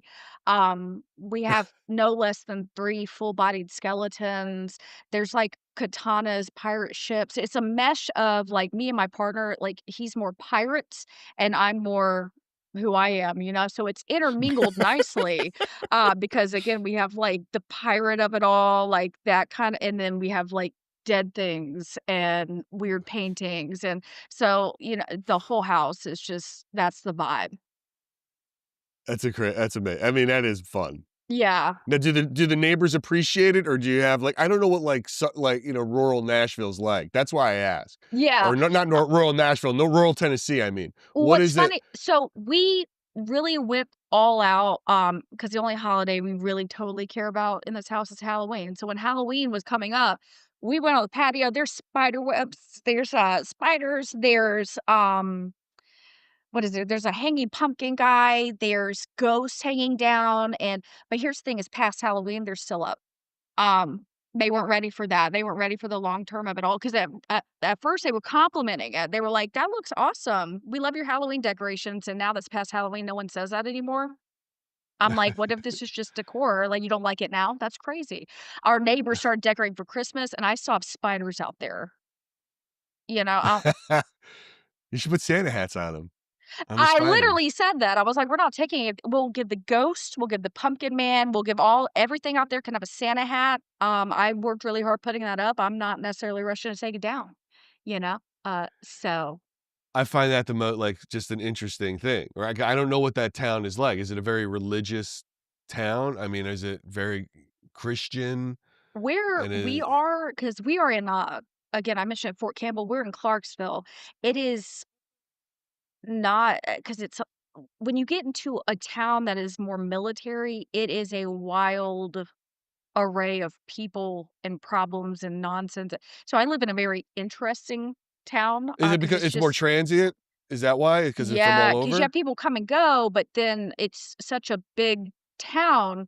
Like we're not one of the because we're the tri-state area, we're not one of the main 3, but we are a big town and there's such a variety of different people and interactions. And again, like when you talk about military, it's not the military involved, it's you're getting people from all around everywhere who are they just happen to be military. So you're getting different driving habits, you're getting different culture habits, so you're putting all these people with all these different things in the same town, and it's always, like, either something going on or, like, I've not lived again, I'm from a small town in South Carolina, so moving here felt like the city to me. It's not much of a city, but the stuff that happens here, I'm just like, But you don't "Okay." feel out of place. You don't ever feel out of place in this town. No, Did you ever honestly, have you ever lived moving anywhere where you into felt out of this place? I don't wanna say it feels out of place, it's more like I came from a town that if we wanted to go to the grocery store, it was no less than, like, 20 to 30 minutes to get there. Now, if I wanna get anywhere in town, I just have to drive 5 minutes, and I'm on the main strip of the town. So, for me, I was just kinda like it was almost a spoiled aspect where I was like, "Oh my god, I have access to resources right there," like, I live 2 minutes away from, like, our town hospital, like, everything is right there. I used to, like, my ex-husband and I, when we first, like, moved here, I used to say, "I'm going into town," and he's like, "You're in town," and I'm like, "Oh," I had to get used to that because, like, I Right, literally lived in the middle of nowhere, and I'm like, "Oh, you're right." So right. Oh, I just in my look, John and I are, we're New Yorkers, so it's like we just assume everyone's clutching their pearls as you walk by.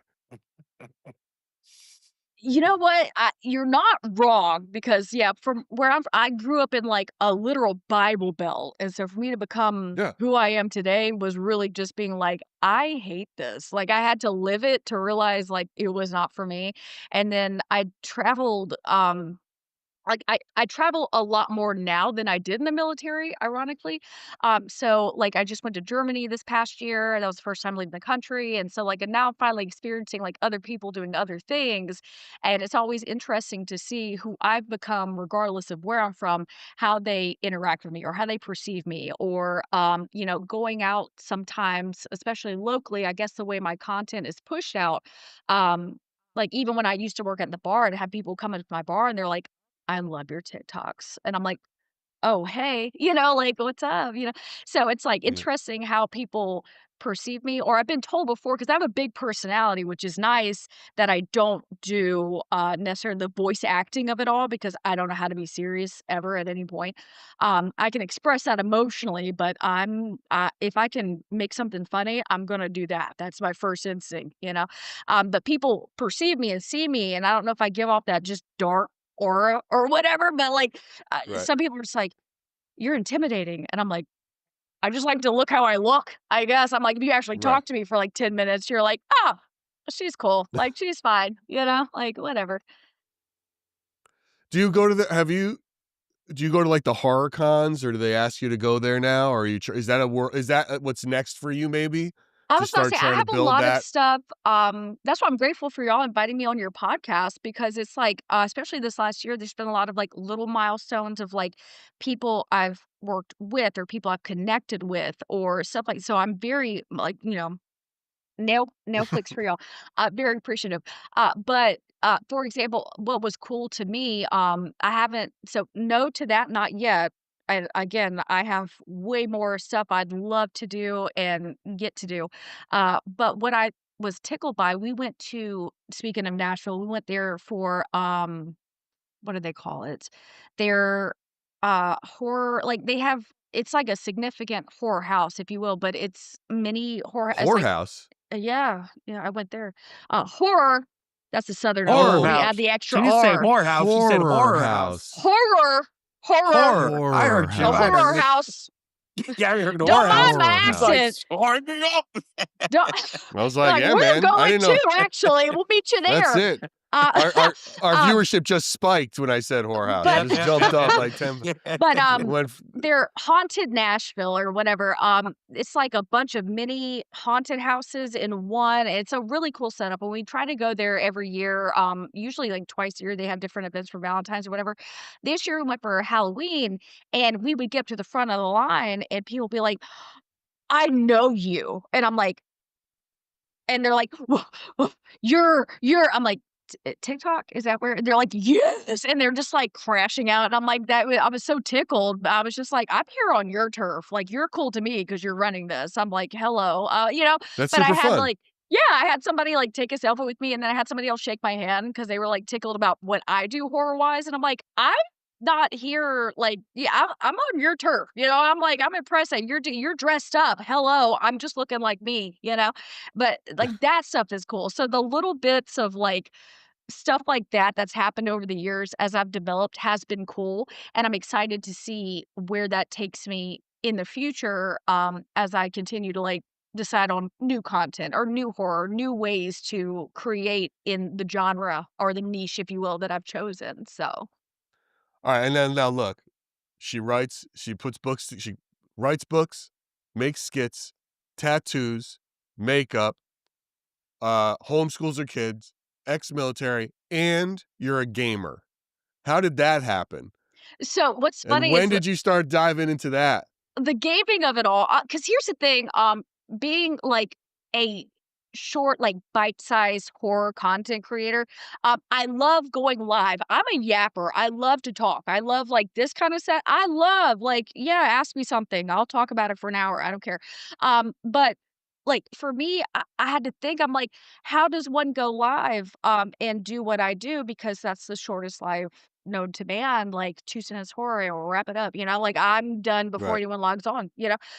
So what I got into I usually do a lot of Fortnite as basic as that is, mostly because my fiance travels, and they wanted to know, like, how do we play games from a distance? So we started doing Fortnite, and then I wanted to do a platform where I could hang out and, like, interact with people that follow me and whatever. But again, I'm like, I could sit up here and, like, on live with my flashlight looking like the Blair Witch Project and, like, tell horror stories. I could do that, you know?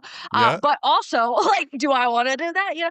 So it's nice, especially since, I think I mentioned this earlier, if I do content where I do talk, which is not often, but sometimes if I'm, like, talking about, like, a book, or if I'm talking about whatever, I always, like, LOL, I'm like, "Hey, I'm using my meat voice, by the way, jump scare, this is me." It's a nice way for them to get to know me and who I am as a person outside of horror. And some people, because I never talk and I don't do that, they don't know and they're curious, like the parasocial of it all, I guess, if you will. They're like, "Oh, what are you about? Who are you? You're just acting as like, who are you as a person?" So I can go live on Fortnite and just BS and like what, and it gives a chance to interact with people. And that's also a cool way to meet people in the gaming community of it Yeah, all. and you never pull, at least as far as I can tell, it's not like you pull videos from those lives. It is a very separate Yeah, because thing. I'm It's I'm just like, not this is gonna just I'm me not gonna be hanging like, out. "Oh my god, look at my clips of this random whatever." That is really the live of itself. That's just an in the moment thing, and I try to keep it like that because some people follow me for the horror. So if I'm playing video games on live, tha they might be into it. Some people are like, "I didn't know you streamed," and I'm like, "Hey," and they're like, "I love you even more now." And then I have times where people are like, I didn't ask for this." And that's fair too. So that's why, Sure. like, if I'm gonna use the same platform for that, it gives me an excuse to go live and interact, and it's just a common ground of Fortnite. And what I like too is, like, followers can play with me. Like, I'm not opposed to, like, play, and I'm getting to know people, I'm Yeah, interacting. I'm like, "Hey, this is who I am as a person outside of that's horror. funny. I'm still showing Is up as that your only myself." game? Is that Do your what? favorite game? Is that your only game? There's a few others. Sometimes I've done, horror games. Like my youngest, he loves jump scare. Like my kids, what I like about them, they're into What's horror that too. game? What's it called? Like the Phantasma Gore? What is that one that's Yeah, There, out? that's one of them. that's one of them. Yeah. He got me into. I'm about to say I've heard of that one, but he got me into Escape the Backrooms, and you end up in the middle of nowhere, and you have to try to escape these buildings and whatever. But there's like these jump scary, I don't even know what they are. They're alienish, I don't know, monsters. I just played it because I'm a good mom, and if they wanna play some, Right. I've even played Roblox. I hate it here, but I'll play it with them. I'm trying to bond with my children, I guess, and I'm like, "I hate this. Listen, Can we man, play I play Fortnite?" Helldivers too. I am a Helldiver. I I'm play like, Helldivers 2 constantly. It's how I unwind at the end of the night. yeah, so we played, Escape the Backrooms. I tried to stream that one time, and when I tell you there was one, I was running from a monster, I got in a corner, thought I was good, turned around, and the monster was there, and I destroyed my entire my ring light, the camera, it was gone. I was just like, "Wah!" And, like, all so, like, I have played other games like that, but at least with Fortnite, like, games like that, I'm like, "Okay, I'm not gonna destroy my entire setup, with a jump scare," but those games are fun too. So I do occasionally I'll do the horror game, I'll try to switch it up a little bit, but I like the idea of, like, again, Fortnite's common, but I'll play that just to give, like, just the interaction of the followers of it all, and it's unrelated, it's common ground, because if I get on talking about horror, they might appreciate it, they might like it, but they might not have much to contribute in that way? So it's like it still becomes one-sided, you know? So I like to just do that for funsies. At some point, I'll probably move it off of, like, the same platform I do horror, but with the live capabilities of it all. I'm like, why not? Let's do Sure. some let's take up, I uploaded a TikTok, go watch it, do the horror, and then come play Fortnite with me. Okay. And let's get to know each other. So that's kind of how I keep things like the variety of it all, interacting with me, making it about more so about me if you're interested in that aspect of it all. If not, you don't have to watch my live. You can watch the horror because that's all I'm doing on there. So I love it. I love it. Um, I've recently, I first of all, thank recently you. Go ahead. downloaded the anniversary edition of Fallout, so I've been playing Fallout 4 while going through my replays, I which like was Fallout. yeah, which I is like fun. shooting games, Yeah. honestly. Like Well, Well, yeah, listen, you can't play games. You can't play live games, John, because you got to pause it. well, Fallout That's the 4 isn't. Yeah, problem. yeah. Fallout 4 isn't a live game. So I'm able to pause it. My favorite game that I can't pause, unfortunately, unless I'm playing by myself, is Nazi zombies because there's nothing Oh, better it's than so killing good. Nazis except for killing Nazi zombies. You know I what I mean? That is, yeah, That's fair. that's a good Kill them motto. after they're already dead. Kill them You again. gotta kill him Kill them twice. They again. should let you kill him Yeah, twice. they get to get killed twice. I love No, it. that was if I do that, like, that is, the zombie aspect of it, that's probably my favorite genre of, like, if I'm gonna watch speaking of horror movies, when we're, like, zombies, I'm a big fan of zombies. So Some what do you people think like of zombie vampires, some movies? Go people go going back into the movie talk. What do you think of zombie movies? You ugh, think like it's so don't saturated, but do you think there's some that just stand out and are I was gonna say, like, Dawn of the Dead is a good one. I've seen, like, Day of the Dead. My mom was I mentioned she was the one that kinda turned me on to horror, before I ever would have probably found it on my own, and she kind of like, if there was a zombie movie that was going to be out and happening, that became her. Like, some people like aliens, some people like vampires, some people everyone's got their thing they're into. that? Yeah. If you show me a good zombie movie, I love a good, like, survival of I tried to watch, like, The Walking Dead, and I lost interest at season 382 or whatever it's Yeah, on, yeah, I don't yeah. It know. It jumped the got shark. It jumped the Um, shark when Glenn got hit in the head with a baseball bat. yeah, or Negan, you know what messed me up was when they killed Herschel, and I'm like, yeah, yeah. "I gotta Oh, keep that was watching great. this," and Well, then that's the problem with that show. When they killed Glenn, the backlash was so severe, and instead yeah, of them ignoring it, they listened to it. And what they should have done the next couple episodes is kill another major character, and that show would still be going on as popular as it was back then. You know? 'cause Have you guys it was just ever like yeah, seen? Listen, you could not top that. It was yeah. so aggressively that's a violent Oh, and it's significant great. one, heartbreaking. and that's That's probably when about the Negan was time that I was Negan. like, You "I'm know? tired. I'm Yeah, tired." I'm like, "You Uh, can't keep doing this to me, I'm tired. I'm going you through all got this now. trauma, and Listen, I'm not getting no resolution." my favorite zombie movies right now are I believe it's the Korean zombie movies like Train to Busan. And there's like a whole series revolving around those. And if you haven't seen them, just look up Train to Busan. I think there's like 3 or 4 movies. They're wild. They're wild. They're I'll like have to some. look It's him it's up. a yeah. It's a good fresh take on zombies, and there's a little bit of that psycho thriller because I mean you're on a train. You're on, Yeah. Oh, yeah. and it's like wait a minute. What's gonna happen next? It's good. It's real good, and That it's not. reminds me of when I got obsessed, like, I went down because I think The Grudge and The Ring came out around the same time, yeah, it and was I all think it that was, like era. That's about yeah, right. The Ring 90. specifically had different, versions of it, and I can't remember all the ones I watched, but it was a lot of, like, generally speaking, like, Asian versions of, Yes. like Yep. yeah, I went the Blockbuster was still a thing, in our town then, and I would go and I would hunt Sure. them down and I would watch them with the captions on, mind you, but I'm like, "Give me all of it." I'm like, "I'm intrigued. What's your variation of this?" It was so interesting to see their different takes and their different variations of that. So, like, when it comes to zombies or games or stuff like that, that has, like if I love the plot of it and you twist it in a way and it's sign me up. I'm like, "I'll You figure would it be out." Hell yeah. surprised with the amount of stuff that's in Hollywood now that is actually recycled from, like, foreign films. Yeah, Even that's down that's even what I down to figured. hit shows, like the Power Rangers, for example.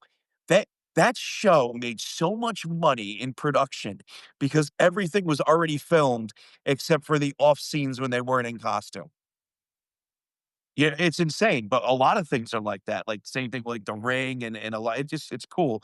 Once you dive Yeah, into it, you because start, like, the realizing, like, "Wait a minute." version yeah. The Yeah, version we got was, like, not the original, so then I not started the being like, original. "Wait, Yeah, where did this come from? Because I yep, love this, so give me the whole lore of it," and I would go down a rabbit hole and I watched so many versions of, like I think it was, like, The Ring or the one either one, The Ring or The Grudge. I watched so many versions of that to dive into whatever the origin was. I experienced so many plots and so many versions, like, there was some versions, like, there was a virus involved, they of just course. had different twist on it, and I'm like, "This is so neat." I'm like, Yeah, me, uncultured swine, mind you, I was, like, just out of high school, but I was like, "Oh my gosh, let me dive down and figure out what this is all about. Where did it come from?" Hell yeah. yeah, it's real cool.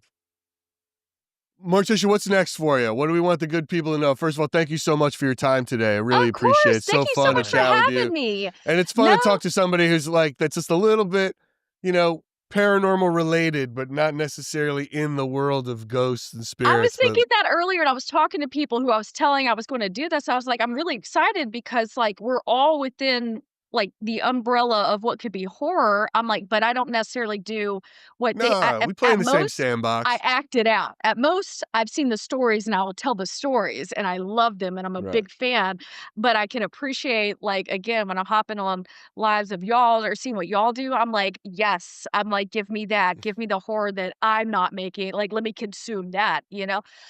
The Now horror what that John and Gary are making there is yes, I was this like, "All this this horror over horror of a here, give me podcast this." Yes, that they this do horrible with I was like, "Give me I love horror, I tell you what," you know?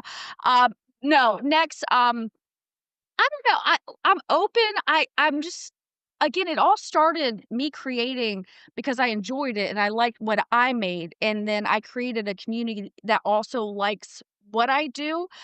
So I've been feeding off that a lot, and it's helped guide me to where I want to go next. And I don't have it all mapped out, but I'm going to keep doing what I'm doing. And when opportunities arise, or something new, or something inspires me, again, I have some things like in my blueprints, if you will, of like creating different, like kind of not branching too far out of two sentence horror, but like maybe doing other short form horror that isn't just necessarily restricted to two sentence.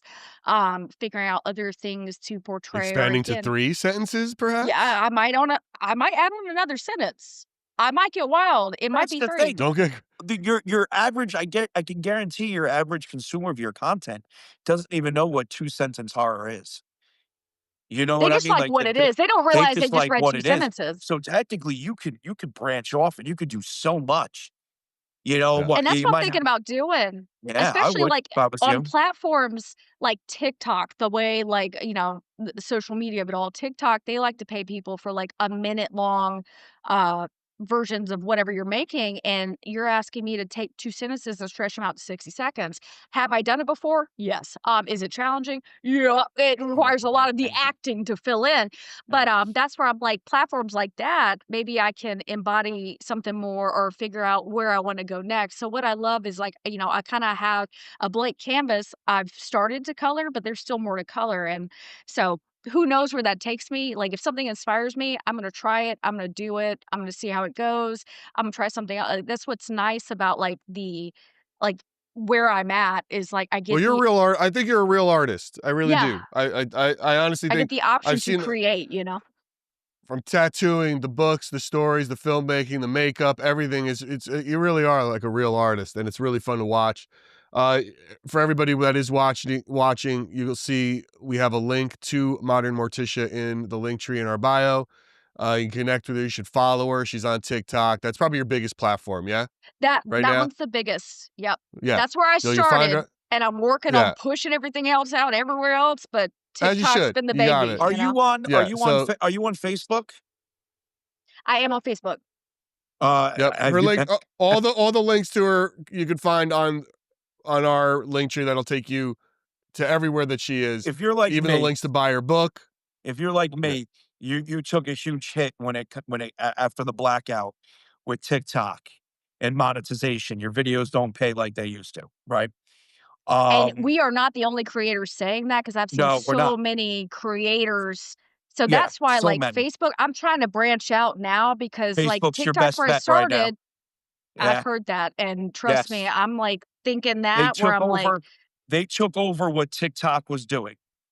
can you That's believe exactly what we they did. all left Facebook to go find bigger things and we're heading back to Facebook? No, Yeah. I'm right there with you. I've already had the last few days. I'm like, I cannot believe y'all gonna drag me back to Facebook. But you know what? You're not wrong, and I've seen so many creators talking about that. So Yeah, yeah. I'm trying. It's I'm working on that now. yeah, it was all because all the advertisers left with the blackout. That 3 days is all it's still and they still haven't recovered. Yeah. If it wasn't for their live platform, going live, That's they were, also why we yeah, talked about that earlier. Me going live, I'm like, I might as well get what I can get out of it because sometimes, especially my content used to be more consistent number wise, but you can tell because it's so just here or here. Like it's so yeah, yeah, inconsistent. yeah. It's hard to read it. It's hard to No. read how things are going to go. You know? Yeah, you never know. You never know. You just put it out there and and so and what's wild too is like your audience, right? You Yeah, know when you make something, when it's done, that final product, you go, this is great. They're gonna love this. And then you put it out there and it and they don't nothing see it, happens. so they can't love it. You know? Exactly. Exactly. And it's like, wait a minute, like it's very weird. It definitely changed. Ugh. Yeah, yeah. Crazy. So crazy. I'm So glad to hear you say that because I've been so experiencing that too. yeah. So. When you stream, you only stream on TikTok when you're live? Right now, Okay. I'm trying to do the thing where it's like, "Hey, I do stream. Hello, this is me." And then if I can eventually branch it out, I'm gonna try to carry people with me. But the idea of starting somewhere brand new instead of just working with where I'm at and then being like, "Hey, let's move over here." So where I'm at in the process of like streaming, again, I'm just like gaming and being It's casual very with it. hard. It's very Right. hard to So get I'm like, people to let me switch do what I'm platforms. doing with the platform I have so y'all know that I do this. And then if you're into it and you're here, let's move it over here eventually. So that's where I'm at in my process of that, if you There will. there's So there's things you can do where you can be there at all at the same time. You know what I mean? Yeah. And sort of yeah, build. You almost have to build it by itself because right. people are not they just won't. A very very small few will say, Your "Okay, I'm best going to bet, switch over from TikTok to YouTube." yeah, your You best just got bet to is Right. build up to YouTube. stream on the platform and start fresh and build new and, keep Yeah. it, and if they wanna you can let them Right. know, "Hey, I'm over here too," and if they wanna jump across, they can, but it's very weird, and me and Gary have I talked mean, about it too. Yeah. It's just people listen, are I so I stuck was on, what they like. listen, I was a TV producer, right? So I worked in, I was a development executive for 25 years, and it was when it all started, before people before there was a creator economy that was really understood. We would always try to build a show around a YouTuber, right? Wow, this guy's got 10 million followers, and you try to make a show with them, and it would bomb, and no one watched it. You couldn't get their audience, didn't care that they now were on TV. Why am I going to go to TV? I watch them right here. They would not go, and it is a very hard jump, and very few people can Because do it to you go really are from trying to one take and people forget it. And out of their comfort that's zone. a TV. Mhm. Yeah. Say that again. Say that again. I Sorry. said, like, if people are comfortable on TikTok, and again, you get Yeah. the people that scroll religiously, and I'm like, hey, come over here. It's like, hey, I like you, but this isn't my platform, you know? Yeah. So it's like, I get that entirely. So that's why I'm like, well, since we're all here, if you like it or not, we're here. We're in the same room, if you will. So that's why, like, I was like, let me just build here. And then eventually, if we need to move somewhere else, cool. But, this is more, I'm in the process of introducing myself as what I'm If doing. our if look, don't take advice from me, but from John, you should when it comes to social media because he is building it. I mean, he went literally on Instagram recently from what was it, 2,000 followers to 200,000 in probably 36 hours. Hell yeah. That's not a joke. Yeah, That's not a No, joke. that's awesome. I When love to the hear moment he that. started to focus on it, yeah. but it's a simultaneous focus, right? So it's like it's not I'm gonna move here and do it. He's doing it all at once. Like right now, I'm streaming on 3 different platforms. Yeah. It's you have to The try to build multi-stream of it each all. one. You're not wrong. I tell you what, the only reason I'm not doing that is because, like, technology-wise, I've gotten to a point where I can functionally stream. Like, look, I got this microphone, I got these headphones, I got this camera. I figured that part out. We still have more to learn and figure out. Listen, So I'm going I to get have there at faith some in point. all this thing. Use Let me your tell you this. children. Use your Use your children. children. Yeah. They are They're probably so smart. they're so probably technologically savvy. I It's not know. even funny. I had My to. kid knows I Yeah. how had to to use use my kids for OBS. I Twitch. don't. You know, Yeah, you're not wrong. they set all that up for me because I'm gonna start. Especially, they just got me sick the last week. The least they could do is help me set up Uh, my stream. germ I bag. have no They're such doubt germ that you'll bags. figure this out, and then you'll create your corner of each of these platforms without a question. Like I said, I think you're a true artist. You got a really great niche. You're very fun to watch. You're stunning. You're smart. I think it's going to be fun to keep watching what you do next. And your And content we Thank you is so really unique. much. appreciate. It's Yeah, so it's Thank super unique. you. unique. It's so I can I say the love same it. about you. I Thank love you. it. Yeah, it's great. Well, thank you so much. Yeah. Thank you so much for being with us today. I really appreciate you. Of Yeah, course, thank you thank for you. This was having great. me. So And keep your browser window open. We're going to say goodbye to you now until it I was says gonna upload say, I was complete. like, I read the email. How do I do it correctly? Just leave Yeah. the Just browser leave it open? open. It'll All say right. upload complete when it's done, but I thank you see it. so much, Morticia. Okay. I appreciate you. Thank you Thank so you. much. Y'all have a good night. Thank you for having me. You too. Of course. All right, bye, y'all. Bye. How do I? This is the awkward time of all This is where video conferences I'm where you just gonna say start goodbye and you're dancing, looking for you the know? button. Start shadow I'll talk to you dancing. later. She was super fun, man. Yeah. Really great. Yeah. It's Really cool. interesting. It's such a. I'm sorry, everybody. It's gotta. I'm sorry I missed the beginning of it. I was dealing with this nightmare of the Breck estate. Dude, That's all insane. right. You didn't miss much. Yeah, insane. Well, I actually, it was funny. Apparently, I heard, you guys were talking about her military background, and I heard, a couple of things because I had it going. Well, I'm literally saying, dude, I had one phone. I'm posting videos in one hand with one phone. I have the live going up against an old paint can, right? And I'm literally eating a slice of fucking pizza, looking at the guy working on the boiler, and I'm going, man, why the fuck do I have to stand here while you do this? Like, right. why? Like, what are you gonna steal in here? What are you gonna take in here that they don't want you left alone? The dust, the spirits, the asbestos? What? Like, what are you gonna take that I can't, leave? It's hilarious. But hey, listen. But you didn't miss much, and she's great. I mean, she's super fun. It's good to have I love having a guest like that, and she really does do a lot of different things that are all really interesting. Yeah. And I hope it's. I mean, she is succeeding, and I hope she continues to succeed. I would definitely follow her, and I want to point Yeah. out real quick. Where is it? Jared Balloon. Appreciate you during this podcast. You sending out 5 memberships to the Splintered Spirit Society. Wow, thank you Really guys. appreciate Yes, I didn't that. see that. We weren't able to shout you out during it, but now I'm doing it. Thank you so much. John, That thank is you so for doing awesome. that. Yep. And Yes, I'm not also, looking at the chat, so I appreciate you guys very much. And I hear what you're saying. Apparently, John, the ads were going bananas. But the ads So I got to figure that how out. often are they running? Are they running like? There's someone saying like every 5 to 7 minutes, Well, which that's is that's an nuts issue. for a That's an lot. issue. But there will be So ads I'll from time to time. But we'll get that fixed. But we will have ads from time to time. Yeah. It's just But the 5 to nature 10, of the beast. every 5 minutes is not something that I set. So I will, the next That's a live, live I'll setting. figure out how to stop That's a that. live setting. We could, Is we it? could take, All right. we could take care of that. We'll figure that out. Yeah. For sure. So thank you for the heads up on that. I had no idea. But anyway, man, that was a Jared, good one. appreciate that. Fun. He subscribed as well. Thank you, Jared. You're awesome. Jared, thank you. So I said, John, we've got a couple good episodes coming up. We're playing with the schedule. So we might have Mark Marinaccio on Tuesday. Okay. Brand new episode. The executive producer from Ghost Hunters. Yep. Executive producer, not executive producer from Ghost Hunters, a producer on Ghost Hunters, original season. And then he was the executive producer, showrunner for Skinwalker Ranch. Which is really fascinating stuff. For those into that sort of angle of this paranormal trip we're on. Yeah, And how he what a produces great it. interview that was. He was just Mark's a very believer too. He's a informative. hardcore believer. Yeah, he's very informative, very just like to the point. You guys are really gonna enjoy it.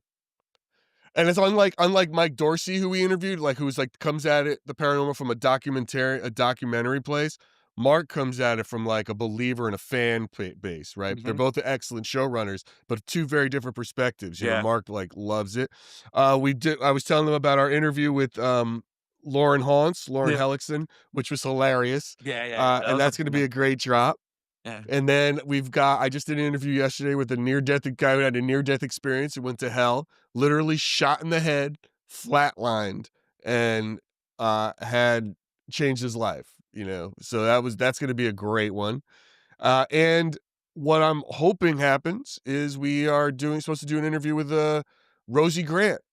We're doing that, which will hopefully we'll drop that right before Thanksgiving. Rosie Grant wrote the book To Die For. John, she might be the only woman who loves headstones as much as you do, because she wrote a book for a cookbook based on people who put their favorite recipes engraved on their headstones, tombstone. which I've never come across.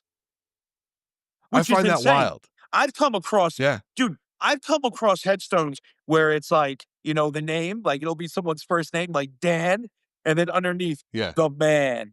And we're going back to the 1800s. Yeah, that's funny. Like somebody literally Right. didn't put their last name on the headstone. Literally, his name was Dan, and all it says is Dan, Right. the man. Dan the man. But never Right. a recipe. So that's going to be very interesting. She's super cool. Again, look, when you're talking about spirit communication, what better way to talk to the dead or have them still talk to you than through your stomach? Yeah, I guess. it's true. But Especially a guy like me, she discovered this whole thing, and then she realized that other people do it, and she traveled, I think, around the country. I got to find out about it. And then she put a book together with all these recipes, and then she does things where she goes to the families and like talks about aunt so-and-so or grandma's this, and they make it together. I mean, it's absolutely that's genius. cool. Yeah. It's such a genius idea. It's a best-selling book. She's doing the circuit. Like, she was just on Kelly Clarkson, and now she's coming down to Splintered Spirits. But God love her for doing it for us. Wait, I mean, Kelly Clarkson, the singer? Yeah, she did the talk show. She promoted the book I on didn't even there. know she had a talk show. I had no idea she had a talk show. Oh, dude, it's like one of the biggest talk shows out there, dude. Is it really? Kelly Clarkson's huge. Yeah. Wow. Yeah. That was the American Idol. She was one of the American Idol winners. Yeah, she was the first. Right? She was the first American Idol. She was the first American Idol. She's a Idol. monster talent. Yeah. And then she has a talk show that's a huge hit. Wow. Huh. Cool. But that's it for today, guys. Thank you so much. Everyone on Insta, Facebook, YouTube. We appreciate you. Again, special big shout out to Jared. Appreciate you for that. Thank you for that support. Jared, thank you, man. That is so great. So great.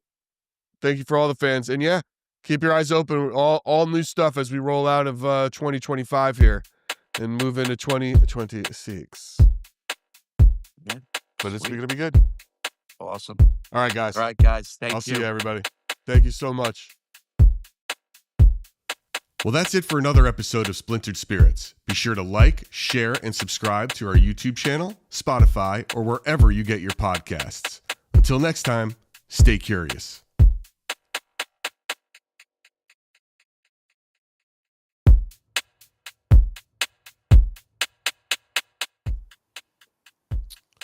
Oh, there you have it, my friends. We are live. Oh, we're live. We are. This is like, we're live. We're just getting started. Let's see who jumps into the mix. Who's jumping? Who's jumping in? Who's jumping in? Dive in feet first, yo. You'll get used to the water real quick. We promise. People jump in. Oh, yeah, we're live, and we're live. Yeah. Welcome, TikTok. Welcome, YT. Welcome, Insta. Welcome, Facebook. All of yous. All yous from all over. All of yous. You are all here. Welcome, welcome, welcome to Splintered Spirits. Let's give them a minute. We'll chat. How's your day going so far? How's the weather over there? Rainy. Oh, really? Just rainy. Yeah, it's just rainy. The past 3 days have just been in and out rain. Like, yeah. I try to make the best of it, Try to make the best of it. So, having a little fun here. We had a little fun last night, the night before.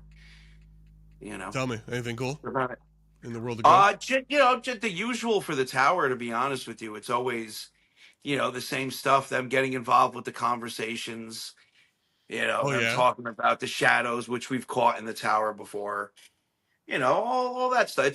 It's pretty consistent, that Sam, the entity Sam. Oh yeah, sure. That was acting up a little bit. Well, that and I do, every now and then I like to do the stupid things. Hello, Alexis. Hello, Miss Tennessee. Go ahead, John. I'm just gonna say hello. Yeah, keep going. Yeah, the stupid things, So the things I shouldn't do.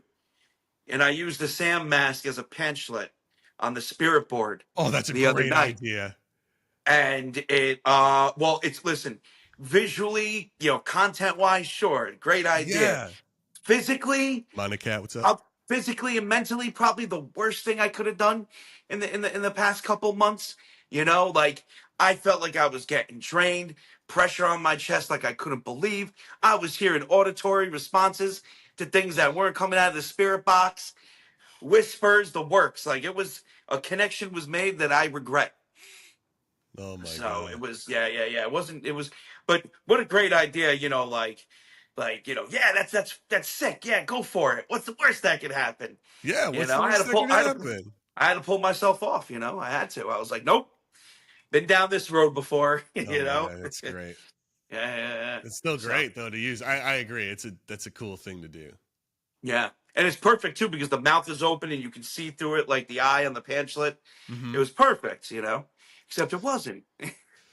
How many people on this chat have listened to our past life regression episode?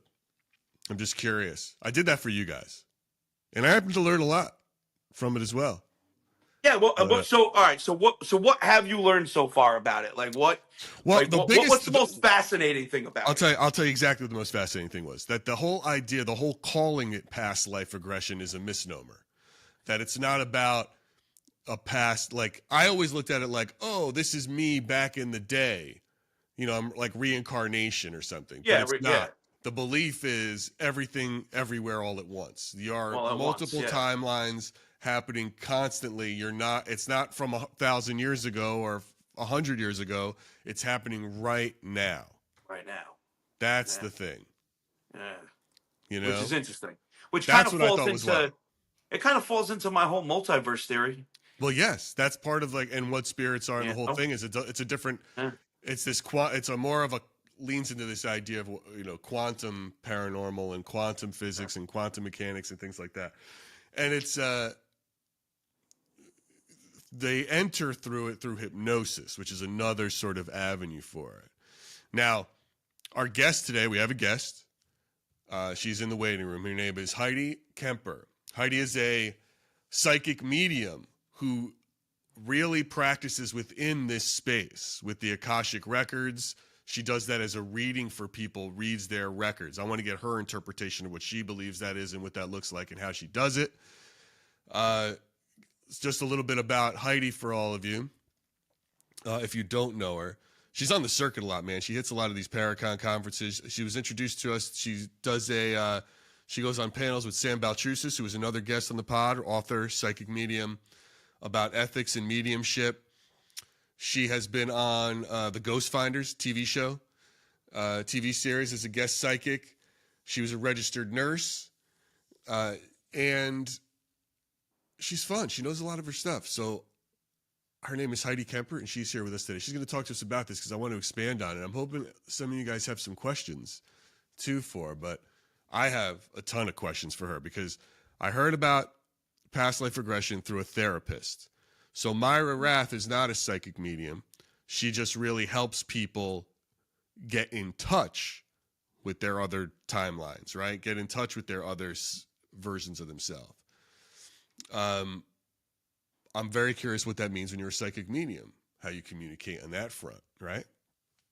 Yeah. Seems like a whole other bag. So let's a whole other, yeah, definitely. A whole Right? other soup base. Yeah. So all right, let's get Heidi in here and have her join in, and we'll talk. We'll talk to her. Let's see what's up. Hello. Hi. Hi, Heidi. How are ya? Welcome. Very good. How are you? For some reason. Good. Wonderful. Okay. Awesome. Well, thank you so much for coming on the podcast tonight. We really appreciate it. Yes, very much so. Yeah, happy to be here. Thank you. Let me just make a quick adjustment so I can see you better. Okay. Heidi, thank you so much. Yeah. How's your day? You've been doing a lot of travel lately. Is that for fun or for work?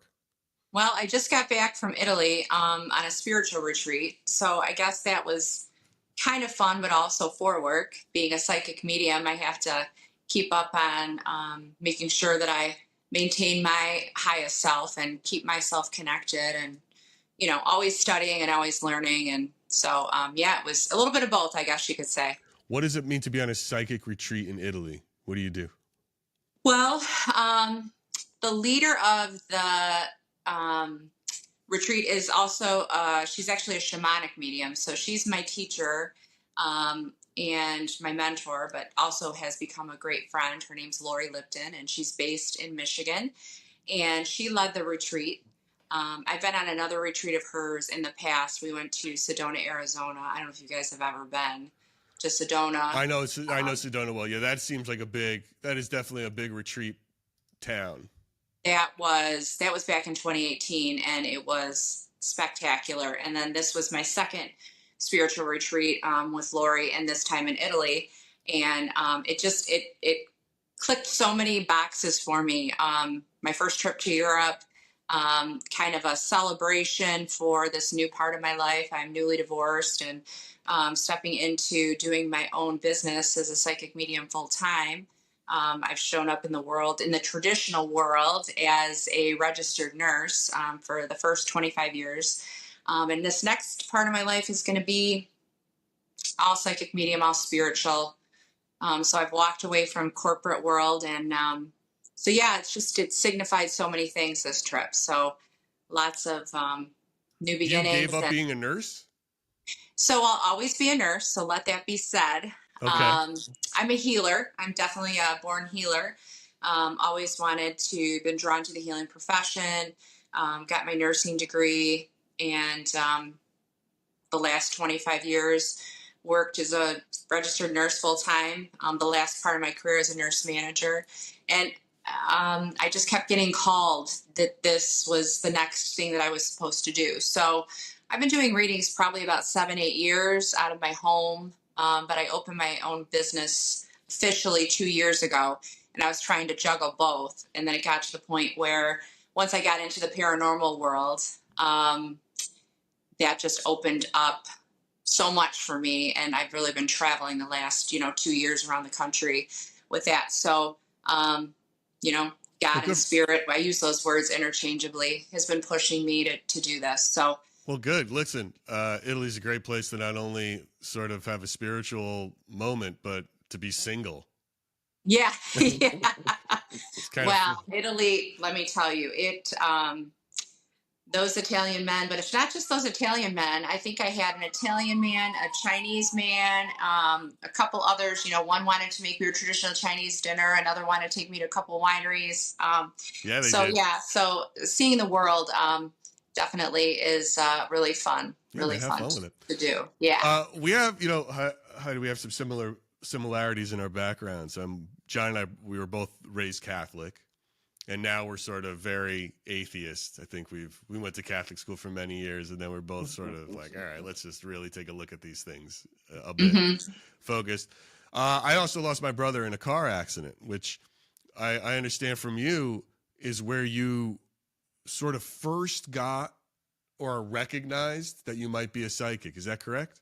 Yes. So, so you did your research. So I like that. I was 20. My brother was 19, and he passed away in a car accident. Him and 3 of his fraternity brothers were coming home from South Padre Island back in March of 1996, and the driver fell asleep at the wheel and lost control of the car, and 3 of the 4 guys passed, including my brother.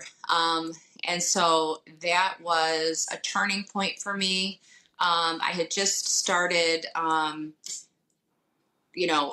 learning tarot. I just learned tarot and was learning horoscopes and starting kind of my spiritual journey then before he passed. And after he passed, things started to open up. And even then, it's so funny because since 2013 is when I really started like owning who I am, owning the fact that I'm a psychic medium and not, kind of keeping it a secret. And even still, it took me even really longer to really put myself out there. But looking back on my life retrospectively, I've always been a medium. The first year after my brother passed away, he came and visited me in dreams. Like once a month or so, he'd come and do dream visits and would tell me and give me messages to tell my parents, my brother, his friends, his fraternity brothers. And so, retrospectively looking back, I've always had this gift. I just didn't know what it was. There wasn't a name for it.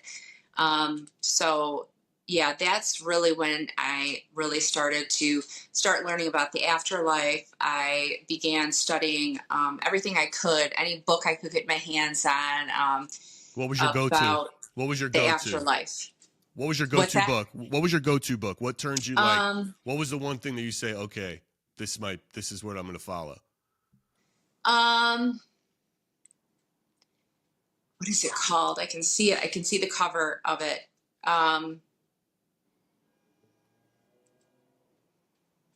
Well, one of the books I absolutely loved of all time was Sylvia Browne's book, Past Lives, Future Healing, which I think you talked about past lives and past life regression. Maybe we touched Yeah. topic I'm on very. that. We're going to get into all that because I'm really curious. It's yeah, for sure. that's another book that I just absolutely adored. But the other one, it was basically like Hello from Heaven or like Love Never Dies. I think it might have been called Love Never Dies. Okay, so I don't want to misquote, but I think that was the name of the book.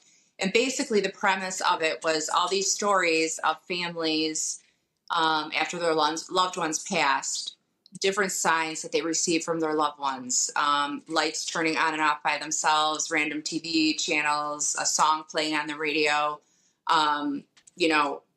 stories like that of the afterlife. And things happened after my brother passed, that you just couldn't explain. There was no explanation for it. So that's when I really started to study the afterlife and what it meant to have past lives and what it meant to access somebody's Akashic records. As a psychic, I access everybody's Akashic records, their book of life, and understanding. All right, so I want to ask you this on that for sure, and it's because first of all, when my brother died, I got a midlife crisis, and when your brother died, you got like superpowers. It sounds like, which is amazing. I'm sorry about your brother. How long ago did he pass? Like 10. How long ago was that? Like 10 years ago, right? I mean, I went through a midlife crisis when it happened. Funny. She gets this, she gets to like talk. She gets superpowers. What is it? What else would you call it? I mean, I guess you could call it that. Yeah. I mean, I didn't, so I get shit. But so what I'm fascinated by because it sounds like the books you're reading and with your nursing background that you really want to use your gifts to help people. Is that are you primarily doing that in your practice? Is it a lot of grief counseling or healing or? Yeah. Or your clients, people who just want to like solve a problem of their own, not going through some loss? I get a little bit of both. Okay. Believe it or not, not everybody wants to make a connection with somebody who's passed. There's a lot of people that haven't even really had anybody close to them pass. It's not always that. Sometimes it is just insight about their life, like career or love. Love and career are probably my two number one questions, sure, other than they want to make a connection with somebody. But to answer your question, yes, that is my goal. My life purpose is to use my gifts. I believe if you have a gift that you should use it and you should share it with the world. And I use it in a way that my intention is to help other people and to bring healing. So I am truly a healer. When I give my readings, it's beautiful because I can see healing happening in the moment. So I can have a client come in and I can read their energy as they sit down with me, and I can see the transformation and the healing happen right in front of me. And it's such an honor to be able to hold a sacred space for somebody going through that, but also to, it's humbling to be the channel of the information coming through and to witness the degree of love and the degree of humanity, to be there in those really intimate moments with people. It's such an honor to serve in that way. So, traditionally the first part of my life was healing as a nurse and being a healer in that way. But this next part is, utilizing my God-given gifts.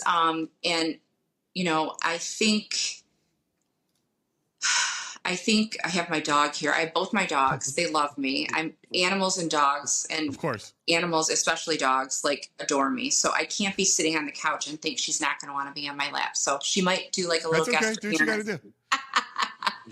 So I hope that John's cat might jump on his back in a minute. Yeah. My cat, my app up here. What does that look and feel like to you when when you're witnessing this process of healing for somebody you're helping?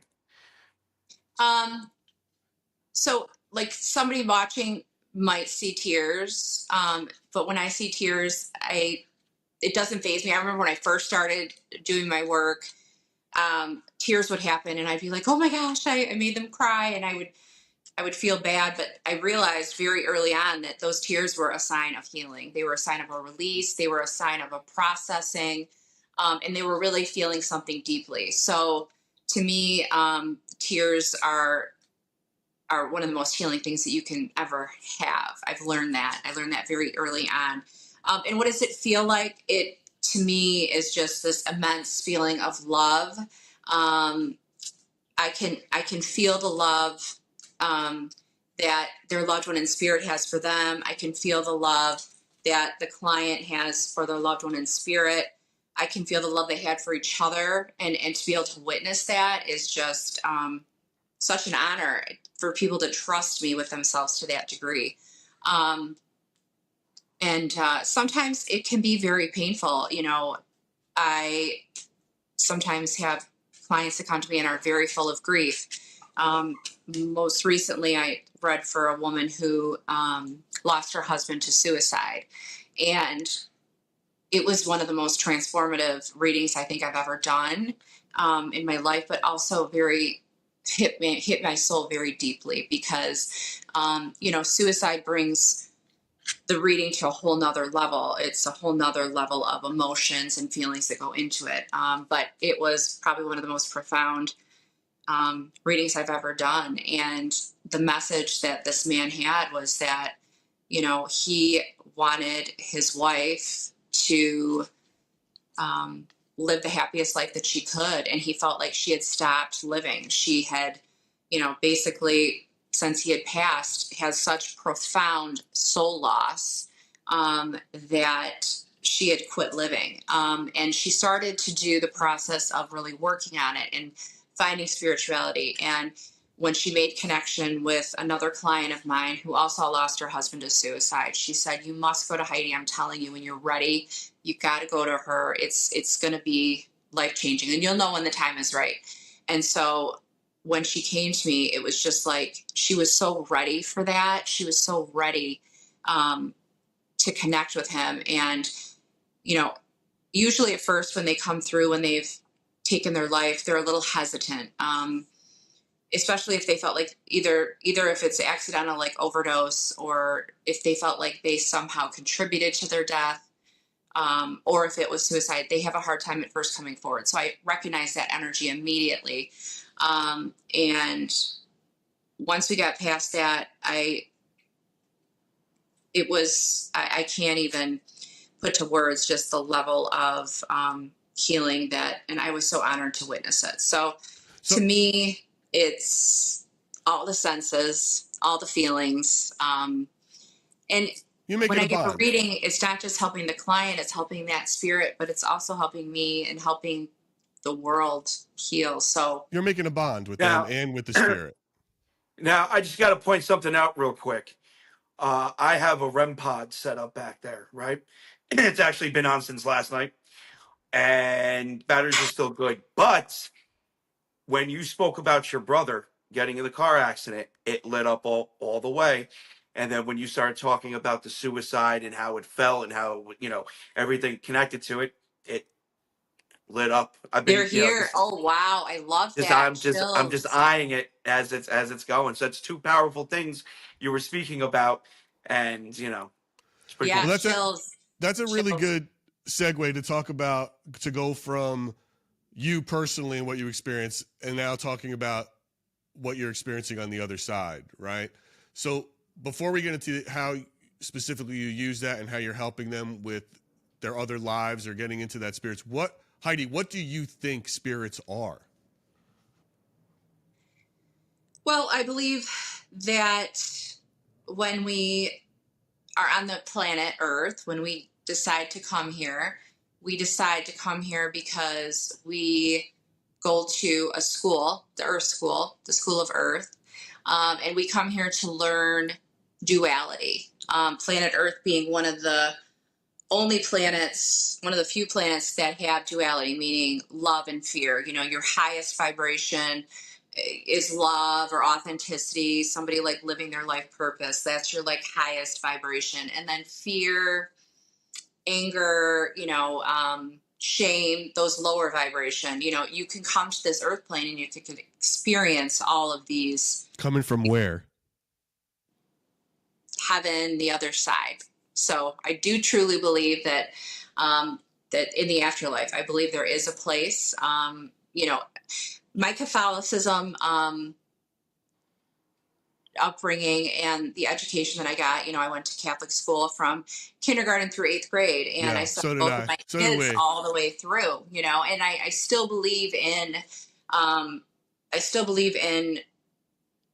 most of the things that I learned in Catholicism. When it comes to some of the other things, as far as, gay marriage or abortion and things like that, I'm not as black and white. As I grew up and I started to because it's learn nuts. my way. They're nuts. It's cool. You could say it. You could be, they're crazy.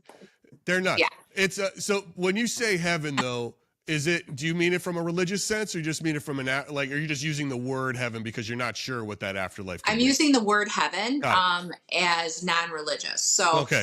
I'm now at the point where, yes, I was born and raised Catholic.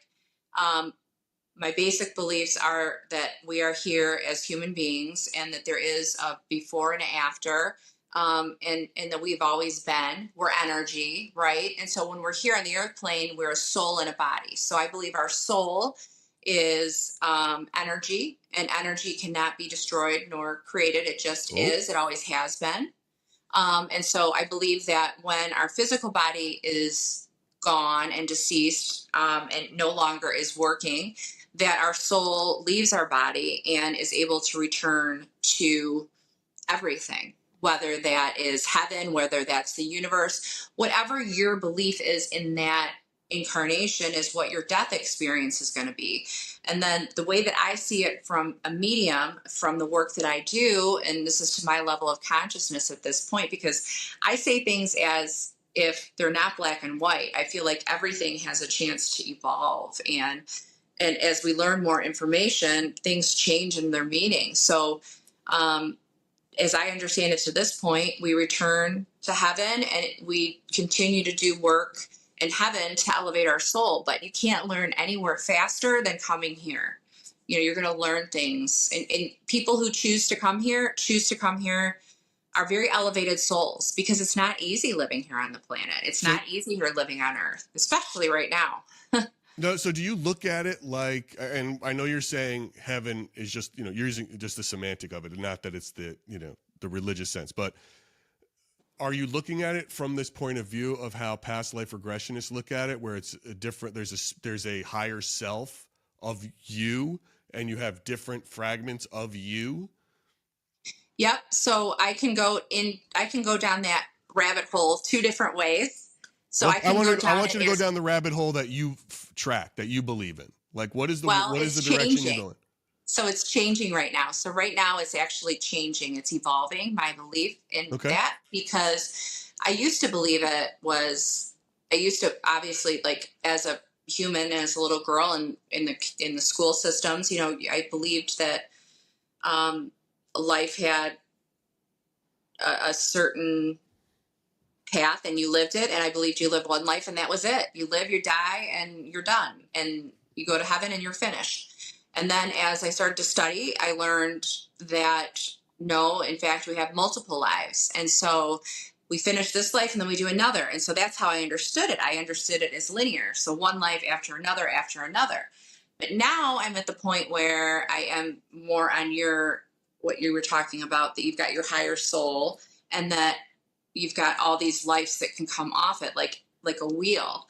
And there's so many different possibilities and so many different ways of getting there, because we do have free will. So yes, before we're born, we come up with a life plan. We say, in this lifetime, I'm going to be a healer, and I'm going to help people understand the afterlife, and I'm going to help people live their best life by giving them a picture of their blueprint in their life and what their possible, choices are going to be. I believe that we have free will. And so when we come here, we've got these main characteristics to work with, but really there's so many limitless possibilities of what that looks like. So now I'm believing that we're living all of our lives simultaneously.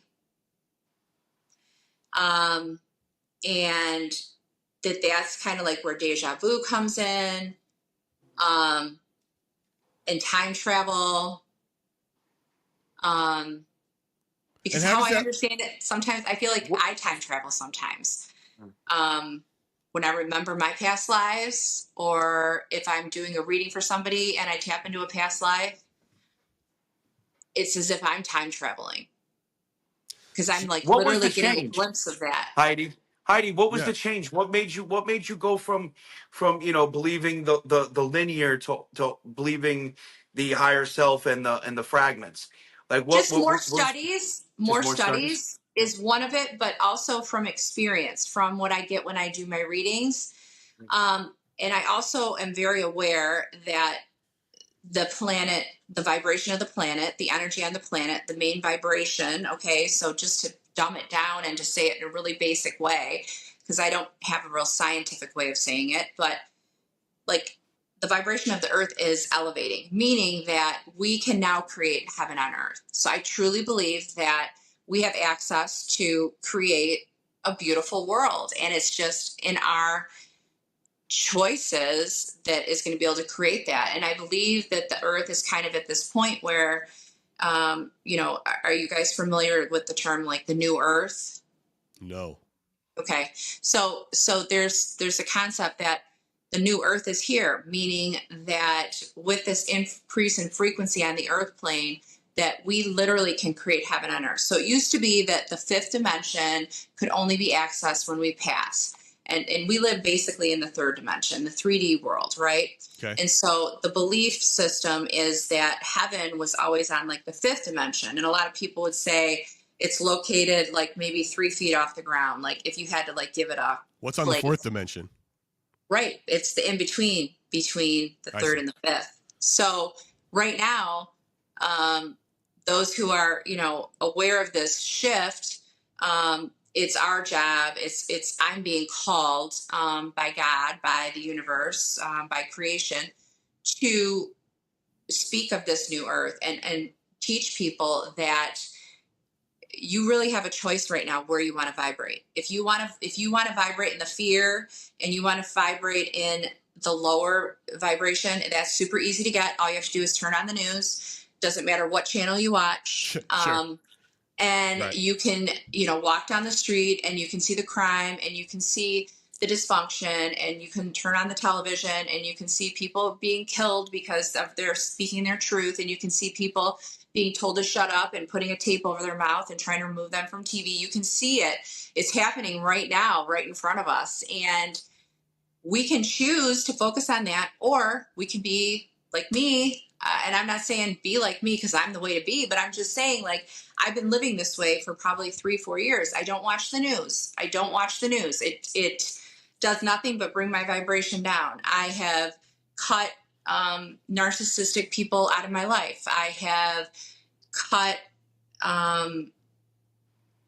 Well, yeah, man, you just went to Italy. You're going you're Stella getting her groove back. I mean, that's really, it's good for you. Heidi, First listen, of all, I don't blame you on that one bit. You turn on the news and it's like 10 p.m. We're all gonna die. Yeah, it's the worst. Exactly. And they live and they thrive off of that. And it's very sad because journalism has a very important role in our world. And if we give our power away to either a church that's telling us we're living in I believe in just being good humans. I don't care what your religion is. I don't care what your political party affiliation is. To me, it's just being a good human, because we have more in common than we have different. And let me ask you this, Heidi. So just on a practical basis with your clients, with this belief that you have, how does that apply? How do you apply what you call soul retrieval to Akashic record readings to help somebody put the pieces back together? I might be using the wrong terminology here, but what is it? How do you practically get them to that place, or hopefully to get back to a place of being happy or their frequencies up? How do these things work together? Yeah, I love how you said that, put the pieces back together, because that is essentially what I feel my purpose is, to help people kind of ground themselves and get themselves to a place where they feel empowered to face their life, because sometimes life can really suck and it can be really overwhelming, and we can lose people, and bad things happen to good people. Bad things happen to good people all the time. So that is my role, as far as. So what goes first? Do you go to the Akashic records first, figure out what's going on, and then it's a soul retrieval bit? Walk me through those steps. Yeah. So soul retrieval is a healing modality that has been used for thousands of years, like BC, like forever, since we lived in tribes. So every tribe, we used to live in tribes. That's how we lived. We didn't have the Industrial Revolution kind of changed a lot of the spiritual practices, and we got out of living in tribes and in community, and we started to live in our own homes, and we started to join churches and religions where soul retrieval is no longer. So soul retrieval is something that has been around, and the shamans were the ones that people would go to for healing. And so they'd lose their cow. Their cow would die. They would lose their way of making a living. They'd go to the shaman within 3 days of this happening. They would get a soul retrieval, and they would become whole again. Their child would die. They would, have an accident and maybe break a leg. Anything that happened to the soul, the spirit, the body, they would go to the shaman within 3 days, and they'd have a soul retrieval. And that's just how it was. And people lived in community, and they would go and they'd witness the shaman healing people. And then we started living separately, and the shamans were told to go away, and the religions took over, and we quit doing it. And so for lifetimes, people are going without these soul retrievals, without these healings. And so soul retrieval is a healing modality that I learned about 7-8 years ago. I went through an intuitive practitioner certification program with my teacher, Lori Lipton, who I talked about earlier.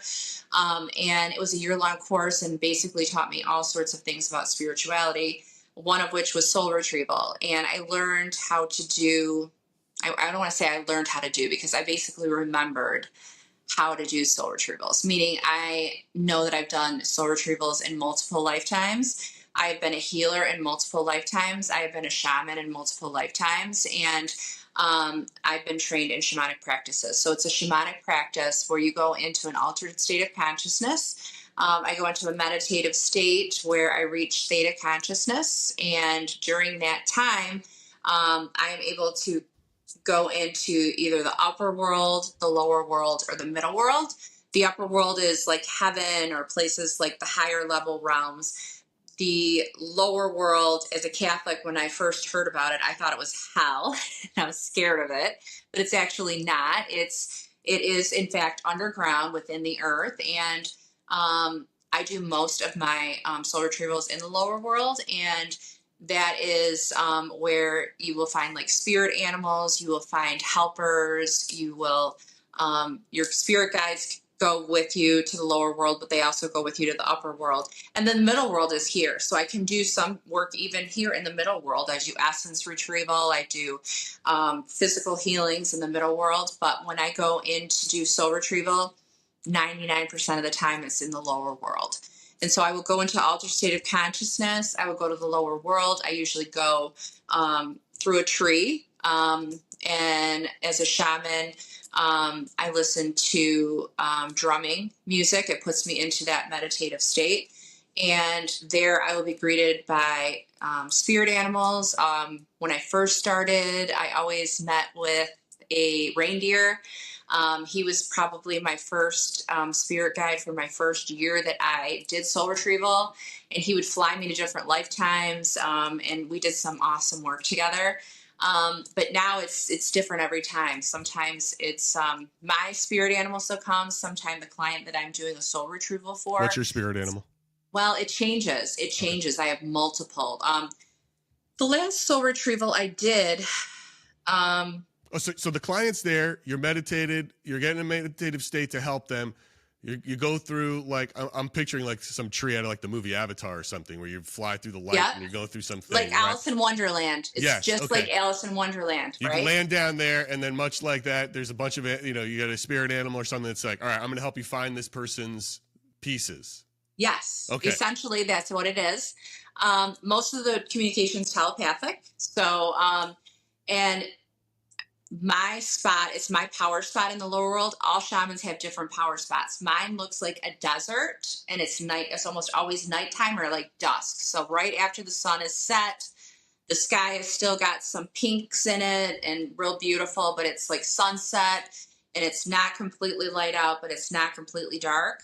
And to be a shaman is basically to be able to walk in two worlds. So my physical body's here, and I'm here having a world experience, earth experience here, but my soul is traveling to the lower world as I'm in this meditative state. So I've got a foot in both worlds, basically. And then what they'll do is they'll take me either to a time in this lifetime where they've had a soul loss, or past lifetimes. And 9 times out of 10, I want to say most of the time, I go to past lives. People have a lot of work to do because they've lived multiple lives without soul retrieval. And so they come in with a lot of stuff, and then they experience other traumas while they're here. So are you collecting then the pieces of trauma or the happy pieces? I'm collecting the pieces that fragmented off during a very stressful time.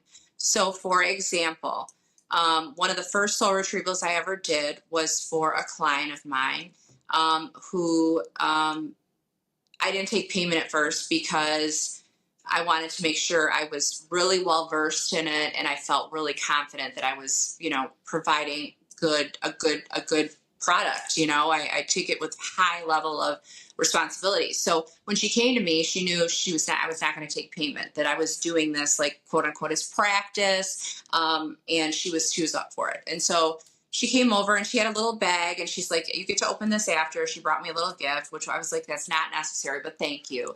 And so I go in and I go to the lower world, and I'm greeted by her spirit animal, and we quickly traveled to the middle world, to this lifetime. So it was a trauma that she had in this lifetime. And they took me to a bedroom. It felt like it was like in Texas or somewhere down south. I was in a little girl's bedroom, and I was like, I think it was your bedroom, and you were the little girl, and you were hidden underneath your bed.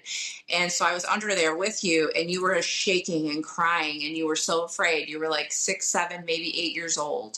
And you were so afraid that you were shaking, and all we could hear was yelling and screaming. And there were police cars outside, and there were sirens, and there was a lot of yelling and screaming, and you were so afraid. And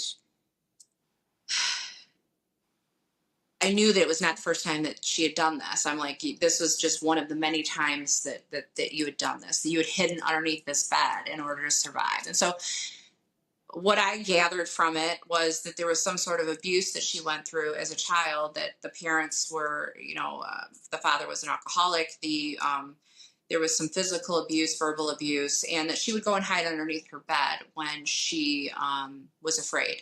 And this particular day, a part of her soul fragmented off. So when something's so traumatic, sometimes people's soul, it's just so overwhelming that a part of themselves will fragment off to protect themselves, to not have to feel that pain. And that little part of herself fragmented off. And, very well could have been multiple times she had fragmented pieces, but that's where they were. They were hidden underneath the bed, over by one of the legs of the bed, and these little parts were there. And I see them like as energy.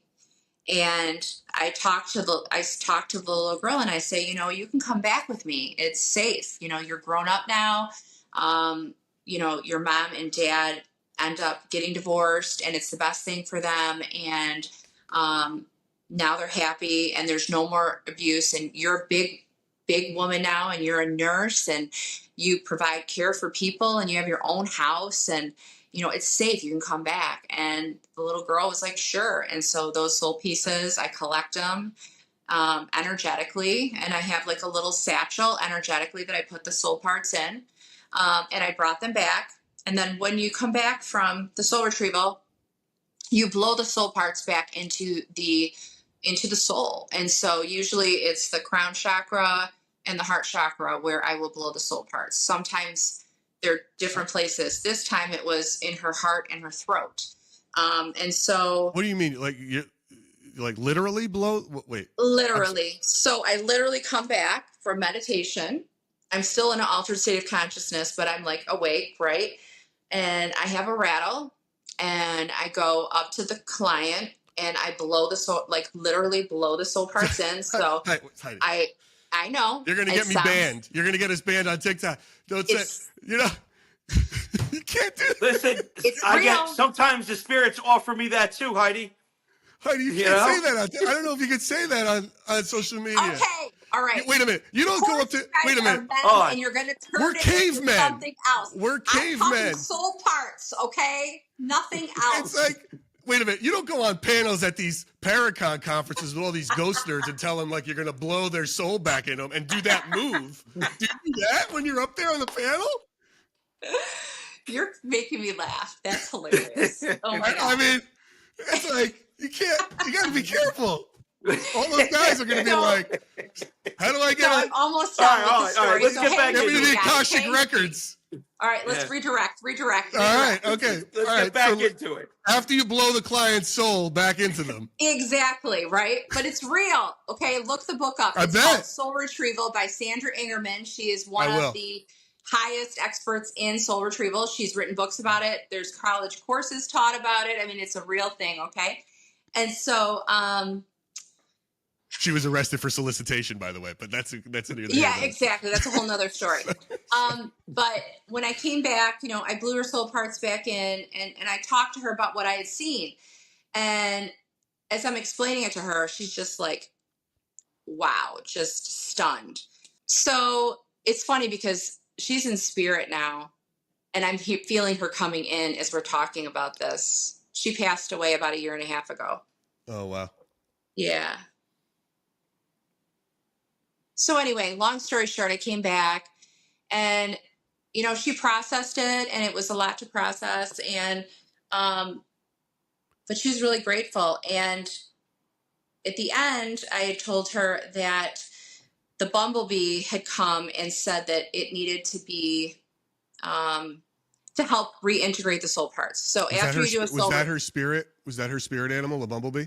Well, it was one of them. I don't remember what her spirit animal was, to be honest, but, actually I think it probably was my reindeer because it was when I was first doing soul retrieval. So my reindeer had came and got me and we went, that's what it was. But, the bumblebee, after you do a soul retrieval, spirit will give you a, totem to help welcome the soul parts back in.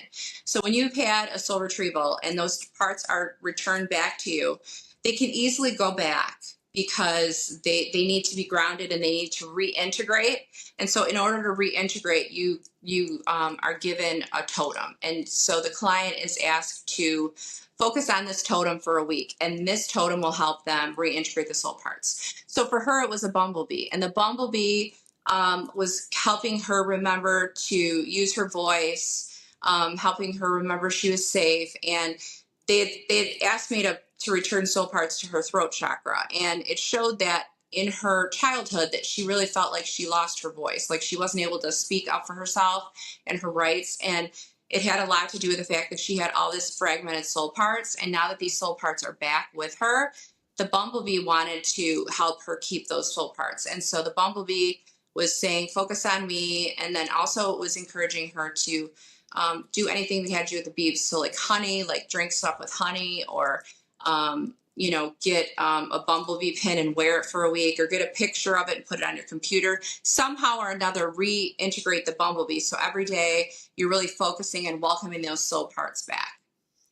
And so I'm explaining this to her, and she's like, okay, so we're done. And she's like, all right, well, I want you to open your gift. She goes, you're not going to believe your gift. And I'm like, okay. So I open up my gift, and it's a mug, a pink mug, a big one that is it's my favorite mug to this day. And it said love on it, LOVE. And then inside of the mug were all these different teas. And then what was right next to it but a jar of honey. Wow. And it was That's wild when that stuff happens. That is wild. And it was local. It was local honey. She had gotten it at the flea market earlier that morning. And it was like synchronicities like that. Like, you can't make this stuff up. Like, it's real. And I love to share that story because it really explains what soul retrieval is, how powerful it is. And no, I love it. That was a wonderful story. It really was. And it shows when you make a connection like that. That's part of the reason why we do this podcast. It is a great story because when you see, look, the whole thing about this is trying to get different perspectives on what spirits are. And when you're telling me this is how you have connected with someone's a version of themselves, really, in a spirit sort of way. Now, how does that tie in to the Akashic Records? I've heard of them. When I think of the Akashic Records, is the way I've learned it, is like some giant library, like the Library of Congress, where it's like, here is everything. But how do you see it? How do you visualize it? So I've traveled there in meditation multiple times, and really every time I do a reading, I essentially am going there. But it's not. It's like when I do a reading, it's like I go into that altered state of consciousness, and I'm just there. So I don't travel there anymore. Like I just go there. It's like an instant transport. I've been there enough times that I just have like a free pass, and it's like, it's the fast pass to get to Akashic Records because I go there so much. No kidding. You're right. You've got like frequent flyer miles. At Disney, you get like the fast pass. Sure. You have to wait in line. Yeah. But the Akashic Records is very much that. I see it as like a big library. And it's, when you walk in, it's like miles and miles and miles and miles and like forever. And there's bookshelves. And then as you walk down the aisles, like there's little coves, little alcoves that go off of the main hallway. And so like my Akashic Records, when you go to mine, it's like this beautiful room, and it's my grandma's usually there, guarding them. Hi, John.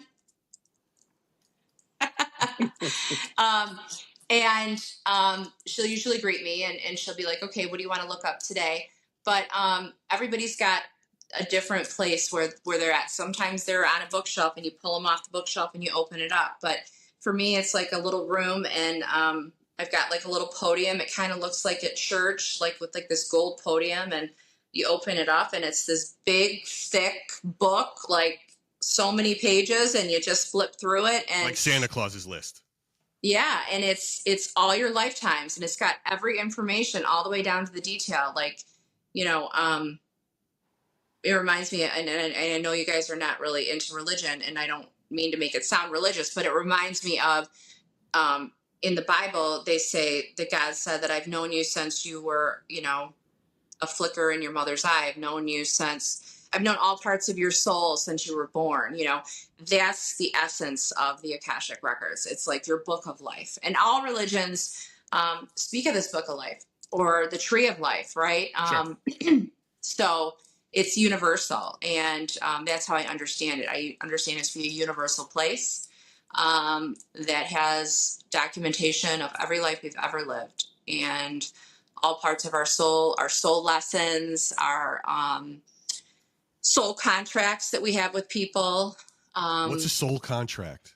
What does that mean? So soul contract is, before you're born, you agree with your guardian angels and spirit guides and the council, because there's a council that counsels every soul before they're born. They come up with what their life's going to be. And they're, okay, for me, it was, okay, I'm going to be a girl. My name's going to be Heidi. I'm going to have blonde hair and blue eyes. I'm going to have 2 children. I'm going to have 1 daughter that never made it to Earth, but I'm going to have her. And I'm going to marry, a man named Matt. We're going to be married for 25 years.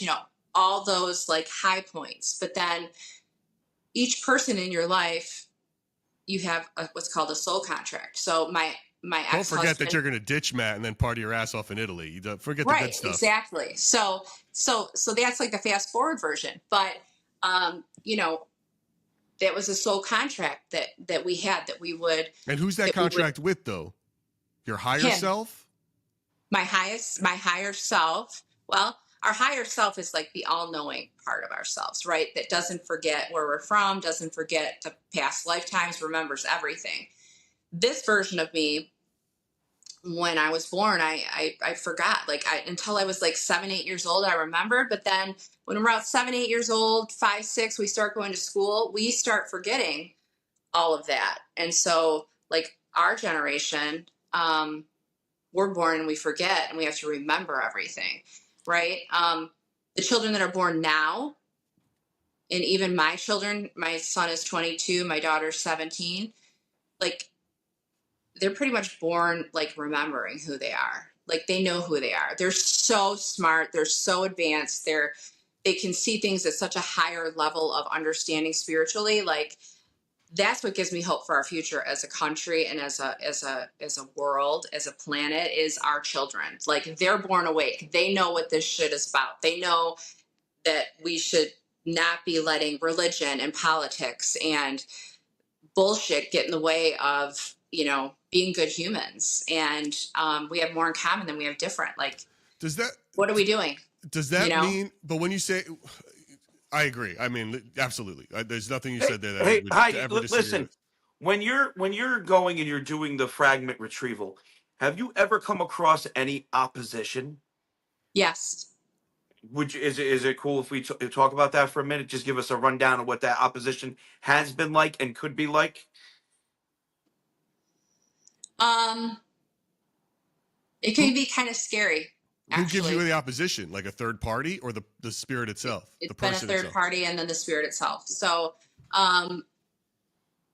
sometimes people are trapped by other souls. That's pretty rare, but I have come across that. I haven't ever read for somebody in that aspect, but I picked up on the energy of that. Like drug addicts, like people that, like heroin addicts, and this is not being said in judgment at all, but I'm talking like people that are vibrating at a very low level, meaning, you know, there's a lot of shame. There's a lot of addiction. And when you have addiction to alcohol, to drugs, you know, you create energetic holes in your energetic field. And that allows entities or really anything to kind of come into your system. And so you open yourself up to that.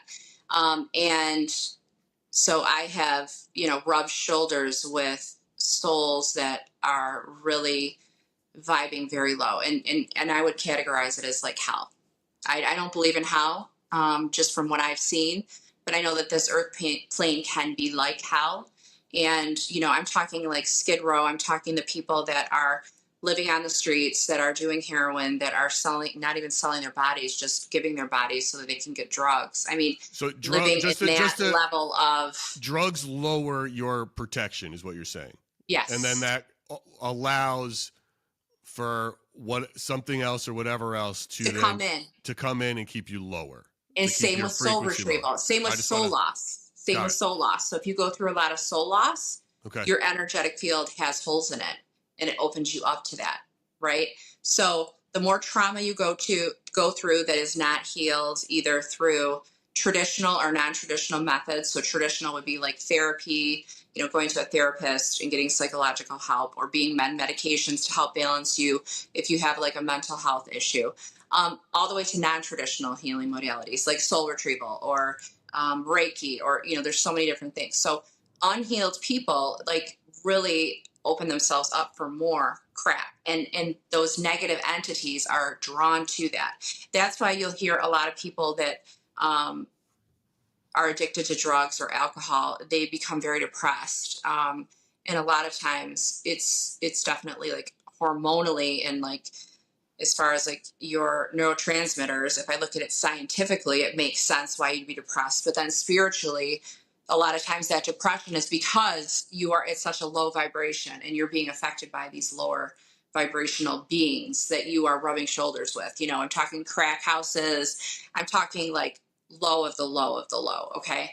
I'm not around that as much. I So, would and hope I not. haven't actually done a soul retrieval in that aspect, but that's how I would liken like the darkness and people. And I have gone to soul retrieval, and souls have been so traumatized that it was really hard to get them to come. And usually you can get them to come asking like a helper spirit of theirs to come in. So a deceased grandparent or a spirit guide or somebody that can help kind of get them to come. So, but sometimes it's extremely rare that I can't return something back to you, but it does happen. Heidi, Yeah. Heidi, does this the same process that you go through if you like go to a haunted house or a haunted location? If you're tagging along with the paranormal investigator team or something, that you have to get into this state, or is that a different hat? So I would say that's a different hat, but it's similar but different. So, getting introduced into the paranormal was something that I couldn't have ever seen coming. I didn't see it coming. I was actually afraid of the But you're a paranormal psychic. for a long time. I know, right? Well, you know what? Some of the best surprises in my life I've been so grateful for because they've been so beautiful. And learning the paranormal and being introduced to the paranormal is definitely one of those times in my life that I'm so grateful for, because it really has brought me to a different level of my spirituality. And so I faced that fear. I started to watch paranormal TV shows around 7, 8 years ago: Dead Files, Ghost Adventures, Kindred Spirits, all of the originals, and I really loved it. And I really started to understand it and study it and not be afraid. And then I had an opportunity land in my lap where a friend of mine met a gentleman named Rob Thompson. I'm not sure if you guys have ever heard of him. He is a spirit medium from England, and he had a TV show called The Ghost Finders. And I was on season 12. I basically met Rob and his partner, Heather Bordeline.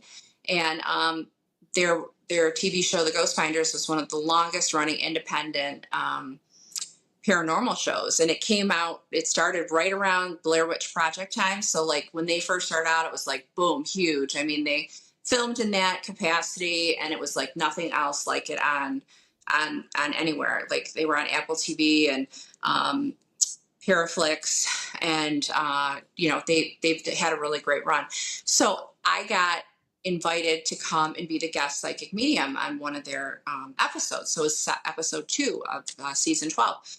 And I went and I had the most amazing time. My world was opened up immediately.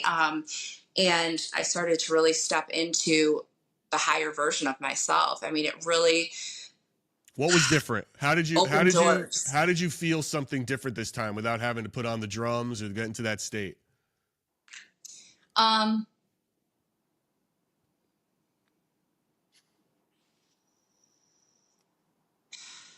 did the spirit feel different? It's the same thing. It's just I'm not sitting down with somebody across from me. Like that's like the traditional sense. Like I'll do a Zoom or somebody will come sit with me, but I never had like read energy of places. And to me, that was just mind blowing. That, oh my gosh, it just came in naturally. And that's really when I realized that I don't even need to tune in anymore. It's kind of like a constant state of being now for me. So it was different. When I went in the first time, it was different because I was on camera and I start to read, things. I would start to read things, and I'd be in a flow, and then they'd be like, okay, cut. All right, let's back it up. All right, go back, say that again. We didn't get it. And I'm like, hold on. So I had to kind of learn how to do that piece of it, but I learned that pretty quick. And it's been fascinating to have the ability to be a voice for the voiceless. I look at paranormal work that I do. I would say 90% of the time it's residual energy. And 10% of the time or so, it's like a true haunting. Oh, I see. Okay, sure. You mean like an apparition versus an imprint of energy. Right. Imprint being like, Yep. yeah. And I then learned the this. actual like intelligent, like real haunting, Yeah. I've been able to experience both of those now. And once you like really know, like, okay, that's not just what I'm seeing on TV, but you're like actually in the moment living it. It's like, there's nothing like it. Like, that's what I mean when I say like going to the dark side, if you will, or the scary side of it is not very different than the work I always do. It's just one is done with like a bright light and the other one's done kind of in the dark, and it's learning how to balance both parts. And it's been an honor to really step into it and have a great respect for it. Well, Heidi, it's been an honor for us to have you on today. I mean, we're getting close to our time here together for the hour. I could go on for another hour. I feel like I could talk like hours with you guys. I would love to have you back on. I have so many other things. I have so many other questions. I barely got through half of them. I would love it. So first of all, everybody can find Heidi, and I'm gonna look. I repost these lives. It'll be part wherever you get your podcasts. I'll be redropping this tomorrow morning. So if from Spotify to YouTube, everywhere podcasts are, you can find Heidi Kemper at HeidiKemper.com. Book a session. Take it out. Heidi, how would you leave us with this? What do you want people out there to know, to walk away with, if they're in a situation, and how they should look at what their situation is based on how it could connect to their past life? What's a message you can leave with them, or something that how they should recognize it or not? I think there's a feeling of familiarity. There's a feeling of remembering and just knowing that there's something significant about this place or this person. Like, you meet somebody and there's this instant connection. There's an instant recognition. Sometimes just looking in the eyes, there's just a feeling in the soul. A location like Italy. I was always drawn to Italy. I always wanted to go to Italy. It was on my bucket list. It was the first country I wanted to go to in Europe. And as soon as I touched my feet on the ground there, it was like, I've been here before. It's my favorite place. It's my favorite place. It's just talk about Italy real quick. It's like, you go everywhere you go in Italy, it's like the food is awesome. Like, if you stop, you could just stop at some, like, because you're doing tours, like you're walking around, there's so much to see. So you just want to stop and grab someplace quick at some cafe, and it's delicious, which I would say is better than like Paris was, where it's, you have to go to, of course, Paris has wonderful restaurants, but you have to like you can't just stop at a quick cafe in Paris. You're going to get like a ham and cheese sandwich, and that's what you're going to get. But in Italy, you can get delicious, right? It was incredible. The food, amazing. Yeah. Like, I ate whatever I wanted when I was there, and we walked a ton, and I actually came home and I was like down 5 pounds. So I was like, sweet. Like, the food there is like amazing. You don't have that inflammatory response in your body because it's all real ingredients. Yeah. Like, oh my gosh, since I've been home, I'm like, I don't want to eat anything. Everything tastes like cardboard. Yeah. Right. And after eating there. And to tell you, but you also felt like you were home. It felt familiar. And that's sort of what people should recognize. When you have that sense, then that might be something. That might be a connection. That's your sign. When you have this emotional reaction or this deep feeling that you're like, why? Same way about New York City. Like, why? Why did I have this feeling about New York? And I go to Central Park and I'm like, oh my gosh, if I walk straight down this walkway and I turn left, there's going to be steps, and I'm going to go down it, and there's going to be an angel fountain there. That's what happened to me. Like, and my husband at the time, he was like, what the hell just happened? I'm like, I don't know, but I told you I lived a past life here, and obviously I was here before when Central Park was just built. So we're talking late 1800s, early 1900s. So what do you want? I don't know. Good, so yeah, it's a beautiful thing to experience and to look into. So no, listen, we definitely have to have you back. I have so many more questions, and I want to hear so many more stories. It was really fun to have you. I really appreciate you taking the time to talk to us about this. You guys too. And friend request me. I'm on Facebook, you guys. So friend request me. I want to keep in touch. And then, yeah, if anybody's interested in, a reading or to connect with me, I'm all over social media. And they said my website. HeidiKemper.com. I will put her information will be in the links when this is posted, link tree in my bio. Thank you so much. Thank you, really, guys. Heidi, thank you. Really You guys enjoyed are it. amazing. I hope Thank we you. get to meet in person one day. Oh, I would love it. Yes. Yeah, it'd be I would awesome. love All it. right. We'll That'd figure be that awesome. out too for sure. Heidi, where are you from? Heidi, Yeah, you where are you? Right outside of Detroit, Michigan. Okay. Oh, wow. All right. Cool. New New York and Cali. Yeah, love it. I love California. Love New York. Yeah. Both my favorite places. So What's not to love, man? It's awesome. I know. Heidi, Well, we'll Heidi, see again, ya. listen, thank you so much. All right. Thanks, guys. All right, bye. Take care. Bye bye. That was wild. That was really Yeah, interesting. yeah. And funny. She's a good sport. Because Yeah, no, that was great. it's interesting. When you sort of look at everyone's perspective, what are the commonalities, right? Vibration, frequency, all these things are the same. What's different is how she sees whatever she sees, like the tree, right? Gary, you How know she what's sees- different? It's very simple, and I say it all the time. The human perception by That's the what she person that needs to see. it's that human perception. Anybody that has any sort of true gift, they describe it. There are similarities, like you said, but it's like the actual human perception of what they're experiencing. And it makes me think I would love to like line up like a bunch of people with gifts and be like, okay, this Right. scenario, what do you see? Right? You know what's funny, dude? You know what it reminds me of? This is a totally obscure reference, a movie reference. It was a Robert Zemeckis film with Jodie Foster where Contact. Have you ever seen the movie Contact? Yeah. Right? And at the end, she's in that gyroscope and then she falls through and she's in this place. And it's her old house. And she sees her dad, right? And it's an alien. It's like, what is this? It's like, well, this is the form I'm taking because you wouldn't be able to understand the form if you saw me in my true form, right? And then she comes back to Earth, and it's like it really in their world she fell straight through in the real world, but she was trapped there, and then there was like a little side bit about there was hours of static while she was over there. But anyway, it was that idea of this is what I'm showing you because this is what you relate to is interesting, even though those commonalities of frequency, vibration, and all that stuff. A lot of people seem to be in that philosophy. Yeah. Or she would say that modality of their thought process, right? It's crazy. Yeah. What do you guys think? Is everybody there like Heidi? Check her out. HeidiKemper.com. Anyone have any other questions? I really appreciate it. There's a lot of you, and I'm sorry we can't get to you in these chats when we have guests, guys. It's just hard to see you all. But I really appreciate you being here. We had a lot of folks checking us out. Cool. Thank you, everyone. But that's it for today. SoCo Paranormal, thanks for stopping in. Love it. What's up, Jolly?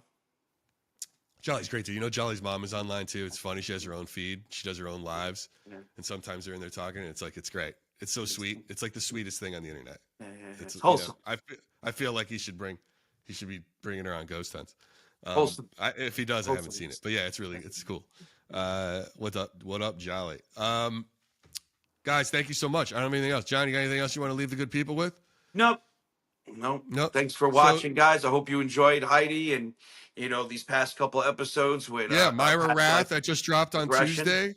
Yeah, it was a great episode on Tuesdays, episode 20 with Myra Rath, where I got the crash course in past life regression therapy. Myra is not a psychic medium; she's a hypnotist and a therapist who helps people discover it for themselves, which is a really interesting sort of way to go about it, right? And that reminds me, Gary. Everybody, if you haven't done it yet, jump over on the YTs and give us a follow. We are so close to hitting a milestone of 1,000 subscribers on the YTs. That's right. If you're watching on Santa Paranormal right now, hop over to Splintered Spirits and please like, share, subscribe. We are so close. I mean, we're less than 20 people away from hitting our first mark of 1,000 subs, which would be super great. So please do it. We appreciate you guys. And then that's it. So yeah, check that out. Next Tuesday's episode is an oldie, but goldie, episode 2, which, dude, we recorded episode 2 a year ago. Almost to the day. Yeah. Today. It was a year ago yesterday. Yeah, a year ago which yesterday. Is nuts. That's wild. So we're redropping episode 2 with full video. That's where John first tells me about Edward when John's in the cemetery. So it's fun to see it with video. And by the way, I look like total shit because I didn't think we were going to use video. I was like, I think I look like I just rolled out of bed, and it's because I did. I was like, what did I care? We're never going to be a video podcast. But then that changed pretty quick. Well, that changed pretty quick. I know. Now it's all, so, Now look it's at my video. contacts But hey, in. Let me shave good. before I come on. Look a little like, get the background light, a little bokeh depth of field. You got to make it look a little polished. It's raw. It's raw. That one's raw. That one's raw.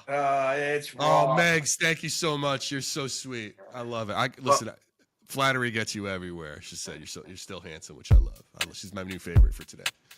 I appreciate you Gary, so much. this has been fun, man. It's a great really episode. Fun. Everybody, thank you so much for joining Splintered Everybody, Spirits. thank Go about you. your day, and we will talk to you guys soon. Yeah. See you guys Thanks, later. everybody. Well, that's it for another episode of Splintered Spirits. Be sure to like, share, and subscribe to our YouTube channel, Spotify, or wherever you get your podcasts. Until next time, stay